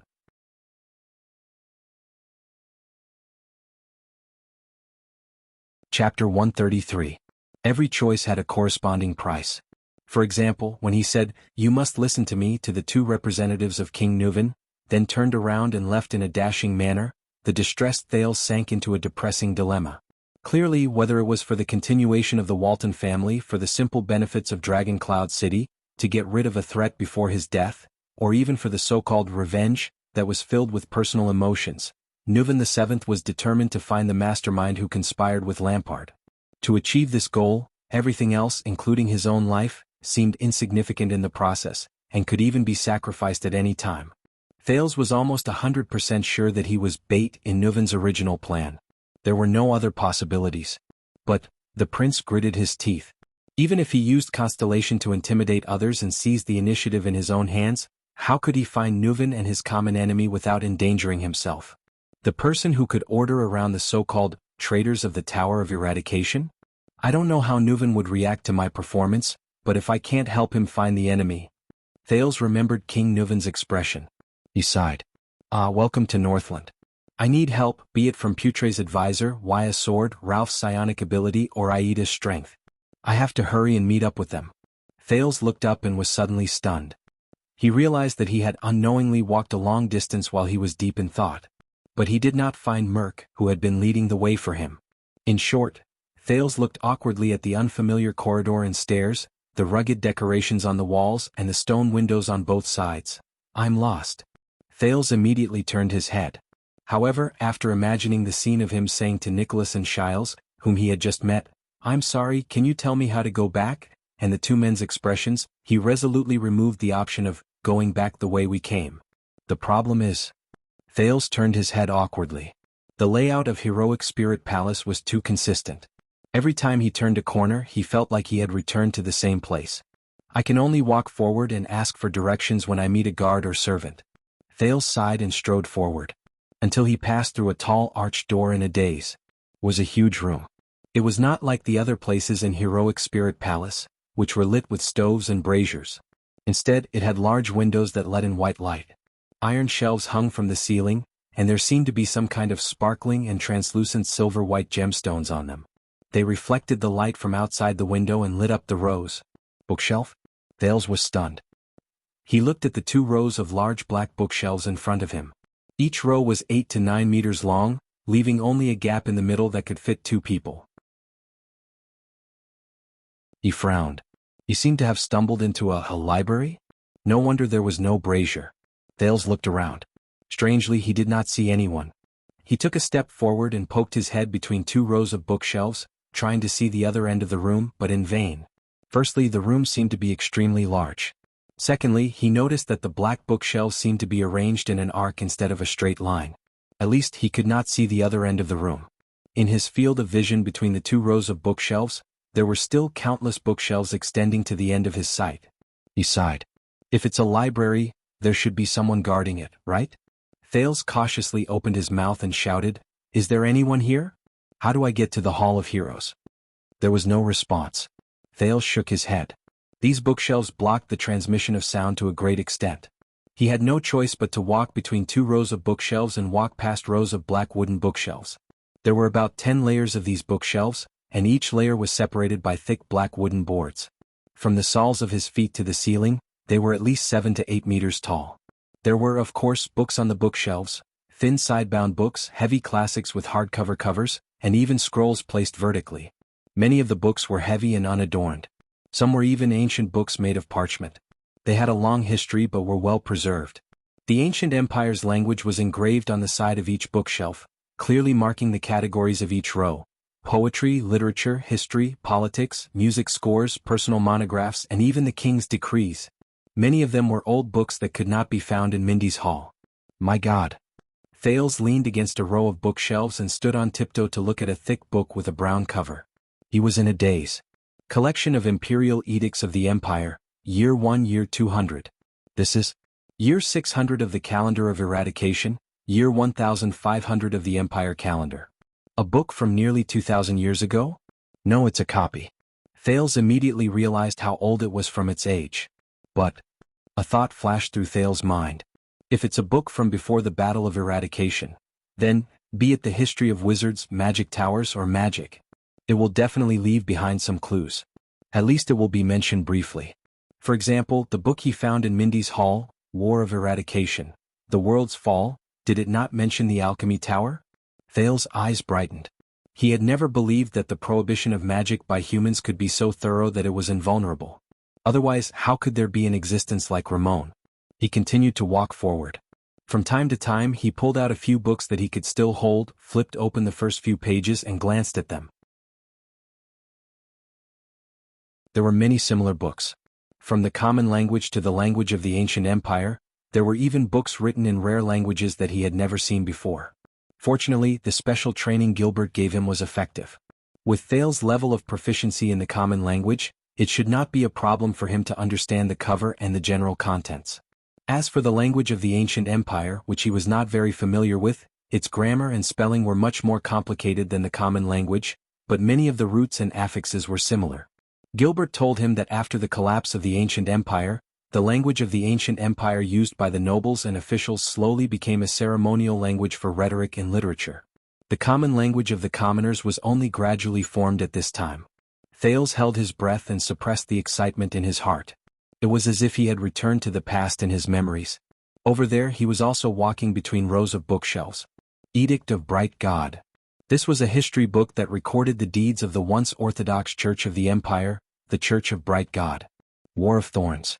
Looking at the title page, it seemed to be a rather large expedition during the era of the ancient empire. Its target was the land of Thorns in the southwest of the Western Peninsula. Chronicles of Conquest by Great Emperor Camelot.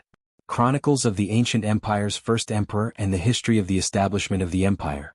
Kings XXX Politics XXX. I can't understand the words in the language of the ancient empire alone. My God, this is probably related to the age of kings before the era of the ancient empire. Origins of the ancient orcs. This is easy to understand, even though the entire book is written in the language of the ancient empire. The disaster of Varencarlin. There was another row of titles on the cover. It was written in a language that was neither the common language nor the language of the ancient empire.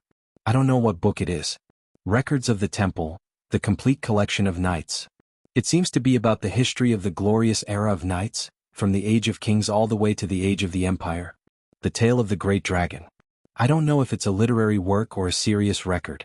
XXX, The Iron Blood King and Medi. Another title that I don't understand.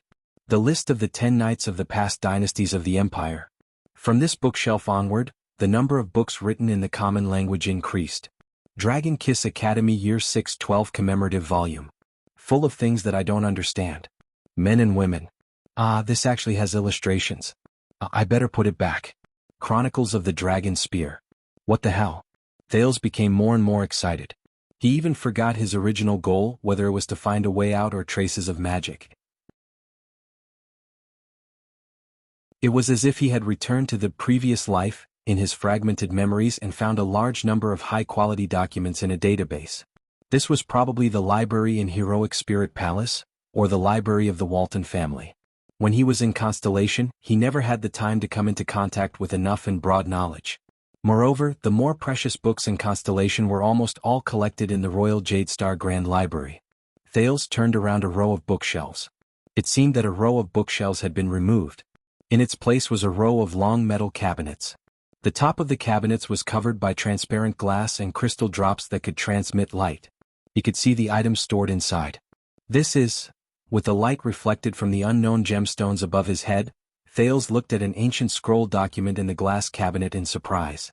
He looked at the dragon head coat of arms on both sides of the top of the document and the 9-pointed star coat of arms. Jadestar?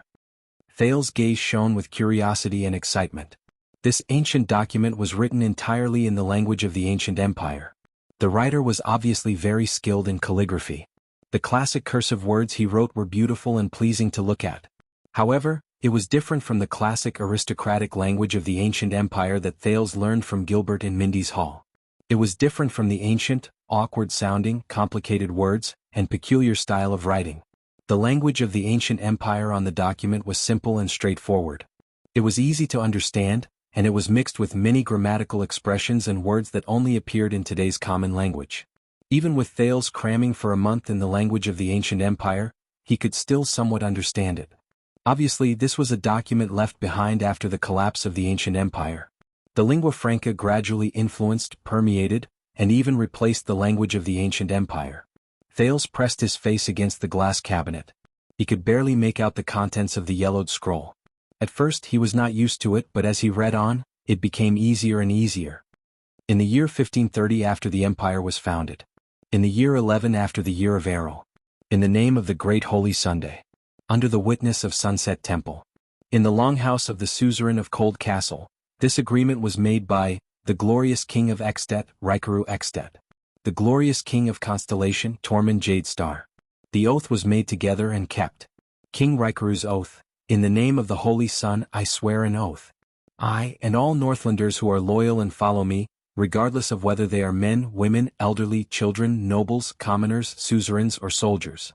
I will not interfere with King Tormund and his followers' battles in the ancient chauvinistic lands and the Great Desert.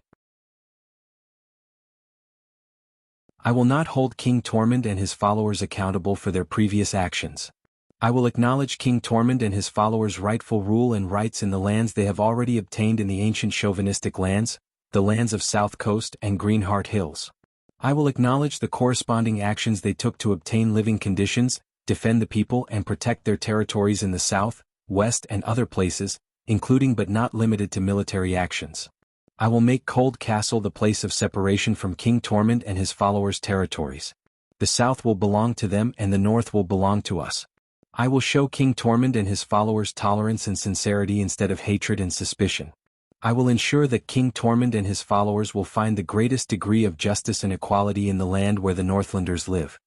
These words and this oath will be effective from the day it is made, until the end of my and King Tormund's lives. Separation. King Tormund's oath. In the name of the Holy Sun I swear an oath.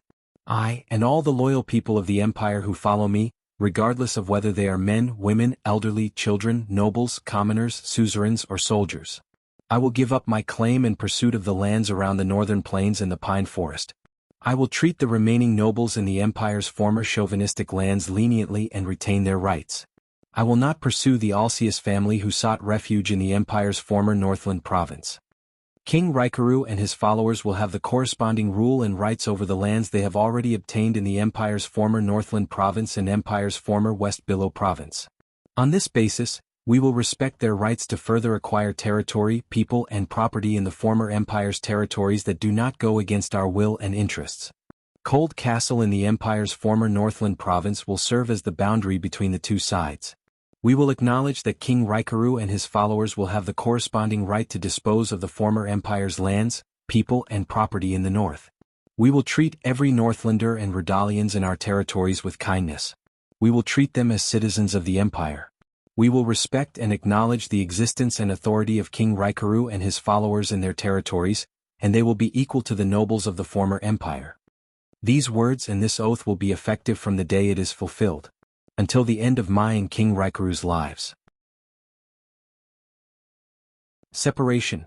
Here as witnessed by those present, Head Ritual Master Kangda, Vice Ritual Master Rogs, Queen Chlorisis Nirmandala Dosar, Soul Tower Advisor Brantabark, Suzerain Lessa Trentida, Suzerain Scott Stustel, Count Leinster Covendier, Count Cooper Cullen, Writer, Viscount Halva Caribbean Holy Day Year 11 of the Calendar of Eradication January 29th noon. The appendices related to this treaty are as follows. Oh my God. Thales was engrossed in it but he was extremely shocked. This is King of Renaissance Tormund Jadestar and King of Dragon Riders Rikaru Extet. The treaty, signed more than 600 years ago? Thales chewed on the main body of the treaty and began to confirm it in his heart. This is a truce treaty between Constellation and Extet, and an alliance treaty of non-interference. At this moment, his footsteps moved between the second and third glass cabinets. The light dimmed. From the corner of his eye, he saw the empty space between the two glass cabinets. There seemed to be something black moving there. Thales turned his head. In his line of sight, on the ground one step away from him, a person suddenly appeared. A person! Ah! Thales was so shocked that he fell backwards against the glass cabinet. Asterisk bang. Asterisk with a pale face, he took a few steps back and finally managed to grab the leg of the glass cabinet to regain his balance. The figure that suddenly appeared and was lying on the ground seemed to be shocked as well. The other party sucked in a breath and took a step back. Thales patted his wildly beating heart. When he saw that there was indeed a living person in front of him, he panted and relaxed. That? Thales asked while panting. The other party finally raised her head. Thales was stunned. That person was very thin, very short, very mini? To be precise, it was a girl with platinum curly hair, dressed in a long gray dress, and a frightened expression on her face, a little girl. She looked to be only 8 or 9 years old. Thales looked to his left and right, puzzlement rising in his heart. There's no one around, but why is there a little girl here? And why is it a little girl again? Thales first thought of the little girl he met by accident next to a coffin, and then he thought of Nicholas' supernatural legend of heroic spirit palace. He felt a little creeped out. He swallowed a mouthful of saliva and took a closer look. The other party's gray dress was covered in dust. She was lying on a thick book that was at least a meter wide. Her elbows were propped against the pages on both sides, and her face was almost pressed against the book. She's actually reading a book? The little girl raised her head. Her small face was covered in dust and dirt. Her platinum hair was stuck to her forehead, and there was a hint of confusion on her frightened face. In the next second, she looked in Thales' direction with a dazed expression. Her eyes narrowed into thin lines. Her expression was full of suspicion and wariness. Like an amphibian, she looked in Thales' direction. She turned her neck. But her eyes were lifeless and her pupils were numb, but they were not focused on Thales. Under such bright light she actually didn't see Thales? Didn't see him. The other party sniffed the air fiercely. It seemed like she was sniffing something. Thales' heart skipped a beat. Could it be? Strange fragments of memories surged into his mind. I haven't finished running my model? What did you drag me here to watch today? Don't worry, you won't be afraid of this. It's a story about a few people doing scientific exploration underground. Scientific exploration? What's the name? The opening title is The _Descent? Descent? Oh, it's really an adventure film. But why are there a few girls? An adventure as a psychological treatment? That's right, why would I harm you? You'll know when you keep watching. Why did you turn off the lights at this time? Don't tell me you want me to see your fluorescent watch. Damn it, what the hell is this? Let me go. I don't want to see it. Thales gulped again. As if he wanted to see this place more clearly, he saw a strange girl with squinting eyes. Slit-eyed people are all monsters. This was a memory that he did not know when it entered his mind. He saw this little girl with squinting eyes, slowly stretching her neck, slowly extending her hand, slowly moving her feet, slowly, it crawled towards Thales' direction. 1 step. 2 steps. The strange little girl stopped crawling. Facing his direction, she turned her neck again and scrutinized him for a full 3 seconds. Thales' heart skipped a beat. In an ancient room full of dust. In the antique exhibition hall. A little girl who could not see. Squinting her eyes on all fours. Crawling over like an amphibian. Thales felt his skin crawl. He could not help but mutter in his heart, no way? What a 100-year-old girl who crawled out of a coffin. Once is enough. He suddenly remembered that he was in Dragon Cloud City, next to the ancient Rikaru Treaty Cabinet, which was empty and uninhabited. As he thought of this, his legs went limp and he bumped into the glass cabinet. The little girl with squinting eyes immediately noticed it. Her head shook violently. Her expression was ferocious. Thales' heart sank. In the next second, she keenly opened her mouth in Thales' direction, but the terrifying scene he expected did not appear. A clear child's voice was heard. Thales was stunned. The little girl's face was full of shock and she kept shaking her head. She's alive? As long as she's alive. Thales exhaled and patted his chest. But why can't a living person see me? Soon he knew why. The little girl with squinting eyes reached out and groped around the open book under her for a while. Then, the little girl brushed away the hair on her forehead, making her already dirty face even darker. She then squinted and grabbed a pair of round glasses with black frames. She wore it on her face.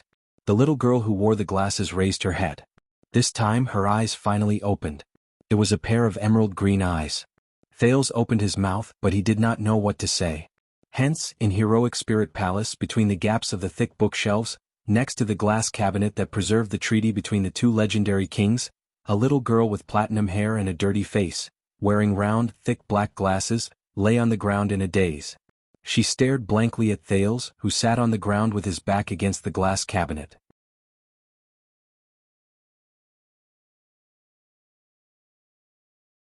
Chapter 134. Cohen and Miranda stepped on the slushy ground.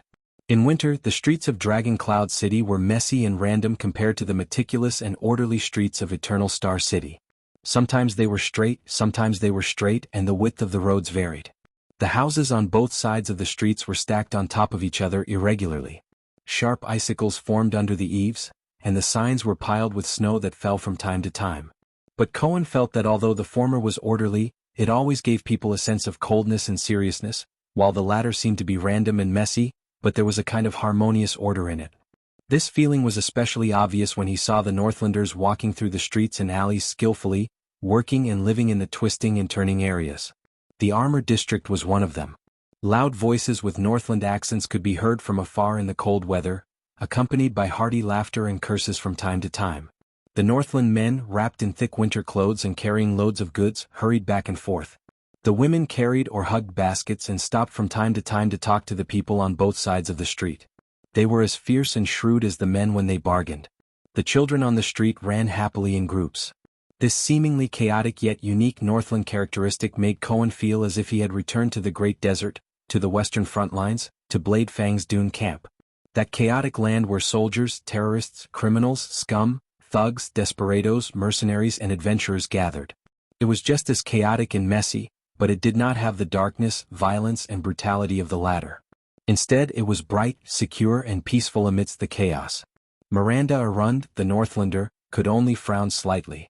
As someone who was used to the sternness of the Tower of Eradication and the tidiness of Constellation, the lifestyle of her fellow Northlanders made her feel particularly uncomfortable. A group of Dragon Cloud City soldiers walked toward them on the street. The leader of the group greeted the civilians around him from time to time. "It's the disciplinary officer," Cohen said in a low voice. "There aren't many outsiders in the Armor District. We're already very conspicuous. Let's find a place to hide." Miranda nodded slightly and turned on her heel. She and Cohen naturally and skillfully turned into an alley between two houses. They cut into the narrow area and continued to search for their target. His short career as a police officer had given the workaholic Cohen rich experience in patrolling and searching the city. He skillfully moved along the outer walls of the houses, occasionally looking for possible hiding spots. Miranda looked at the empty alley in front of her and listened to the still noisy street. She frowned and asked, "Where is the place that Gu mentioned?" "It should be nearby," Cohen muttered as he searched. "What we need to do is to confirm which of these houses has." Right at this moment both of them were stunned. Then they all turned their heads. In the alley they were in, a person with light footsteps appeared. He slowly walked toward the two of them. Cohen looked puzzled and Miranda's pupils shrank. It was a young Northland man with a gloomy face and slightly dark skin. He was dressed in a dirty and tattered robe. He was just an ordinary poor man in Dragon Cloud City. The young man seemed to have encountered some kind of setback and sadness. He lowered his head and walked towards them as if he didn't see them. In the alley, Cohen and Miranda looked at each other and moved aside to make way for the young poor man in tattered clothes. The latter passed between them. The moment he passed the two of them. "Hey you!" Under Cohen's questioning gaze, Miranda suddenly turned around and called out to the man. The young poor man was stunned and turned around in confusion. "Are you going to assassinate someone in secret?" Miranda said slowly with narrowed eyes. "What? Assassinate what?" The young man looked even more puzzled. Cohen furrowed his brows. Miranda would never do something without a reason. Miranda's eyes flashed. She gestured with her chin and raised her eyebrows. "If it's not to assassinate someone in secret, then why are you so careful to hide the sword at your waist under your clothes? And you're still pretending to be walking normally?" The young man's expression froze. Cohen's breath instantly stopped. He looked at the man's waist, but he couldn't find any protrusion that proved that this person had a weapon under his robe. "I don't understand, what does my sword have to do with you?" the young man complained with a confused and dissatisfied expression. But he was quickly interrupted by Miranda. "Stop pretending." Miranda slowly placed her hand on the hilt of the sword at her waist and her expression became serious. "For the past 3 years I've had to deal with dozens of spies, scouts, spies and smugglers who cross the border every day." The young man's originally unfocused gaze began to focus. Cohen tacitly moved his feet and blocked the other side of the young man. In this narrow alleyway he had nowhere to run and was blocked from the front and back. "Do you know what these people have in common with you?" The Arun family's daughter shook her head mockingly. "That is, they all think they're good at hiding things." The young man slowly straightened his body, his expression becoming colder and colder. Miranda sighed. "And I thought that as long as their eyes were calm and their expressions were calm, no one would be able to discover their intentions." Cohen chuckled. "My God, Miranda's observational skills, she's definitely more suitable for the police than I am." With a little more effort, it's not like I can't join the kingdom's secret intelligence department. When he thought of the secret intelligence department and Raphael, who was in the secret intelligence department, Cohen's heart sank again. Don't be impulsive, sir.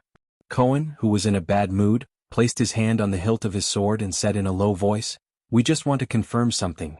This alley is not suitable for drawing a sword." What a pity. The young man also sighed regretfully. If only I had another second to walk to the most appropriate position. In the next moment, the battle began. The young man's right elbow shot backward like an arrow released from a bow. With a whistling sound, it instantly attacked Cohen's head. Cohen's pupils twitched. Instead of retreating, he calmly moved forward.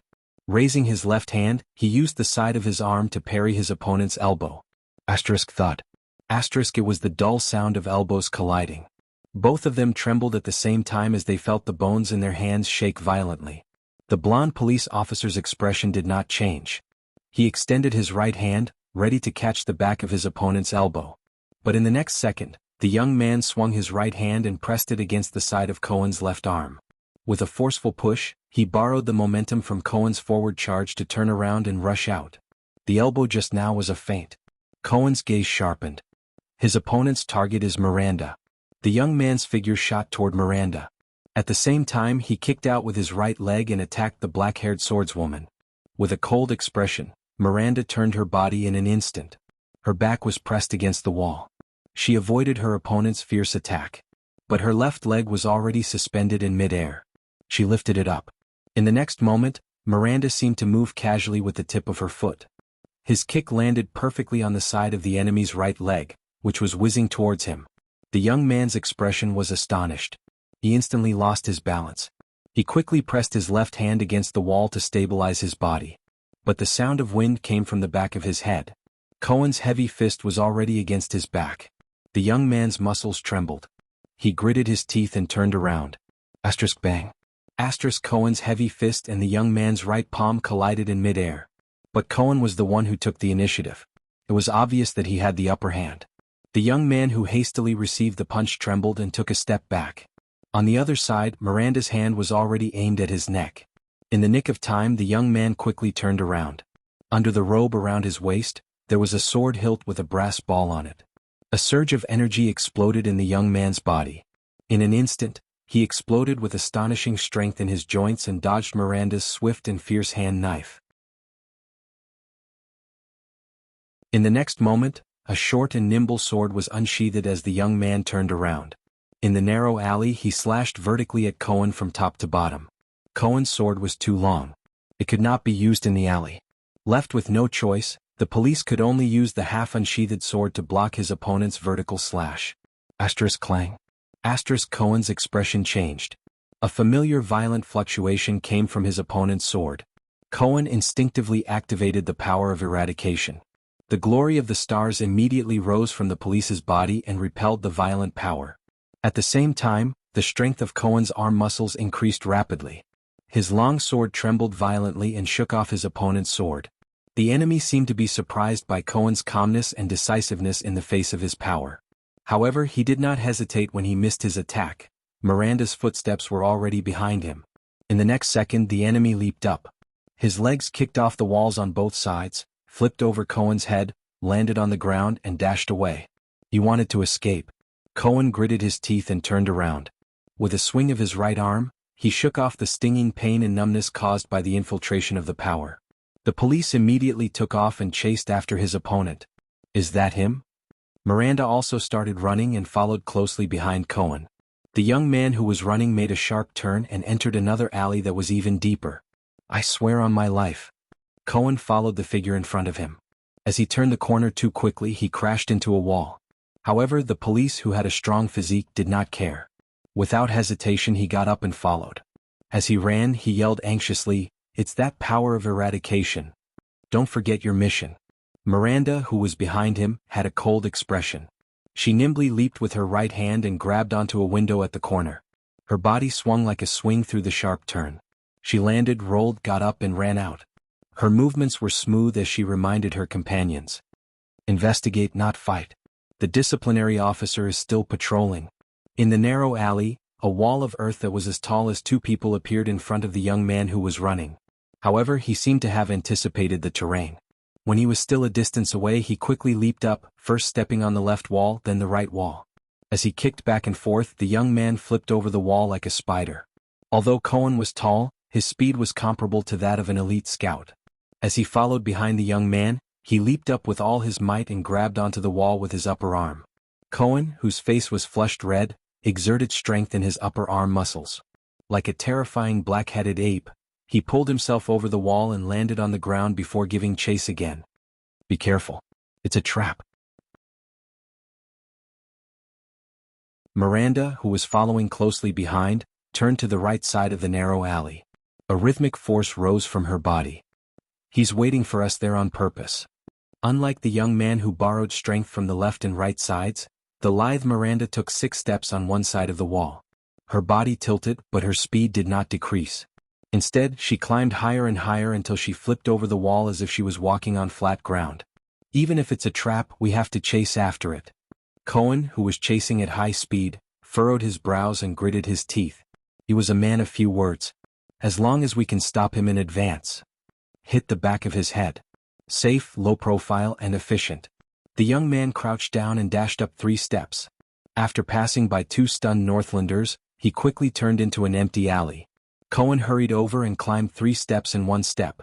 While apologizing, he rudely pushed aside 2 Northland residents and squeezed into the alley. "Damn it.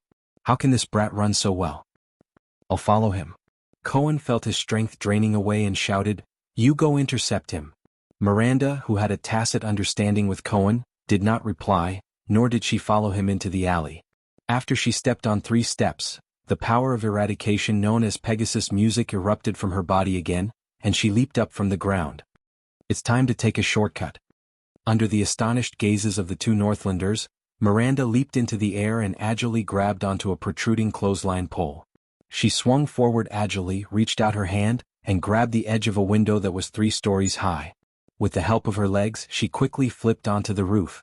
Then, without stopping, she dashed towards the 2 people who were chasing each other in the alley, taking a shortcut on the roof. The young man quickly dashed out of the alley and entered an empty space between 3 houses. Cohen gritted his teeth and sprinted after him. At this moment, Miranda's figure leaped into the air. Miranda gripped the hilt of her sword with a determined expression. She knew that she would land on the empty space, 2 meters in front of the young man. A perfect intercept. But an accident happened. At the moment when she leaped off the roof, Miranda's entire body exploded with a chill. An extremely ominous premonition of danger instantly enveloped her heart. Without thinking, Miranda unsheathed her sword in an instant. She turned around and thrust her hand fiercely downwards. The blade of the sword pierced the roof platform that she had just leaped off from, forcefully stopping Miranda's momentum. In the next second, the figures of the young man and Cohen both disappeared into another alley. Miranda hung on the hilt of her sword with one hand. Her lower body swung with inertia. When her foot swung to the highest point, a piercingly cold sword light slashed out from the side. It barely grazed past Miranda's boots.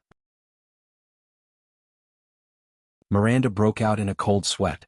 Fortunately, she managed to stop her momentum in time. Otherwise, she watched the piercingly cold sword light land on the empty space with its master after it missed its target.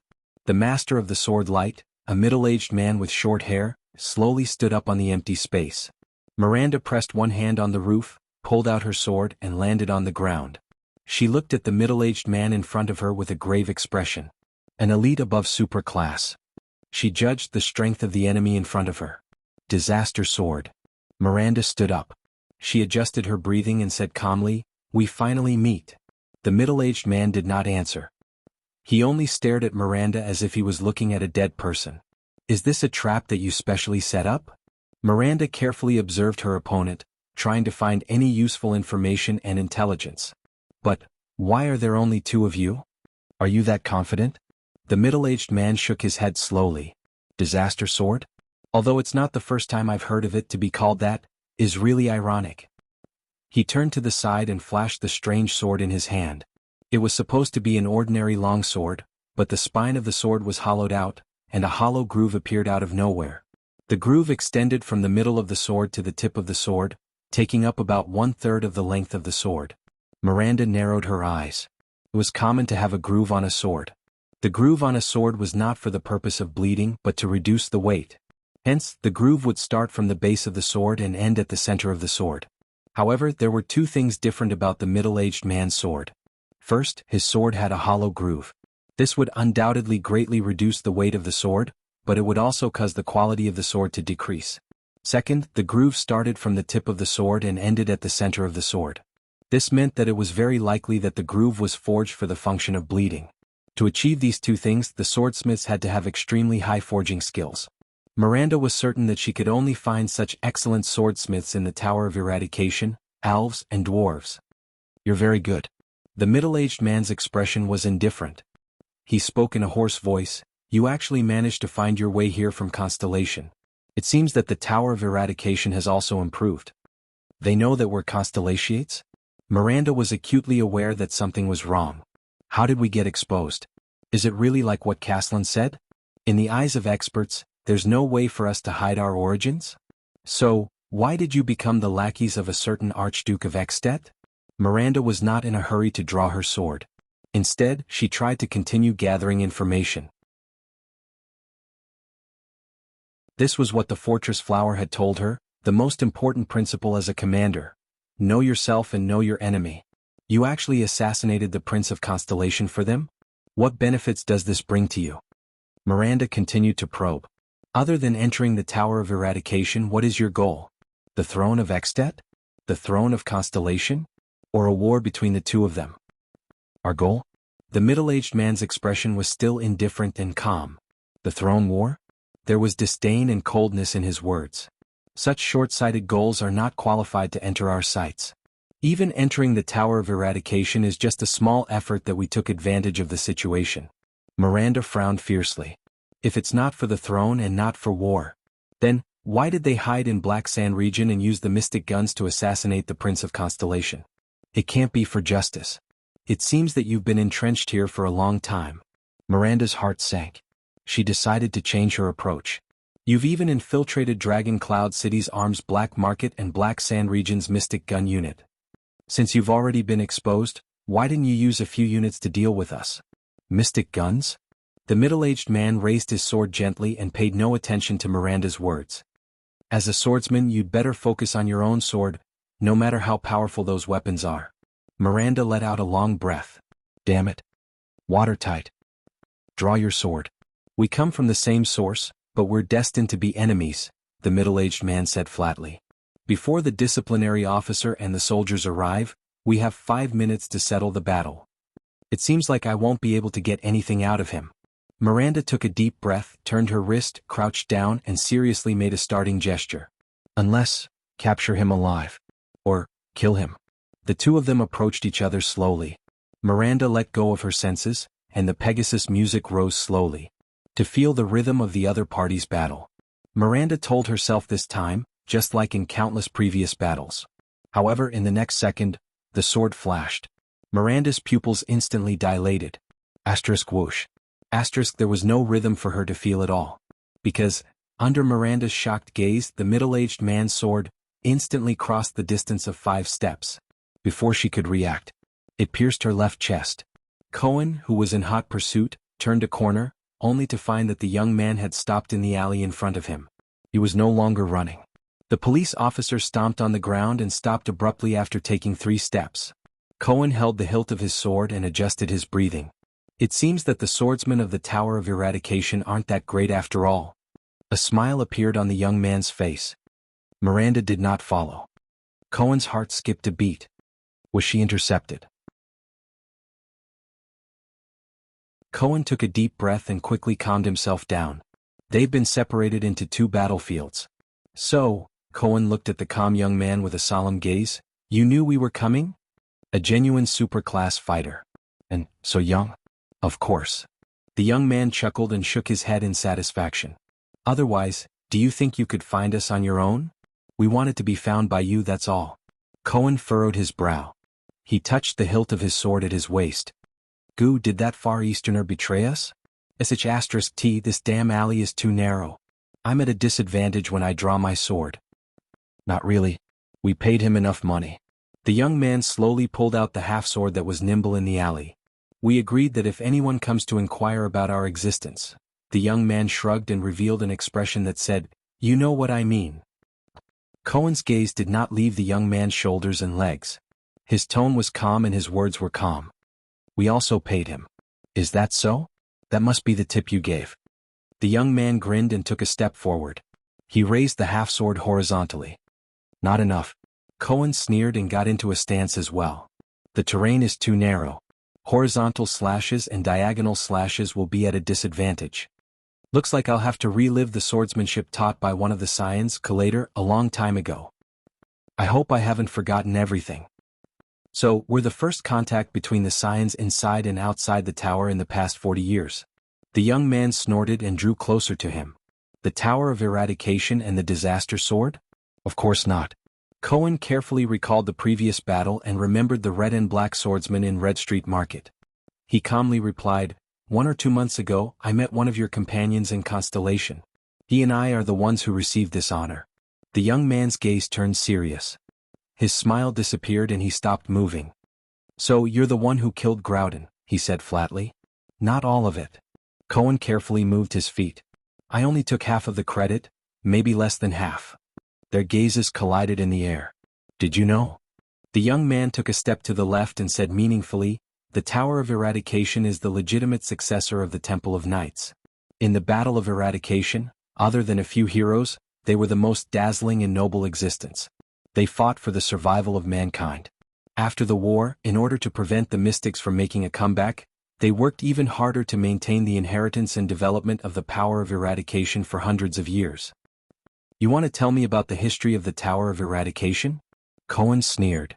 "Just because of you traitors of the Tower of Eradication? Traitors?" The young man shook his head and sneered. "Do you know how we defeated the mystics back then?" His gaze on Cohen became sharper and sharper. "Those legendary existences that can't die, grow old, weaken, or perish? They are immortal, but they have their biggest weakness. With this weakness, the mystics can't even withstand a light blow." Cohen gradually found the best place to attack. "And the warriors with the legendary anti-mystic equipment opened a path with the power of eradication that could resist mystic energy. They carried the will to die." Cohen's expression was calm and unwavering. "The commoners may not know, but we in the Tower of Eradication know very well. The legendary anti-mystic equipment? The power of eradication that can resist mystic energy? Ah." The young man laughed. Suddenly, his expression turned cold. "No, you don't know. You live in the shameless lies of the Tower of Eradication. Ordinary power of eradication cannot resist mystic energy," the young man said solemnly. "And the legendary anti-mystic equipment? Before it was invented, what did you think we relied on to resist and survive in the face of such an immortal existence?" Cohen's gaze became sharper. He did not care about the young man's words at all. Instead, he actively locked onto his enemy's every flaw. "The last disaster sword I met didn't talk as much as you." The next moment, the young man moved his feet and thrust the half-sword in his hand forward. The violent power of eradication erupted from the young man's body. The half-sword in his hand flashed. "I can't even feel where the blade is pointing." Cohen gritted his teeth. "Does the other party's power of eradication change the path of the sword, obscure my senses, or speed up the sword?" Such *T. *ding. At the last moment, Cohen relied on his instincts and intuition, which he had trained on the battlefield, to block the sword. The half-sword in his hand pressed against Cohen's saber, only 2 inches away from his throat. But what was even more terrifying was his opponent's power of eradication. Compared to the swordsman in Red Street Market, this young man's power of eradication was as brutal as ever, but there was an unbearable piercing pain. It attacked Cohen's sword and arm.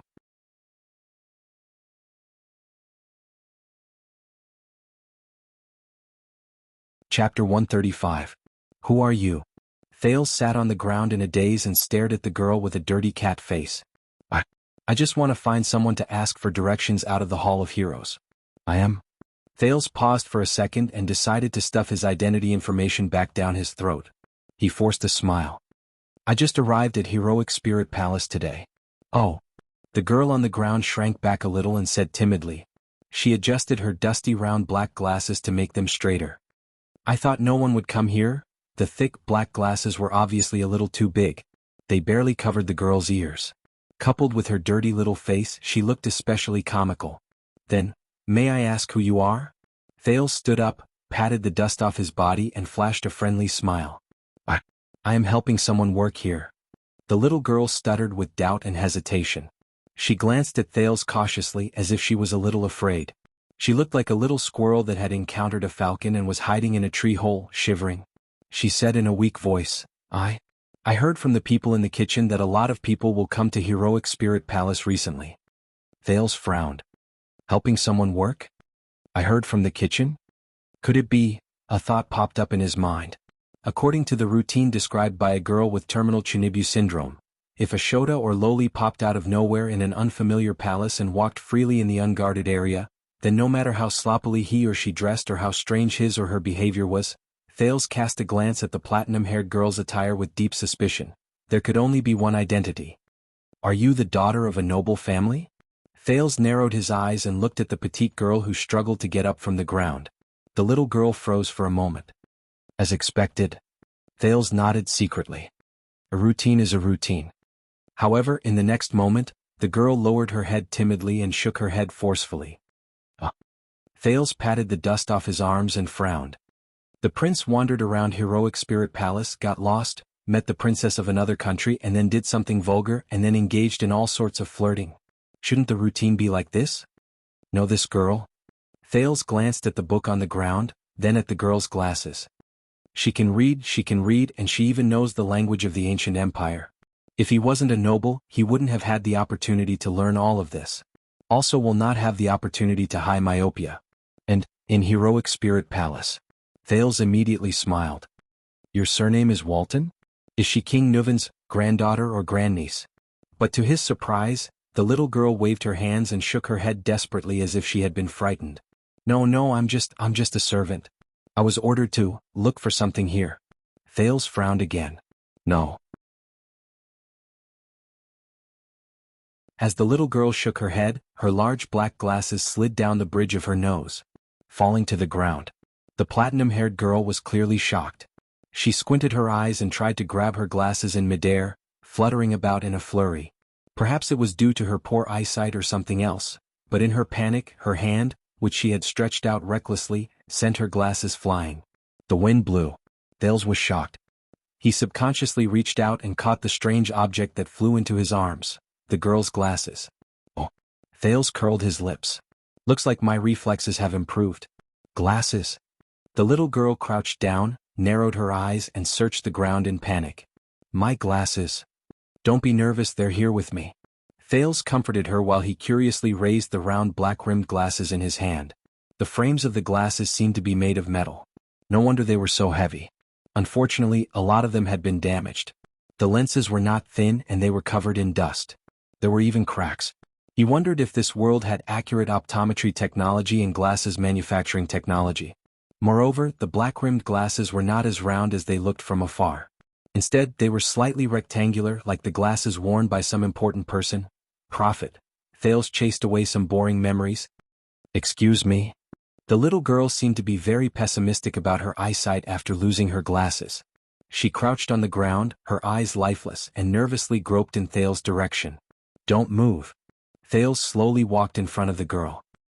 He looked at the pitiful little fellow who was squinting her eyes and trying her best to see clearly. He sighed. He crouched down in front of the girl. In her panic, the girl's hand touched Thales' knee. She was so frightened that she quickly withdrew her hand. Don't be afraid. Thales tried to make his voice sound friendly and gentle. It's okay. Thales extended his hand and brushed aside the little girl's platinum shoulder-length hair, revealing her equally dirty left ear. His hand trembled slightly from the touch of the other party. The little girl crouched on the ground and her breathing became heavier. The boy opened the glasses and carefully put the frame on the girl's ear.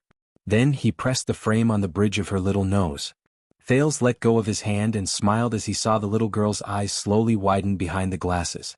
She opened her mouth wide and stared at the unfamiliar boy in front of her in a daze. Through the dirty lenses, Thales noticed that the little girl's green eyes were crystal clear when he looked at them from a close distance. Be careful, Thales said with a smile. You'd better get a new pair of glasses. These are too big. The little girl suddenly reacted.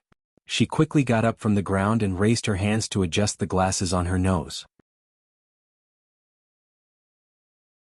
Then she raised her head and stared at Thales in a daze. But she was finally no longer trembling in fear. The animal-like hostility she felt just now had lessened by a lot. "So, you're really just a servant?" Thales raised his eyebrows and shrugged helplessly. He decided not to ask further. The little girl shut her mouth and nodded gently. Thales looked at the helpless little girl in front of him and sighed. "Then, can you please tell me the way to the Hall of Heroes?" The little girl raised her hand timidly. "Go out, go straight, turn right, turn left, go downstairs, turn right." Her incoherent narration made Thales feel as if his head was about to explode. "Stop." Thales helplessly stopped her and sighed. "Forget it, I'd better find it myself." The little girl lowered her head, feeling wronged. "I'm sorry. No, it's not your fault. I have no sense of direction." "Wait." Thales was about to turn and leave when his gaze shifted to the little girl's lower body. "You're reading?" Thales' expression became solemn. "What book is it?" But he had already seen the page that the little girl had turned. The prince's heart sank. "This?" The little girl pulled the large book out from under her body in a flurry. With a tense face, she lifted the cover with great difficulty and faced it towards Thales. Thales quickly extended his hand to help her. Dawn of Heroes. At that moment, the little girl's eyes behind her glasses suddenly became lively. Her words became confident and fluent. It tells the story of a few different human leaders during the Battle of Eradication. It was written by an elf named Cahill Yellowhammer. Thales watched the girls change from timidity to fanaticism in slight astonishment. "This girl? Wait, I should bring my thoughts back to the main topic.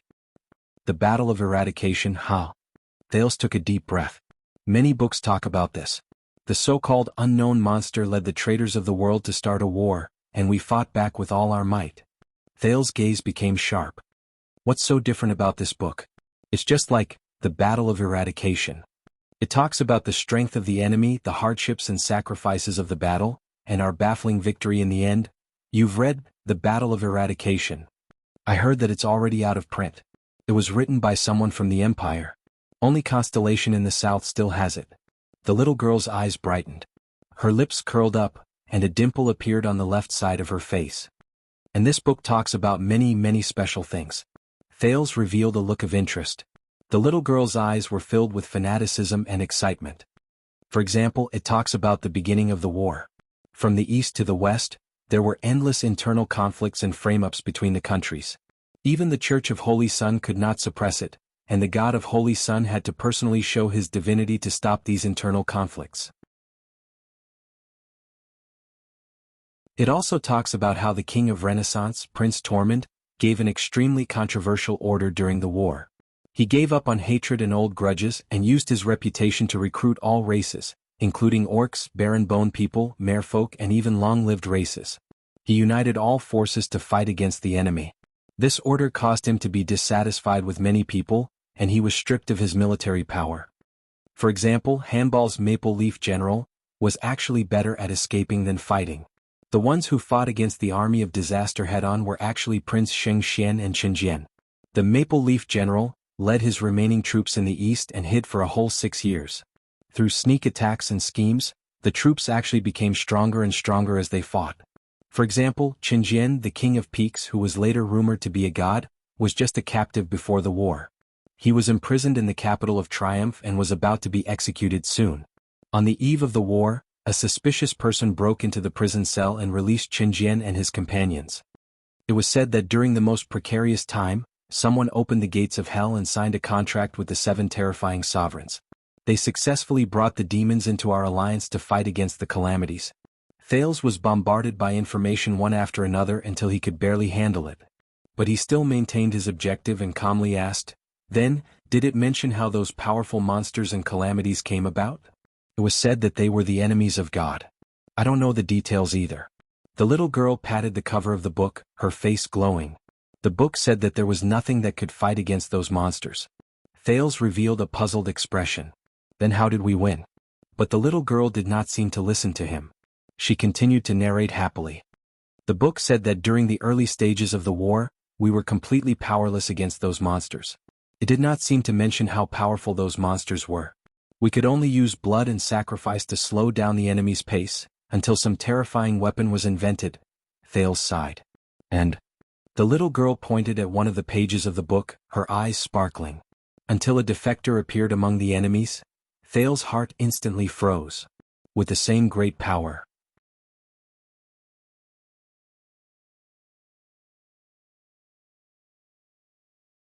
Chapter 136. Defection? Wait with great power. Thales looked at the unkempt little girl in front of him, but his mind had already drifted back to the past. Defection from the Calamity's side? The words spoken by the air mystic Asda Sakern, while standing on the ruins of the chess room during that thrilling night in Red Street Market, rang in his ears again. Is this also written in this book? Thales took a deep breath. Does it specifically mention who the traitors are? No, it's not in this book. The little girl shook her head. She raised her dirty little face and blinked her green eyes under her thick glasses. But another political book, The Founding of a Nation, The Stars and the Dragon, mentioned this, but it didn't go into detail, nor did it state who defected. Thales furrowed his brows. It was mentioned in Chapter 6, The Influence of External Forces in the Two Kingdoms. The little girl seemed to be a little afraid that Thales would not believe her. She quickly put down the thick book in her hands with great difficulty, extended her tender finger, and pointed behind Thales in a well-practiced manner. That book is in the 6th row after entering the door, on the 5th layer of the bookshelf on the left, between the collection of Rudo gang art, and the Book of Decision, The Will of the King of Wrath. Wow, such a precise location. Thales retracted his gaze from the layers of bookshelves. He rolled his eyes and was a little surprised. Are you familiar with the books here? This girl. What kind of person is she to have the opportunity to learn, read, and be so familiar with the books in Heroic Spirit Palace? Is she really just a servant? The little girl seemed to be startled. She lowered her head and was a little nervous. I read a lot of books. You have a good memory. Thales looked around the huge library and said suspiciously, Are you the librarian here? The little girl was stunned, then shook her head timidly but firmly. All right. Thales shrugged helplessly. So this is the Walton family's library? Yes, you can say that. The little girl's eyes lit up again, and the dimple on the left side of her face appeared again. Legend has it that Her Majesty Chlorosis loves to read. So, after the war, King Raikaru gathered all the books that could be found in the entire region, the country, and even the entire continent for her. It is recorded in the collection of the Archduke's Tokens of Dragon Cloud City, Raikaru Ecclesiastes. He remembered the majestic statue of the warrior on the stone bridge at the top of Heroic Spirit Palace that led to the Cliff of the Sky. Hence, many of the books were collected after the Battle of Eradication, before the various countries began to eliminate traces of magic on a large scale. No wonder there were so many books in the language of the ancient empire. There might even be books in other languages or even languages of the non-human world.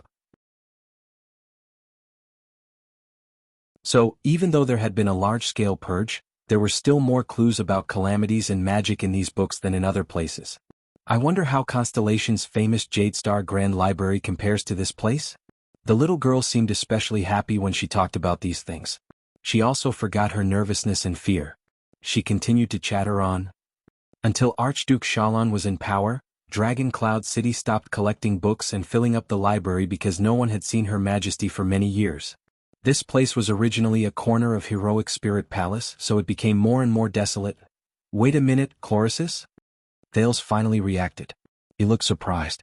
You mean, Rikers, Queen of the Sky? The female great dragon who married a human? Hearing Thales' way of addressing her, the little girl seemed to become nervous again. Do not be disrespectful to Her Majesty the First Queen. She shook her head, and her glasses looked like they were about to fall off again. The little girl was so frightened that she quickly raised her small hands to protect her cheeks and held the frame of her glasses tightly. Use the honorific Your Majesty, and call her by her first name. Thales was stunned. Don't worry. That queen can't hear you anyway. Thales looked at the funny girl who was protecting her small face with amusement. He said indifferently, It's not too late to talk about it when I see her with my own eyes. No, if it's your first time seeing Her Majesty, it will be a different set of etiquette. The little girl shook her head and pouted. Great dragons are noble and sacred. They naturally hate rudeness and disrespect. If mortals are lucky enough to meet her, they must kneel down on one knee, bow their head and respectfully report their full name. They can only get up after the other party agrees. Or else. Thales was amused. Or else the great dragon will hate you. The little girl with platinum hair and glasses stared straight at Thales. There was a serious expression on her small face that resembled a tabby cat. Thales burst out laughing. Under the little girl's angry and aggrieved gaze, Thales tried his best to restrain his smile. All right. If I really meet her, I will definitely follow your instructions. But Chlorosis, Queen, hasn't no one seen her for more than 600 years? How do you know if the legend of the great dragon is true? The little girl showed a displeased expression but did not say anything. Thales narrowed his eyes. Raikuru and his queen really fought that earth-shattering battle of eradication? There should at least be some evidence. For example, what kind of enemies did she defeat? Enemies? Such as Esta? It's not like that. Her Majesty the Queen is real. The little girl who was covering her face seemed a little angry. The evidence is behind you in that glass cabinet. Thales turned his head and looked at the glass cabinet he had just seen, the agreement between Tormund and Raikuru. This is year 11 of the calendar of eradication. Raikuru and Tormund, Extet and Constellation's agreement on dealing with border issues. The little girl propped up her glasses and moved closer. It was signed by the two kings in the suzerain's longhouse in Cold Castle. It is the earliest agreement between Extet and Constellation in history. The two kings agreed not to interfere with each other and expand their territories separately.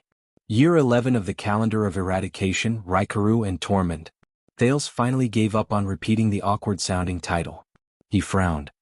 Such a long name? The appendix to the treaty is even longer.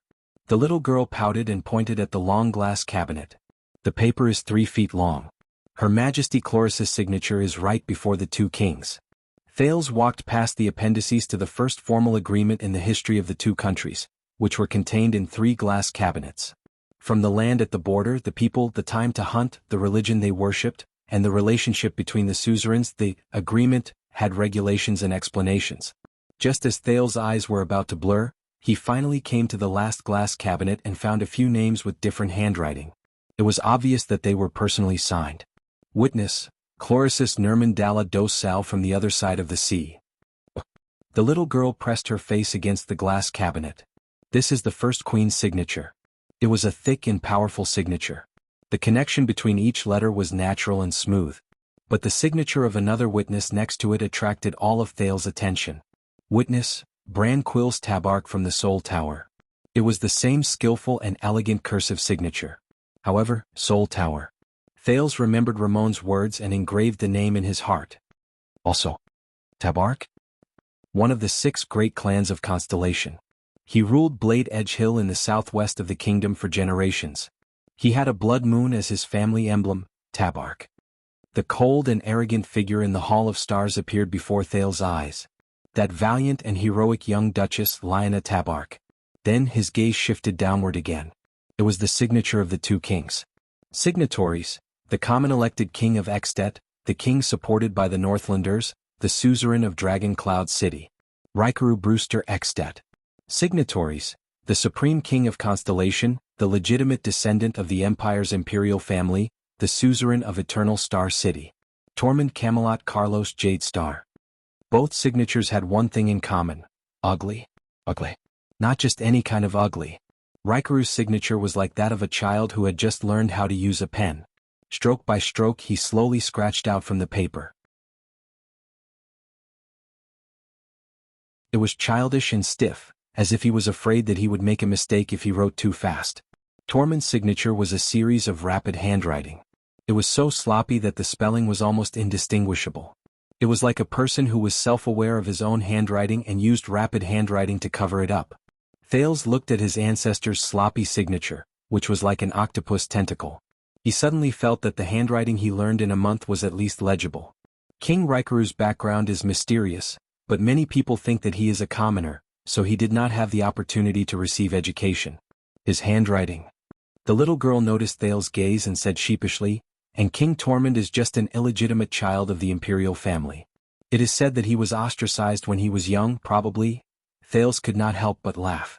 It seemed that the founding monarchs of the two kingdoms were boorish people who could not even write their own names properly. Compared to the neat and beautiful signatures of the witnesses on the first row, Thales could even imagine the hesitation and embarrassment of the two kings when they signed their names, as well as the affection and appreciation they felt for each other after they saw each other's signatures. But at this moment, Thales was slightly stunned. Tormund Camelot Carlos Jadestar. Tormund's full name. Even though Tormund's handwriting was sloppy, Thales could still make out the initial letters of each name. T. Tormund C. Camelot K. Carlos S. Jadestar. Thales shuddered violently. The little girl noticed Thales's abnormality. She reached out to wipe off the stain on the glass that was smeared by her own face. Then she raised her head curiously. "What's wrong?" At this moment, another voice came from afar. "Little rascal. Little rascal." Hearing this voice, the bespectacled little girl's face trembled. Like a mouse that had encountered a cat, she could not stop herself from trembling. Thales raised his head in surprise. It was an extremely impatient, childish voice that came from behind the bookshelf. "Why are you dawdling? Are you done?" As the voice got closer, its owner appeared in front of Thales and the little girl. It was another teenage girl. She looked to be a head taller than the sloppy, bespectacled little girl. This new girl had brown hair and blue eyes. Her face was exquisite, and she wore a gorgeous handmade dress. The sleeves and collar were exquisitely decorated. She even had a beautiful hair accessory in her hair. If it was not for the angry expression on her face, she would have looked like a perfect doll from his previous life. The new girl saw Thales, but she only glanced at his clothes, which were covered in dust due to the fall. She then turned around arrogantly and looked at the trembling, thin, bespectacled girl. "Little rascal." The bespectacled little girl's face was full of panic. "Miss, the homework that the teacher gave me for etiquette is due tomorrow. Why aren't you done yet? If I find out that you're secretly reading?" The new girl's dissatisfied voice paused. Her eyes drifted to the stack of books behind the two of them. She first showed an expression that said, "I knew it." Then she frowned and glared at the bespectacled girl whom she called Little Rascal. Little Rascal trembled and cast a pleading look at Thales, who did not know what was going on. "Eh." The new girl tugged at her neat dress and walked forward with a furious expression. "You're really reading? You little rascal." The next second, under Thales' surprised gaze, the new girl raised her hand high. She hit the bespectacled girl named Little Rascal on the head. "Ah!" Little Rascal cried out in pain. Her lips trembled, she closed her eyes and crouched down with her hands on her head in fear. "You should be good and finish my homework for tomorrow." Thales stared in shock at the new girl's disgusted expression. She took a step forward and raised her hand again. Instead of ignoring master's homework, slacking off and reading, this time she hit Little Rascal's face. Asterisk thought. Asterisk the little girl's black glasses fell to the ground. "I didn't, Miss Alex." Little Rascal seemed to be used to this kind of treatment. She did not resist at all but sniffled and cried. "I didn't have homework for etiquette class. To find the topic you have to look up the founding of Constellation in Extet." "You're still talking back." The new pretty girl pouted angrily. "You're just my maid. How dare you?" But Thales grabbed her hand tightly when she raised it again. "Wait." Thales looked displeased. "You're a noble? It's not appropriate to beat and scold a servant." The brown-haired, blue-eyed girl glanced at Thales in displeasure. "And who are you?" The black-haired boy let go of the girl's hand and looked angry. "Thales Jadestar." Poor Little Rascal crouched on the ground in fear. She squinted her eyes and trembled as she reached for her glasses. "Oh, the prince who came to beg for mercy from Grandpa." The new girl was stunned. She then looked at the boy who was a head shorter than her and smiled in disdain. "I'm giving my maid the punishment she deserves. You better stay away." "Damn it." Thales frowned and looked at the unruly young lady in front of him. "I thought I could escape from this brat after escaping from the abandoned house." At that moment, Lady Alex. Thales and the new girl froze. The administrator of Heroic Spirit Palace, Lord Merk, who brought Thales into the Hall of Heroes, appeared before them. With a cold expression, he stopped the children from getting into a fight. "Your Highness." Lord Merk bowed to Thales and said slowly, "You've gone too far." Merk's presence seemed to have caused the girl some misgivings. She pouted and turned her head to the other side. "Your Grace." Thales nodded. He turned his head and looked worriedly at the scruffy little rascal who had just touched her glasses. "This place," Merk frowned. He looked at the brown-haired girl with concern. "This is Alex." Merk sighed and extended his hand to the little girl in the exquisite dress. Lady Alex Walton is King Nuvan's granddaughter. Lady Alex, this is King Kessel's son from Constellation, His Highness Thales Jade Star. Following Merc's introduction and Merc's urging gaze, the little girl first raised her head arrogantly, then snorted through her nose. Then she reluctantly pulled up her skirt and bowed to Thales.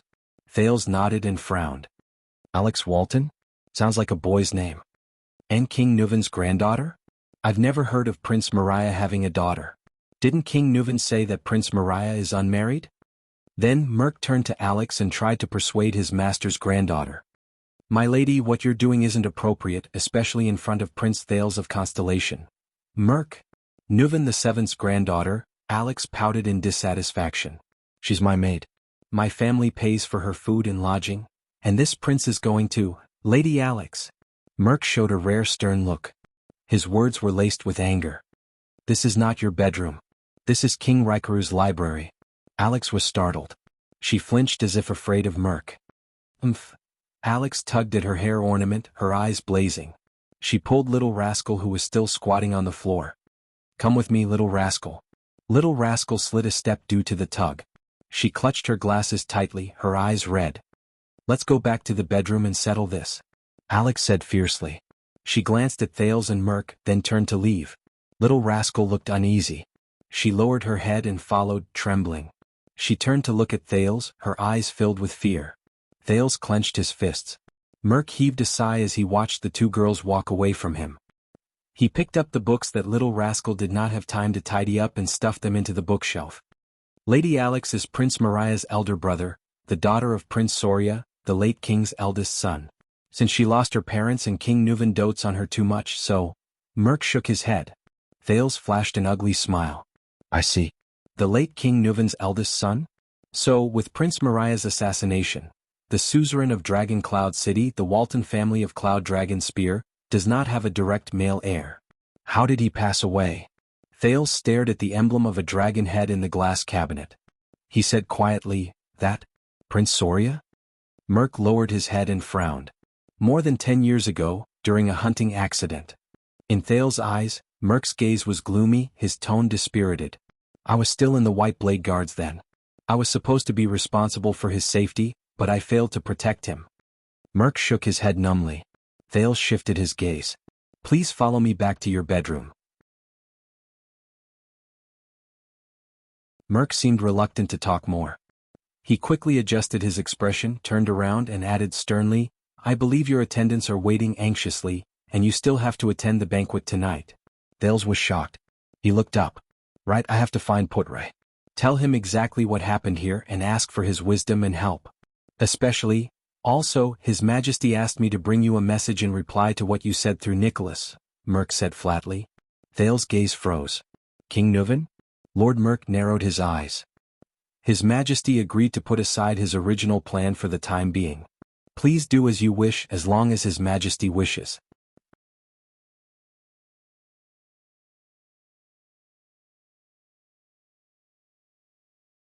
Chapter 137. The sun was setting, and the sky in Dragon Cloud City had begun to darken. But in this narrow alleyway, the sound of metal colliding could be heard, and the continuous flashes of sparks illuminated the two people in the middle of a fierce battle. Clang.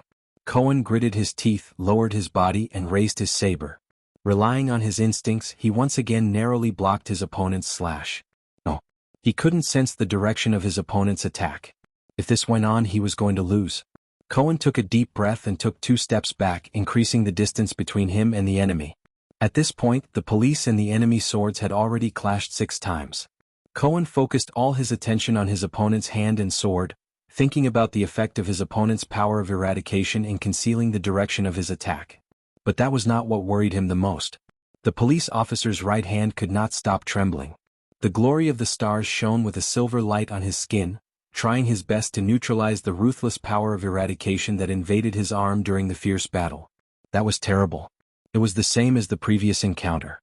The power of eradication would automatically transmit itself through the force on the sword. Without warning, it invaded, infiltrated, and destroyed all human tissues that could host the power of eradication. Cohen tightened the muscles in his right arm, his face as cold as ice. It's a good sword, but it's a pity it's not suitable for this kind of terrain. The young man looked at Cohen's silver sword with a black hilt and smiled happily in the narrow alley. Does it have a name? The young man was very confident. The narrow alley restricted Cohen's saber, and his hand-and-a-half sword was nimble and unhindered. Coupled with his terrifying power of eradication, the young man gritted his teeth. In this battle, be it the environment, strategy, strength, or technique, he had the upper hand. And these are the people the Tower of Eradication sent to hunt us down? The young man looked at Cohen and smiled while shaking his head in his heart. Cohen Caribbean, Cohen replied coldly. Just like Groudon in Red Street Market, the young man's power of eradication was also filled with a suffocating violence. Apart from that, when they exchanged blows, the police officer felt as if he was being pricked by needles. This severely affected Cohen's movements. So, ruthlessness and madness are common characteristics, while the sense of pain and the ability to conceal one's direction are personal attributes of the power of eradication. If that's the case, Cohen sighed and clenched his fist. Oh, I'm not asking for your name. The young man narrowed his eyes and pointed his sword between Cohen's eyes. I'm asking for the name of your sword. My trophy. Under the gaze of the young man, Cohen heaved a sigh of relief. He lifted the blade with his left hand and said helplessly, You were asking about this sword? Oh, this is a family heirloom. As for the name, Cohen's expression turned solemn. I will tell you. The next moment, the silver sword was already in front of the young man's eyes. This was the first time Cohen took the initiative to attack after 2 rounds of defense, a dangerous thrust. The young man cast his doubts out of his mind and swung his arm confidently. The power of eradication, which had almost become one with him, surged up violently, as if he was being stabbed by needles. Amidst the wonderful feeling of exhilaration and pain, he raised his sword towards Cohen. A smile appeared on his face. The young man knew that the power of eradication he possessed was far more powerful than the so-called conservative swordsman of eradication, regardless of whether it was a trainee who had walked through the Tower of Eradication or a powerful swordsman who had been immersed in this path for many years. Its destructive and amplifying power, the young man felt the pain from the power coursing through his body, was almost unimaginable, especially when it surged into his opponent's body like a violent beast. The victor would be decided at that moment. But the young man's expression suddenly froze. He realized that his opponent this time was different. Clang. Cohen's long sword touched the young man's sword. He did not have the slightest intention of parrying, blocking, fighting, or locking his blade. Instead, he did not use any strength and parted with the first touch. The young man frowned and Cohen's next attack was launched. Another thrust. The young man dodged the rapier that was aimed at his abdomen and watched in disbelief as Cohen once again deftly parried his sword without any intention of fighting. This guy. The young man gritted his teeth in shock. What's going on? Damn it. Come on.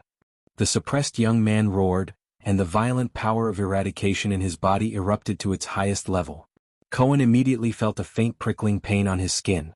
Are you afraid of fighting me? But the young man did not panic, nor did he get excited. He just continued to calmly execute one attack after another. Thrust.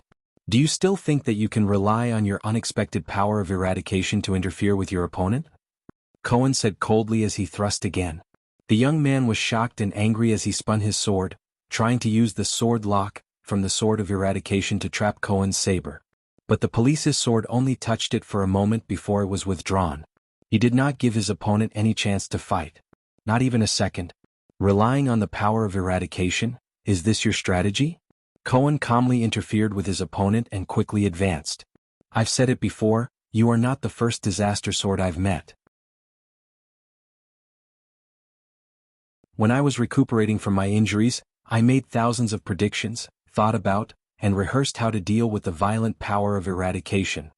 The destructive effect of the power of eradication also needs time, and it is transmitted through contact, right? Cohen said coldly. For example, when you fight with your sword. The young man looked at Cohen in shock. In the next second, Cohen's expression changed as he retracted his sword. He quickly turned around. Compared to Groudon, compared to your senior who ran on the battlefield and experienced life and death. Cohen roared angrily and unleashed another sudden stab. You're still far from that. The young man could not dodge. He could only take a step back and block the attack with his sword. Hiss. The soft and short sound of metal scraping against each other rose and died down in an instant. The young man blocked Cohen's sword and watched in a disheveled manner as it pierced past his left ear, bringing with it a sharp sound of wind. Then he watched helplessly as his enemy's sword once again avoided the clash of swords and attacks, and soared away like a proud falcon. He waited for the next thrust. As for using the terrain to suppress my overly long sword? Cohen's voice sounded especially detestable in the young man's ears. What a childish tactic. One thrust and it'll be over. Simple, direct, and effective. The narrow alley might have restricted Cohen's sword and swordsmanship, but it also prevented the young man from displaying his agility. Faced with a straight thrust that could usually be easily dodged, the young man could only raise his sword again and again to block and defend. It was not that the young man had never thought of giving up on defense and going on the offensive, forcing Cohen to fight with him. The problem was that his hand-and-a-half sword was shorter than Cohen's sword. If he forced himself on Cohen, it was very likely that he would be pierced through the heart by Cohen's sword before he could execute his killing move. The hand-and-a-half sword, which was more suitable for swinging in the narrow alley, instantly became the young man's shortcoming.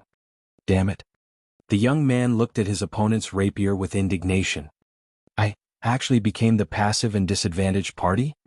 Cohen, who had gained the upper hand, calmly turned his body to the side. With his right foot in front of him, he quickly followed up with a twist of his wrist. His sword did not stop. It was another sudden thrust.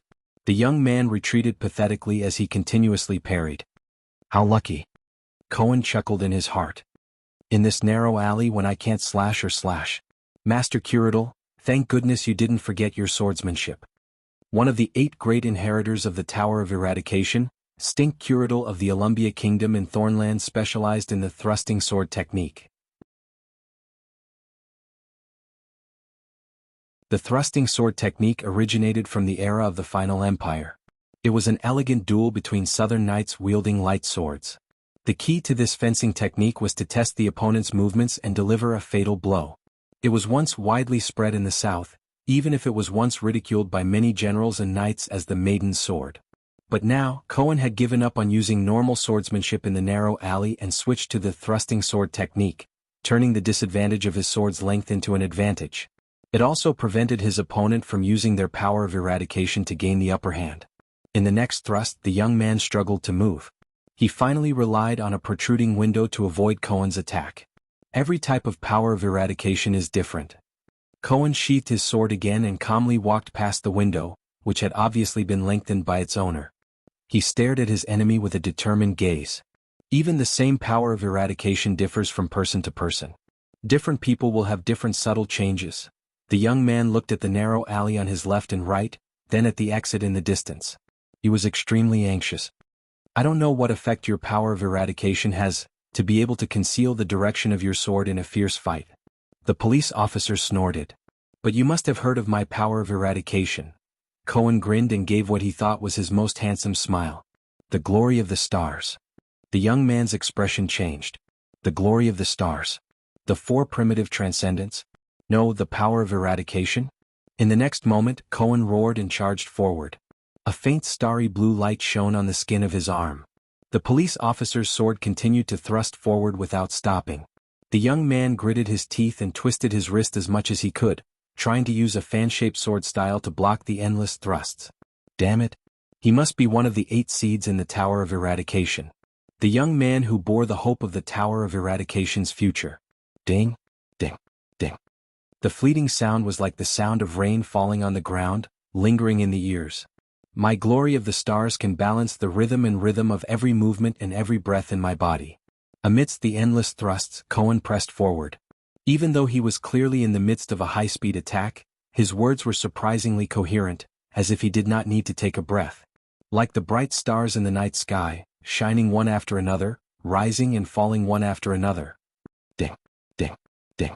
The light of the sword danced. The thrusts and retractions were casual and coherent. The young man frowned. He could only retreat as the sword in his hand trembled. It seems to be irregular and indistinct. Cohen pressed forward.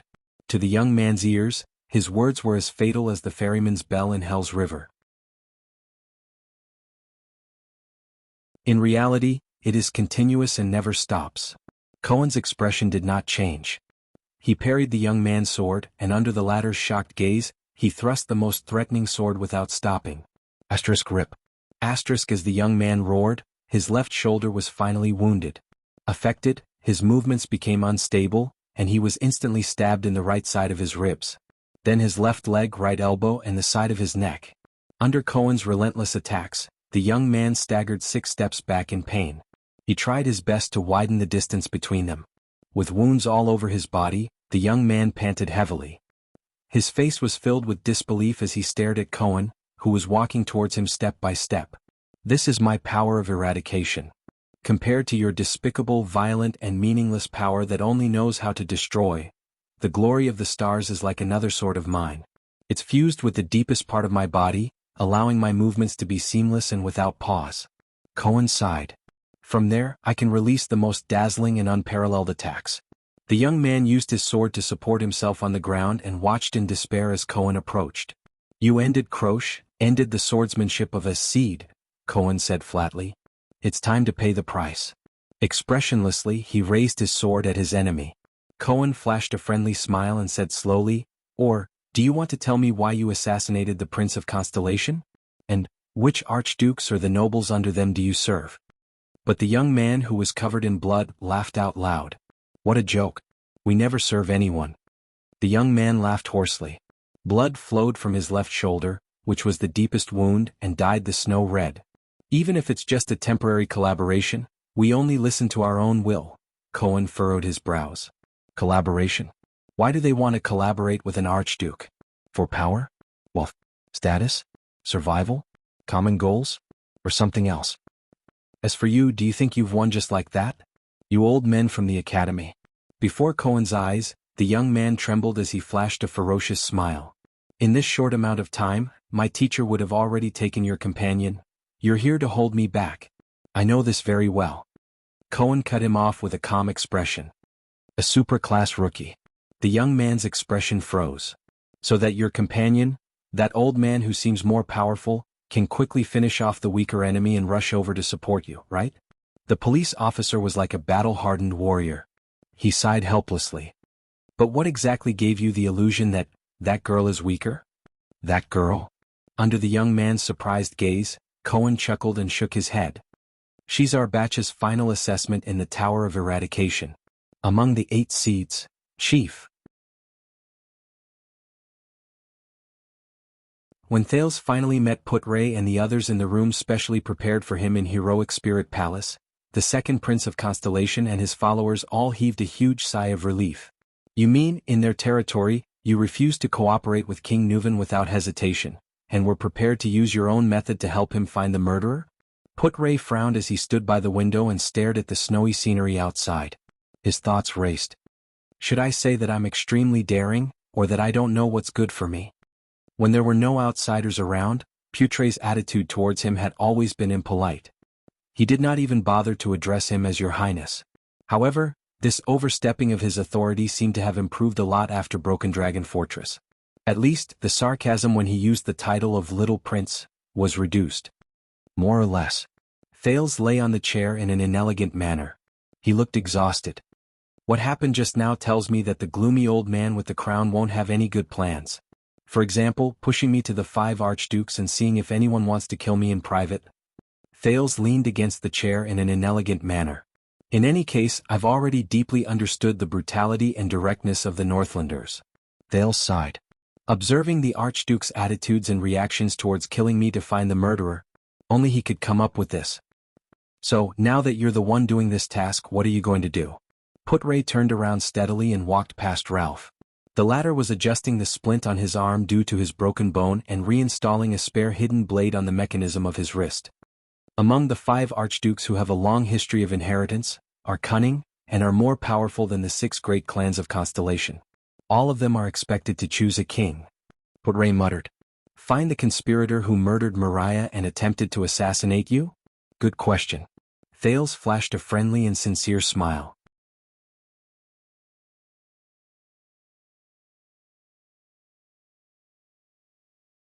Chapter 138.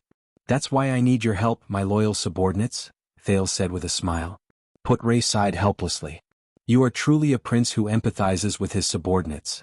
Thales hid his guilty conscience with a bright expression. He grinned and said, Thank you, Lord Put-Ray Nimane. His attendant, Wuxia, furrowed his brows and pressed on the wound on his left rib, which was severely injured by the vampire earlier. He said, "According to what you said, if these 5 archdukes acted in unison when they faced King Nuvan in the meeting hall, and there were no flaws, how are we going to determine who the murderer is? If the murder of Prince Maria was to weaken the royal family, which is the Walton family." Putre's gaze was unfocused, but Thales knew that it was an expression that showed he was thinking. "Then the murder of you through Lampard's hands was also to weaken the Lampard family, who was a popular candidate for the king election and also for war?" Thales' train of thought paused. No wonder. King Nuvan wanted to use his own life and death to test the 5 archdukes' attitudes toward the war between the two kingdoms. When faced with the option of war, their reactions are still different. Thales pondered for a second and recalled the scene just now. He said quietly, "If it's 5 people, what did you see?" Putre's gaze focused and he asked calmly. "First there was a bearded man. His emblem was a circle with a triangle inside. That guy's speech was very unpleasant." Thales searched through his memory attentively. He did not hide his hostility toward me at all. Every word he said was aimed at humiliating me. The bearded suzerain who made him kneel and beg for mercy? Thales was the first to place him on his suspect list. Archduke Rabian Alcius of Prestige Orchid region. Among the 3 southern archdukes, he has the best relationship with King Nuvan, Putre replied quickly. The Alcius family is not one of Raikaru's 9 knight families. In fact, only 6 of the 9 great clans are still archdukes. It was only 200 years ago, with the support of the Walton family, that they became the rulers of Prestige Orchid region, which borders our Overwatch city. "He does indeed have a reason to humiliate you," Putre continued. "The land in Constellation Central Territory is the former chauvinistic province of the Empire. That was the territory that the Alcius family was ordered to rule since the ancient empire, until the army of the King of Renaissance chased them out of their hometown. From this perspective, the Alcius family and the Jadestar family are mortal enemies." "That's strange." Wuxia shook his head. "Is there really someone who is hostile to you because of the family feud from more than 600 years ago? Maybe he deliberately put on an act because of his family's reputation? But it's hard to say. After all, there are still people who still hold a grudge against the ancient empire from 1,000 years ago." Thales shrugged helplessly and ignored Putre's cold expression. "How patriotic." Wuxia nodded as if he was deep in thought. "The second person is a middle-aged man with a bowl cut. His clothes are embroidered with glowing blades. He speaks in an eccentric manner and is trying his best to provoke King Nuvan's disgust towards me." Thales rubbed his chin and pondered. From mockery to laughter, he speaks in a strange tone. But I always feel that his sarcasm is too forceful and not up to standard. "The Archduke with the bowl cut," Thales thought to himself. "The Archduke who dares to tell everyone clearly that he will not send troops without benefits." When Thales thought of this, he snickered. He is not as natural and perfect as Duke Cyril Fakin has, nor is he as direct and incisive as you, which makes people feel helpless. Putre did not know if he was indifferent or if he pretended not to hear the prince belittling him. He nodded and replied, "That is Porphyus Trentida of Reformation Tower. He is also one of the 3 archdukes in the south. It is said that he is cautious and wise, but he is often ridiculed for being selfish and conservative." "In that case, he seems to want you to die in King Nuvan's hands?" Wuxia raised his head. "Could it be him? Reformation Tower is on the northeast side of Constellation. Its territory is adjacent to our lonely old tower." Putre exhaled. Compared to a local conflict, a full-scale war between the 2 countries can actually bring him limited benefits. Of course, the damage may also be limited. "The third person is an old, bald man. He's very old." Thales took a deep breath. "This person gives me a very complicated feeling. He's not less talkative than the first 2, but he rarely shows any definite emotions. Most of the time he's just going along with and encouraging others." The bald Rogers let go, the Archduke of Defense City, symbolized by chains. Putre tapped his pipe and his gaze flickered. "He's one of the 2 northern archdukes of Ekstedt. He doesn't participate much in Ekstedt central affairs, but he's actually invited here this time. This is really suspicious. It sounds like he is a neutral party who has nothing to do with himself." Wuxia wiped his sword.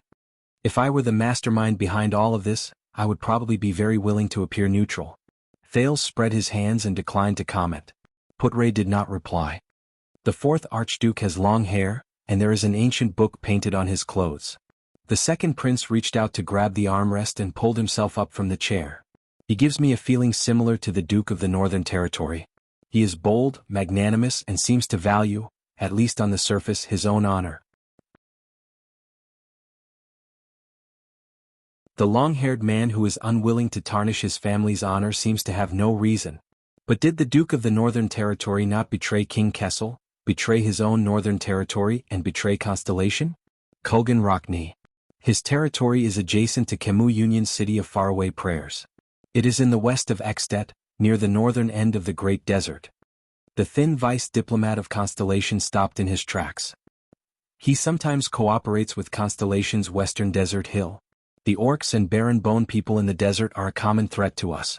If the two countries go to war or weaken Constellation, it will only increase the pressure on us. Don't forget, Duke Arund of the Northern Territory and Lampard of Black Sand region have also cooperated before. Their target is Prince Mariah. Thales stared at him with a sharp gaze.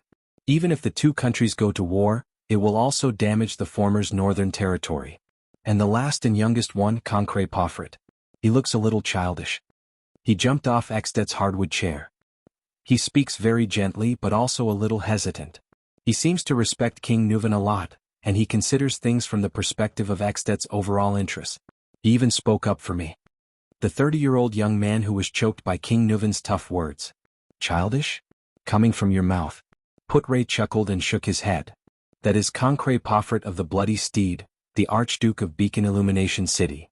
His territory is close to Dragon Cloud City. The Pofrit family is a newly promoted Archduke family. They have ruled Beacon Illumination City for less than 100 years, but they are one of the most trusted aides of the Walton family.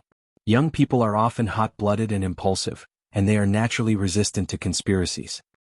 That's not necessarily the case. There is a young duke in our country. Thales recalled the Duke of Iris Flowers and the accidents along the way. He sighed. I believe you have also experienced it. His scheming is not inferior to any old man's. Based on what you said, all the archdukes are suspects. Waya frowned. You still can't determine who it is? Both Thales and Putray fell silent.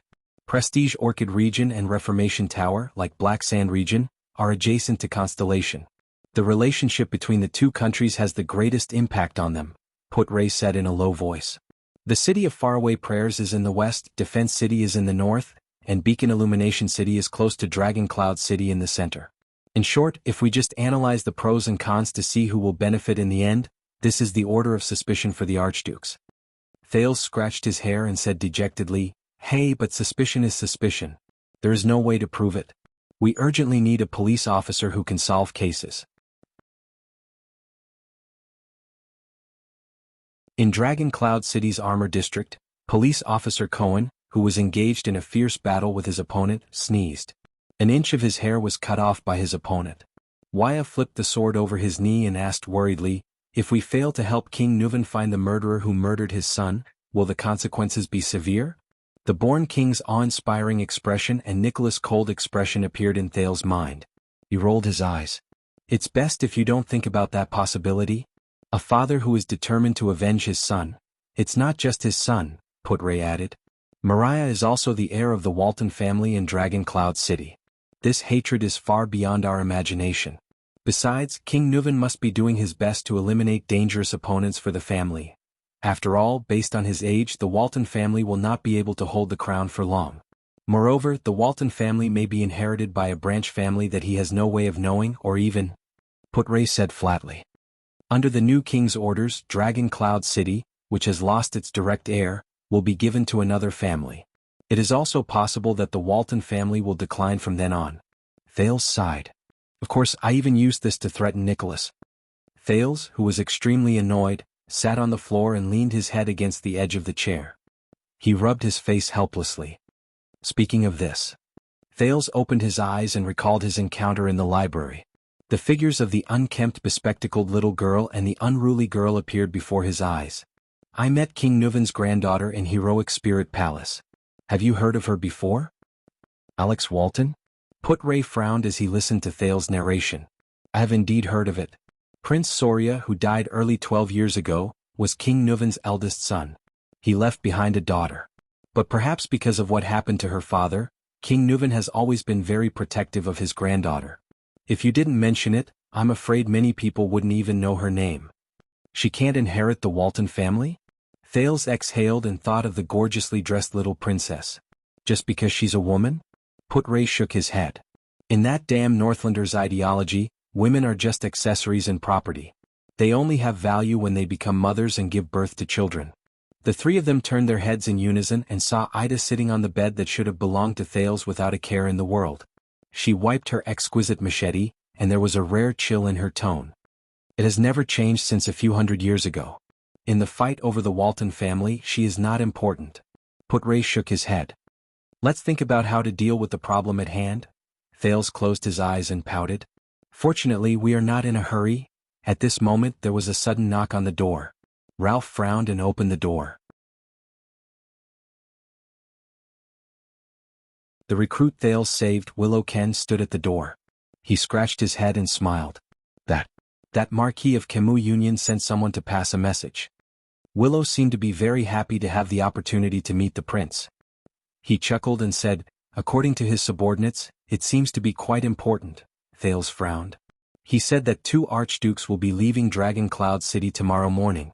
They will be leaving Dragon Cloud City due to business. Willow finished the message with a smile. But in the next second, he was shocked to find that almost everyone in the room, including Thales, had a drastic change in expression. God. Morning. Thales' face was ashen, as if he had received the worst news. It can't be, right? The archdukes came over to take a look at me and then immediately left? After the baffled Willow left, Ralph, who was also frowning, gently closed the door. Tomorrow morning? Wya's expression was gloomy. Thales' breathing quickened and his eyes were lifeless. This means, yes. Put-Ray gripped his pipe worriedly. The time left for us. He did not speak again, but everyone silently said the next sentence in their hearts. There's only one night left. Wya Casso sheathed his sword with a pale face. If we fail to help King Nuvan find his son's murderer, will the consequences be severe? Put-Ray shook his head and sighed. Wya did not ask any more. The welcome banquet tonight is our last chance. Thales gritted his teeth. Think of a way to find that guy among the 5. Damn it. Why am I so unlucky? I'm afraid we won't get any results with King Nuvan's probing and observation. Put-Ray gripped the pipe in his hand tighter. Your experience this morning proved this point. Then. Thales muttered. At this moment. Then let's find them. Ida jumped off the bed fiercely. Everyone looked at the elf protector. Let Nuvan split some men to cooperate with us. We'll cover our faces at night and secretly kidnap those archdukes. Ida raised her blade fiercely and waved it twice, reflecting rays of cold light. We'll interrogate them one by one. Let's see how long those so-called archdukes can last under the blade and sword. Looking at Aida's expression, everyone was stunned for a moment. 2 seconds later. As if they did not hear what she said, everyone turned around as usual. Think about it from another angle. Thales rubbed his hands together and frowned at Put-Ray. The person we're looking for worked with Lampard to kill King Nuvan's son. Why are you pretending not to see me? Ida gritted her teeth, obviously dissatisfied with the situation where no one paid attention to her. At least give me some reaction. However, he reached out to Lampard's army and tried to frame Black Sand region for your death, Put-Ray answered instinctively. Are there any clues? Wya asked curiously. The elf protector behind them waved his machete in the air in vain to protest. This is all King Nuvan and we know. Thales shook his head. It seems useless. Oh. Maybe we shouldn't dwell in King Nuvan's thoughts. Put-Ray put down the unlit pipe in his hand. His eyes shone with confidence. Ida lowered her head dejectedly and sighed. She threw herself back onto the bed that originally belonged to Thales. Thales was suddenly stunned. He looked at Put-Ray and frowned. You mean, do you remember when we were besieged by Lampard's army at Broken Dragon Fortress? Put-Ray said flatly. Of course it left a deep impression. Countless splashes of blood and cold light flashed before Thales' eyes, as well as Araka Murch's roar. He sighed. It was a complete mess. Ida played with her machete on the bed in boredom. Then you should remember what Baron Murch said to you before he charged? Put-Ray revealed a mysterious smile. King Nuvan is not our only choice. Thales jolted. Before he charged, the figure of Araka swinging his great sword appeared in his mind.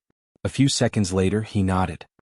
Since we can't retreat, Thales took a deep breath and said with determination, why don't we charge forward with all our might? Thales looked at his vice diplomat with a burning gaze. Does he know? The corners of Putre's mouth curled up. He nodded affirmatively. He knows. Wuxia and Ralph looked at the duo's riddle in confusion. So. Wuxia gulped with difficulty. What should we do? Thales and Putre looked at each other and both of them laughed. Ida is right. Thales looked at the elf on the bed and nodded under Putre's gaze. Ida raised her head abruptly when her name was mentioned. She was obviously at a loss. What? Amidst Wuxia's surprise and Putre's laughter, Thales took a deep breath. We, go look for them. Aida's mouth opened wider than it had ever been. Putre's expression became solemn. He put away his pipe. I will prepare immediately and contact the others. We may need the help of some spies. Also, Wuxia, Ralph, come with me. Thales nodded and sat back on the chair. He quickly thought about the feasibility of the plan. That? He raised his head and looked behind him. Aida's voice rang weakly.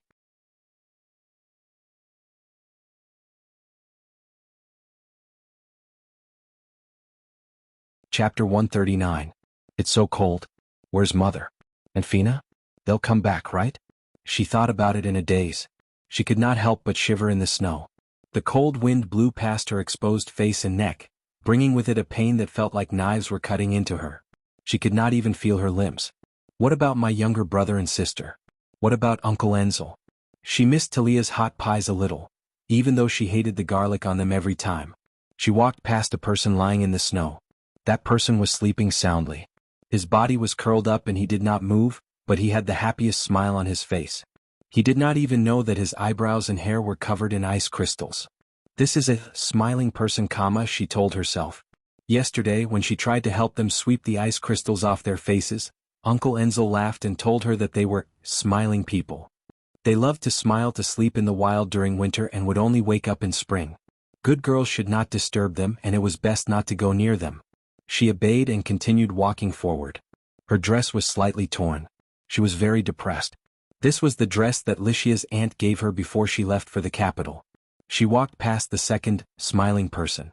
This smiling person seemed to be an older sister who was the same age as the maid Talia, but she wore very little. She leaned against a rock with a grin on her face and held a baby in her arms. However, the baby did not smile. He only shut his small eyes and mouth tightly and did not move. This made her very unhappy. Why is he not smiling? Everyone in the Northern Territory should be smiling, shouldn't they? This was what Uncle Nolander had told her. When they left the stable in Cold Castle with the other two uncles, Nolander laughed as he did in the past and pulled himself into his arms. Then, as she protested in dissatisfaction, he poked her face repeatedly with his stubble. All right, Nolander. Her thoughts were in a mess. She thought of her youngest uncle and could not help but curl her lips. If you appear now, I will be merciful and forgive you for your beard. She continued walking and met a third, a fourth, a fifth, a sixth person on the snow. There were so many of them that she could not even count. Smiling people.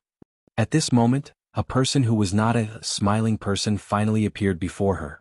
She raised her head with lifeless eyes and looked at the unfamiliar boy in front of her. The ragged boy was lying next to the other laughing man, rummaging for something. The boy noticed her approach and raised his head like a wild beast. His eyes were a deep red and frightening. Scram. The boy subconsciously protected the thing in his arms tightly and glared at her fiercely. His voice was vigilant and fierce. I found this place first. Food, clothes, everything is mine. Get lost. Get lost. Go search the other bodies. She breathed in weakly, feeling pain in her face from the wind. How fierce. She pouted. But she was a little hungry. His vision blurred. The coldness poured into her lungs through her mouth, nose and trachea, causing her heart to spasm again. She walked towards the boy.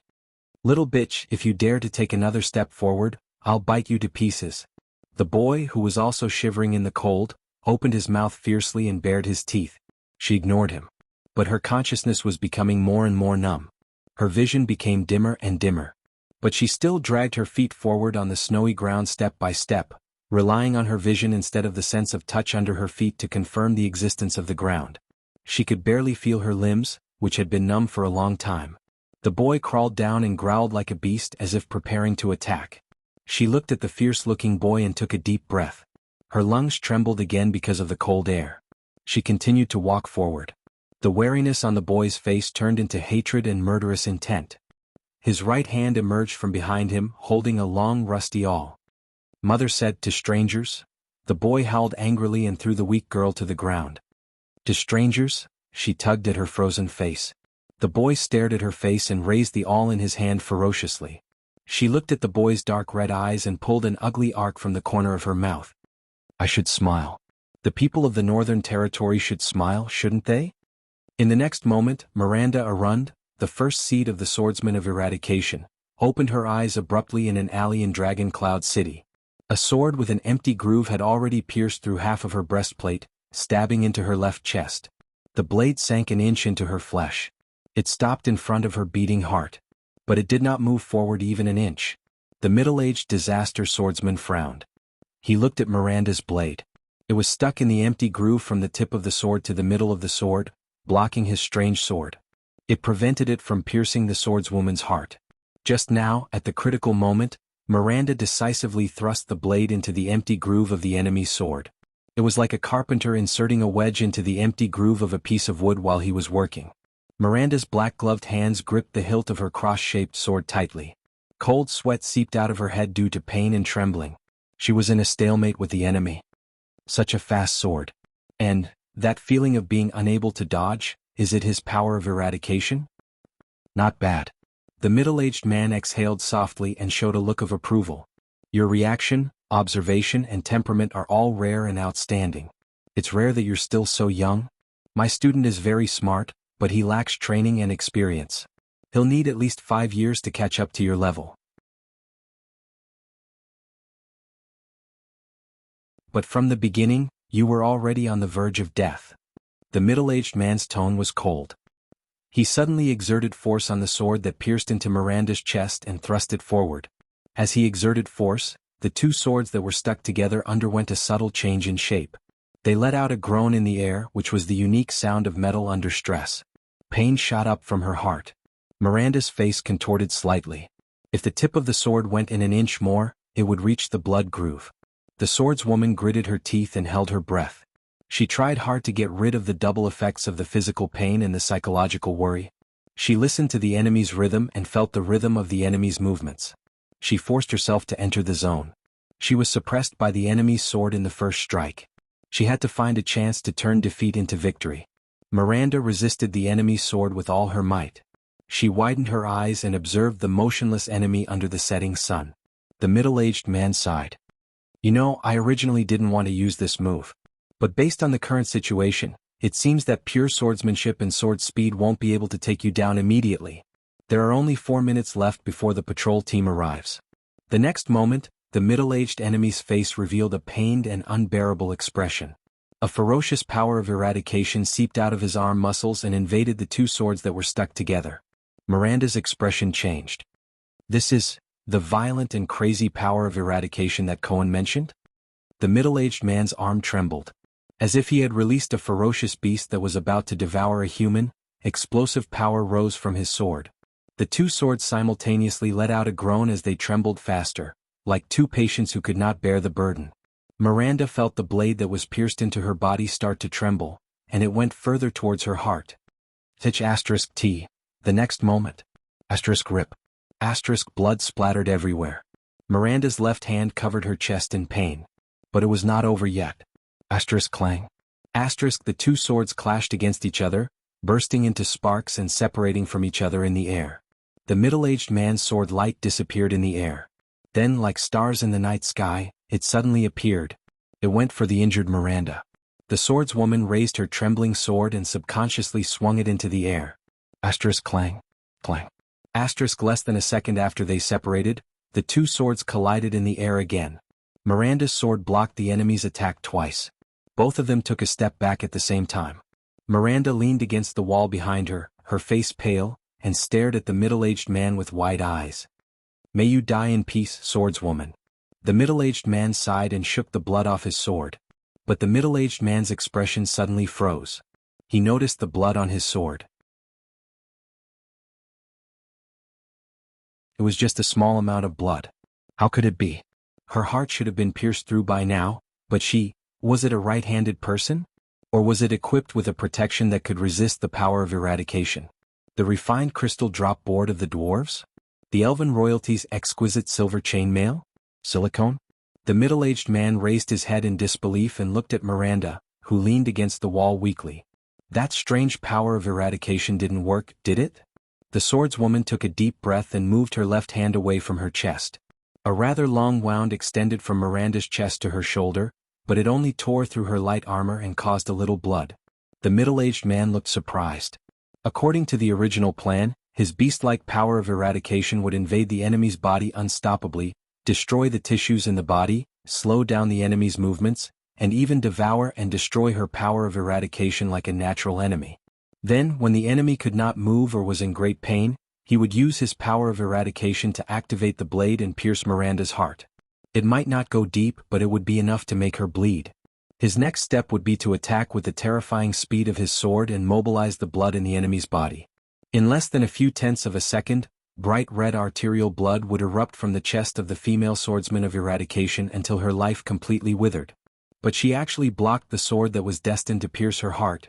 The middle-aged man looked at the girl in front of him in confusion. From the beginning of my attack, your movements were very normal, and your sword was also very smooth. You blocked my stab without the slightest delay. In that case. A few seconds later, the middle-aged man looked at Miranda's hand as if he had figured something out. His eyes were filled with astonishment. Impossible? The middle-aged man frowned. You were not affected by the touch of greed at all. Miranda took a deep breath and rearranged her sword. Touch of greed? That's the name of your power of eradication? What a disgusting name, Miranda said coldly. My companion once told me about that feeling. A frenzied power of eradication whose goal is to invade, destroy, and destroy. She raised her sword and pointed it at her opponent. An ordinary swordsman of eradication would probably be helpless against that terrifying power of eradication. But, once you encounter a power of eradication that loses its effect, what should you do? The middle-aged man did not speak. Instead, he answered with his lightning-fast sword. The sword with an empty groove whistled in the air and went for the swordswoman's throat. Miranda, who was already prepared, turned serious. Turning her wrist, the power of eradication surged and supported the strength in her hand as she faced the middle-aged man. Asterisk clang. Swoosh. Asterisk 2 sparks violently flew out. The two of them exchanged 2 sword strikes in an instant. The 2 figures alternated between flashes. After the last strike, they instantly widened the distance between them by 5 steps. Miranda widened her footsteps. Feeling the vibration of the crossguard sword, she calmly thought about her enemy's characteristics. I attacked 8 times just now. You only blocked 2 strikes and even got hit once. The middle-aged man looked at Miranda's left leg, which was cut open, and said calmly, Your swordsmanship is sloppy and ordinary, and you can't keep up with the speed of my sword at all. Your body may seem agile, but it's actually just light. Your footsteps will occasionally miss when you dodge. What's even more strange is that during the exchange of blows, your sword actually trembled slightly, so much so that it affected your swordsmanship. This is a mistake that only beginners would make. Other than that stunning interception at the beginning, your sword is completely useless. The middle-aged man shook his head. With this kind of swordsmanship habit and strength, you should have died 10,000 times already. How did you survive until now? Miranda did not say anything. She only stared at the middle-aged man carefully. In the next moment, her enemy suddenly revealed a smile. But in the 8 sword strikes just now, you were either lucky enough to dodge or just barely dodge the 5 most fatal strikes. You also counterattacked at the most subtle moment. The middle-aged man looked at his cut left upper arm, frowned, and sighed. And you succeeded. Miranda finally frowned. There's only one explanation. The middle-aged man moved his feet lightly. Miranda's sword also slowly moved along with his position. What you rely on in battle is not some exquisite sword style or agile footwork, but your observation and perception. The middle-aged man's pupils shrank slightly. It is to identify the enemy's rhythm and the timing of the sword attack. No matter how crude the swordsmanship is or how simple the sword move is, as long as it appears in the right place at the right time, it can be turned into the most exquisite strike. Miranda breathed a sigh of relief in her heart. You found out. What you practice is the Pegasus music, one of the four great primitive powers of eradication that is famous for grasping the right timing and controlling the rhythm.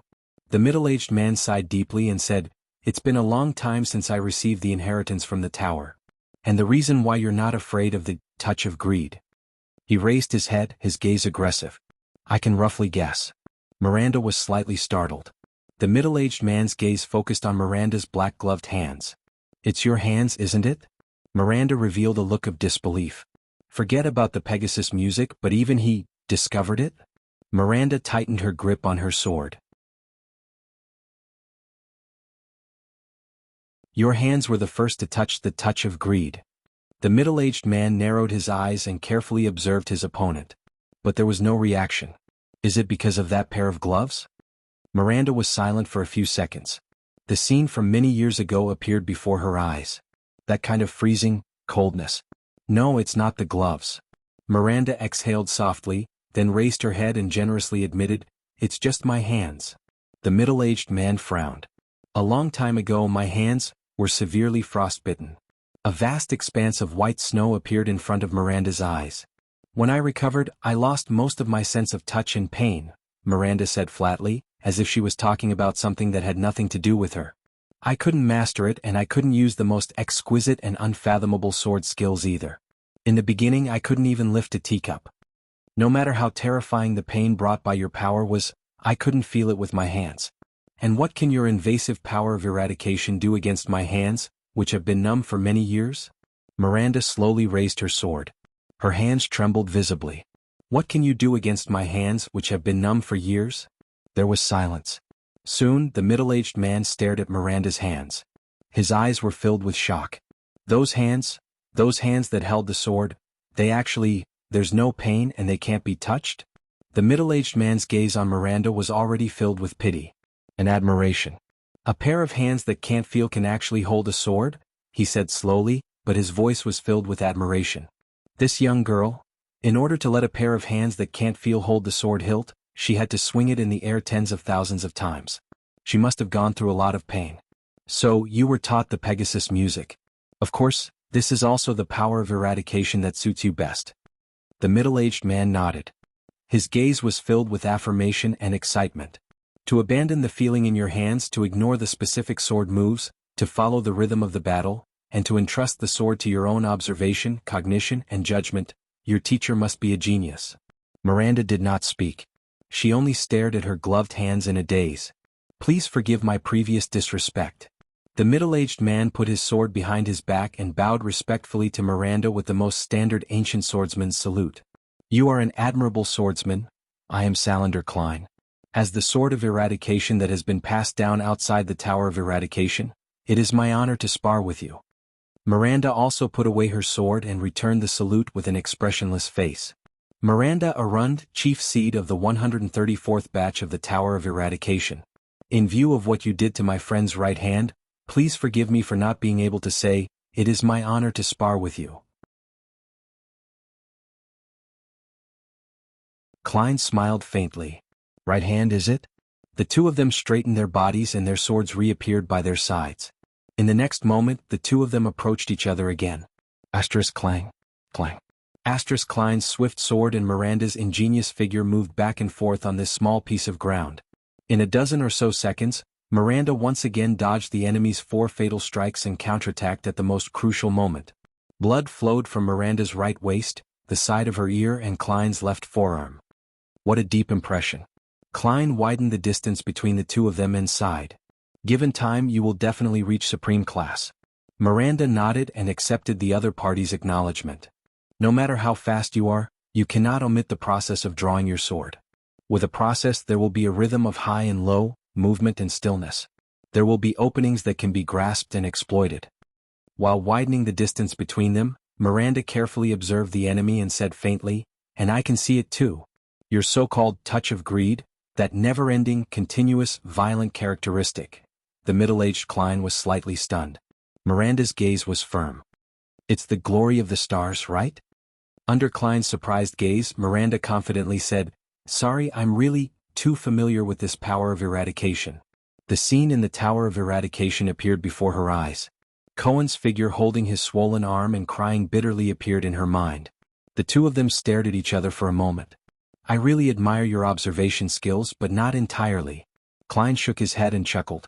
Touch of greed is not the glory of the stars. Under Miranda's strange gaze, Klein sheathed his sword at his waist.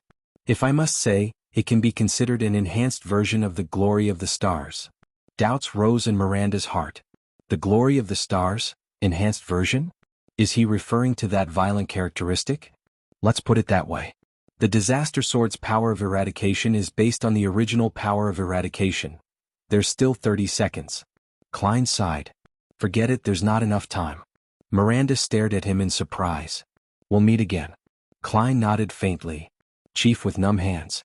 Miranda gritted her teeth and caught up with him. Wait. Klein turned around and punched the dirt wall beside him. Asterisk bang. Asterisk amidst a cloud of dust, his figure disappeared from Miranda's sight. At this moment, the voice of a patrol came from outside the alley. It's near here. We suspect that there's a chase for no reason and an illegal fight. What was that sound just now? Miranda, who could not stop coughing because of the dust, stared in the direction where Klein had left. She punched the wall indignantly, and as the voices of the people drew closer, she sheathed her sword and left. Asterisk ding. Asterisk just as Cohen's sword was about to pierce the young man's throat, a sword flew across the air and blocked the police officer's rapier. Cohen quickly turned around and faced the newcomer, whose back was facing the setting sun.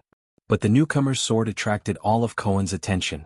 It was a sword of medium length, but the blade was extremely thin. There was a black counterweight ball at the hilt of the sword. There was a round hole in the handguard of the sword, just enough for the user to put in his index finger. Cohen's pupils shrank. He recognized this sword. He was too familiar with this sword. And too familiar with the owner of this sword. Why aren't you getting lost? The newcomer had a clear voice and said faintly to the young man from Disaster Sword, Go and find your teacher. The young man, who was covered in wounds, got up in a disheveled manner and limped into the alley. But Cohen ignored him. He stared at the newcomer in disbelief with his round eyes. From the moment he saw this person, he did not want to care about anything else. Why are you here? Cohen swallowed with difficulty and asked in the most incredulous tone. And you, what are you doing? Cohen struggled to raise his eyebrows as he looked at the newcomer before him. What am I doing? The newcomer snorted softly, moved his feet, and approached him. Before you bunch of idiots mess everything up, the newcomer revealed a pair of dark red eyes in the dark and said faintly, I'm here to stop you. The newcomer walked out of the shadows of the alley. Kill you? That you're tuning in to the Han Lee's Wuxia Chronicles YouTube channel. We're so grateful for your support, and don't forget to subscribe to join us on this incredible journey through captivating stories. Your generosity through donations truly makes a world of difference, as it's the primary source of revenue that allows me to expand and enhance this channel for you. Thank you from the bottom of my heart for being a part of this adventure.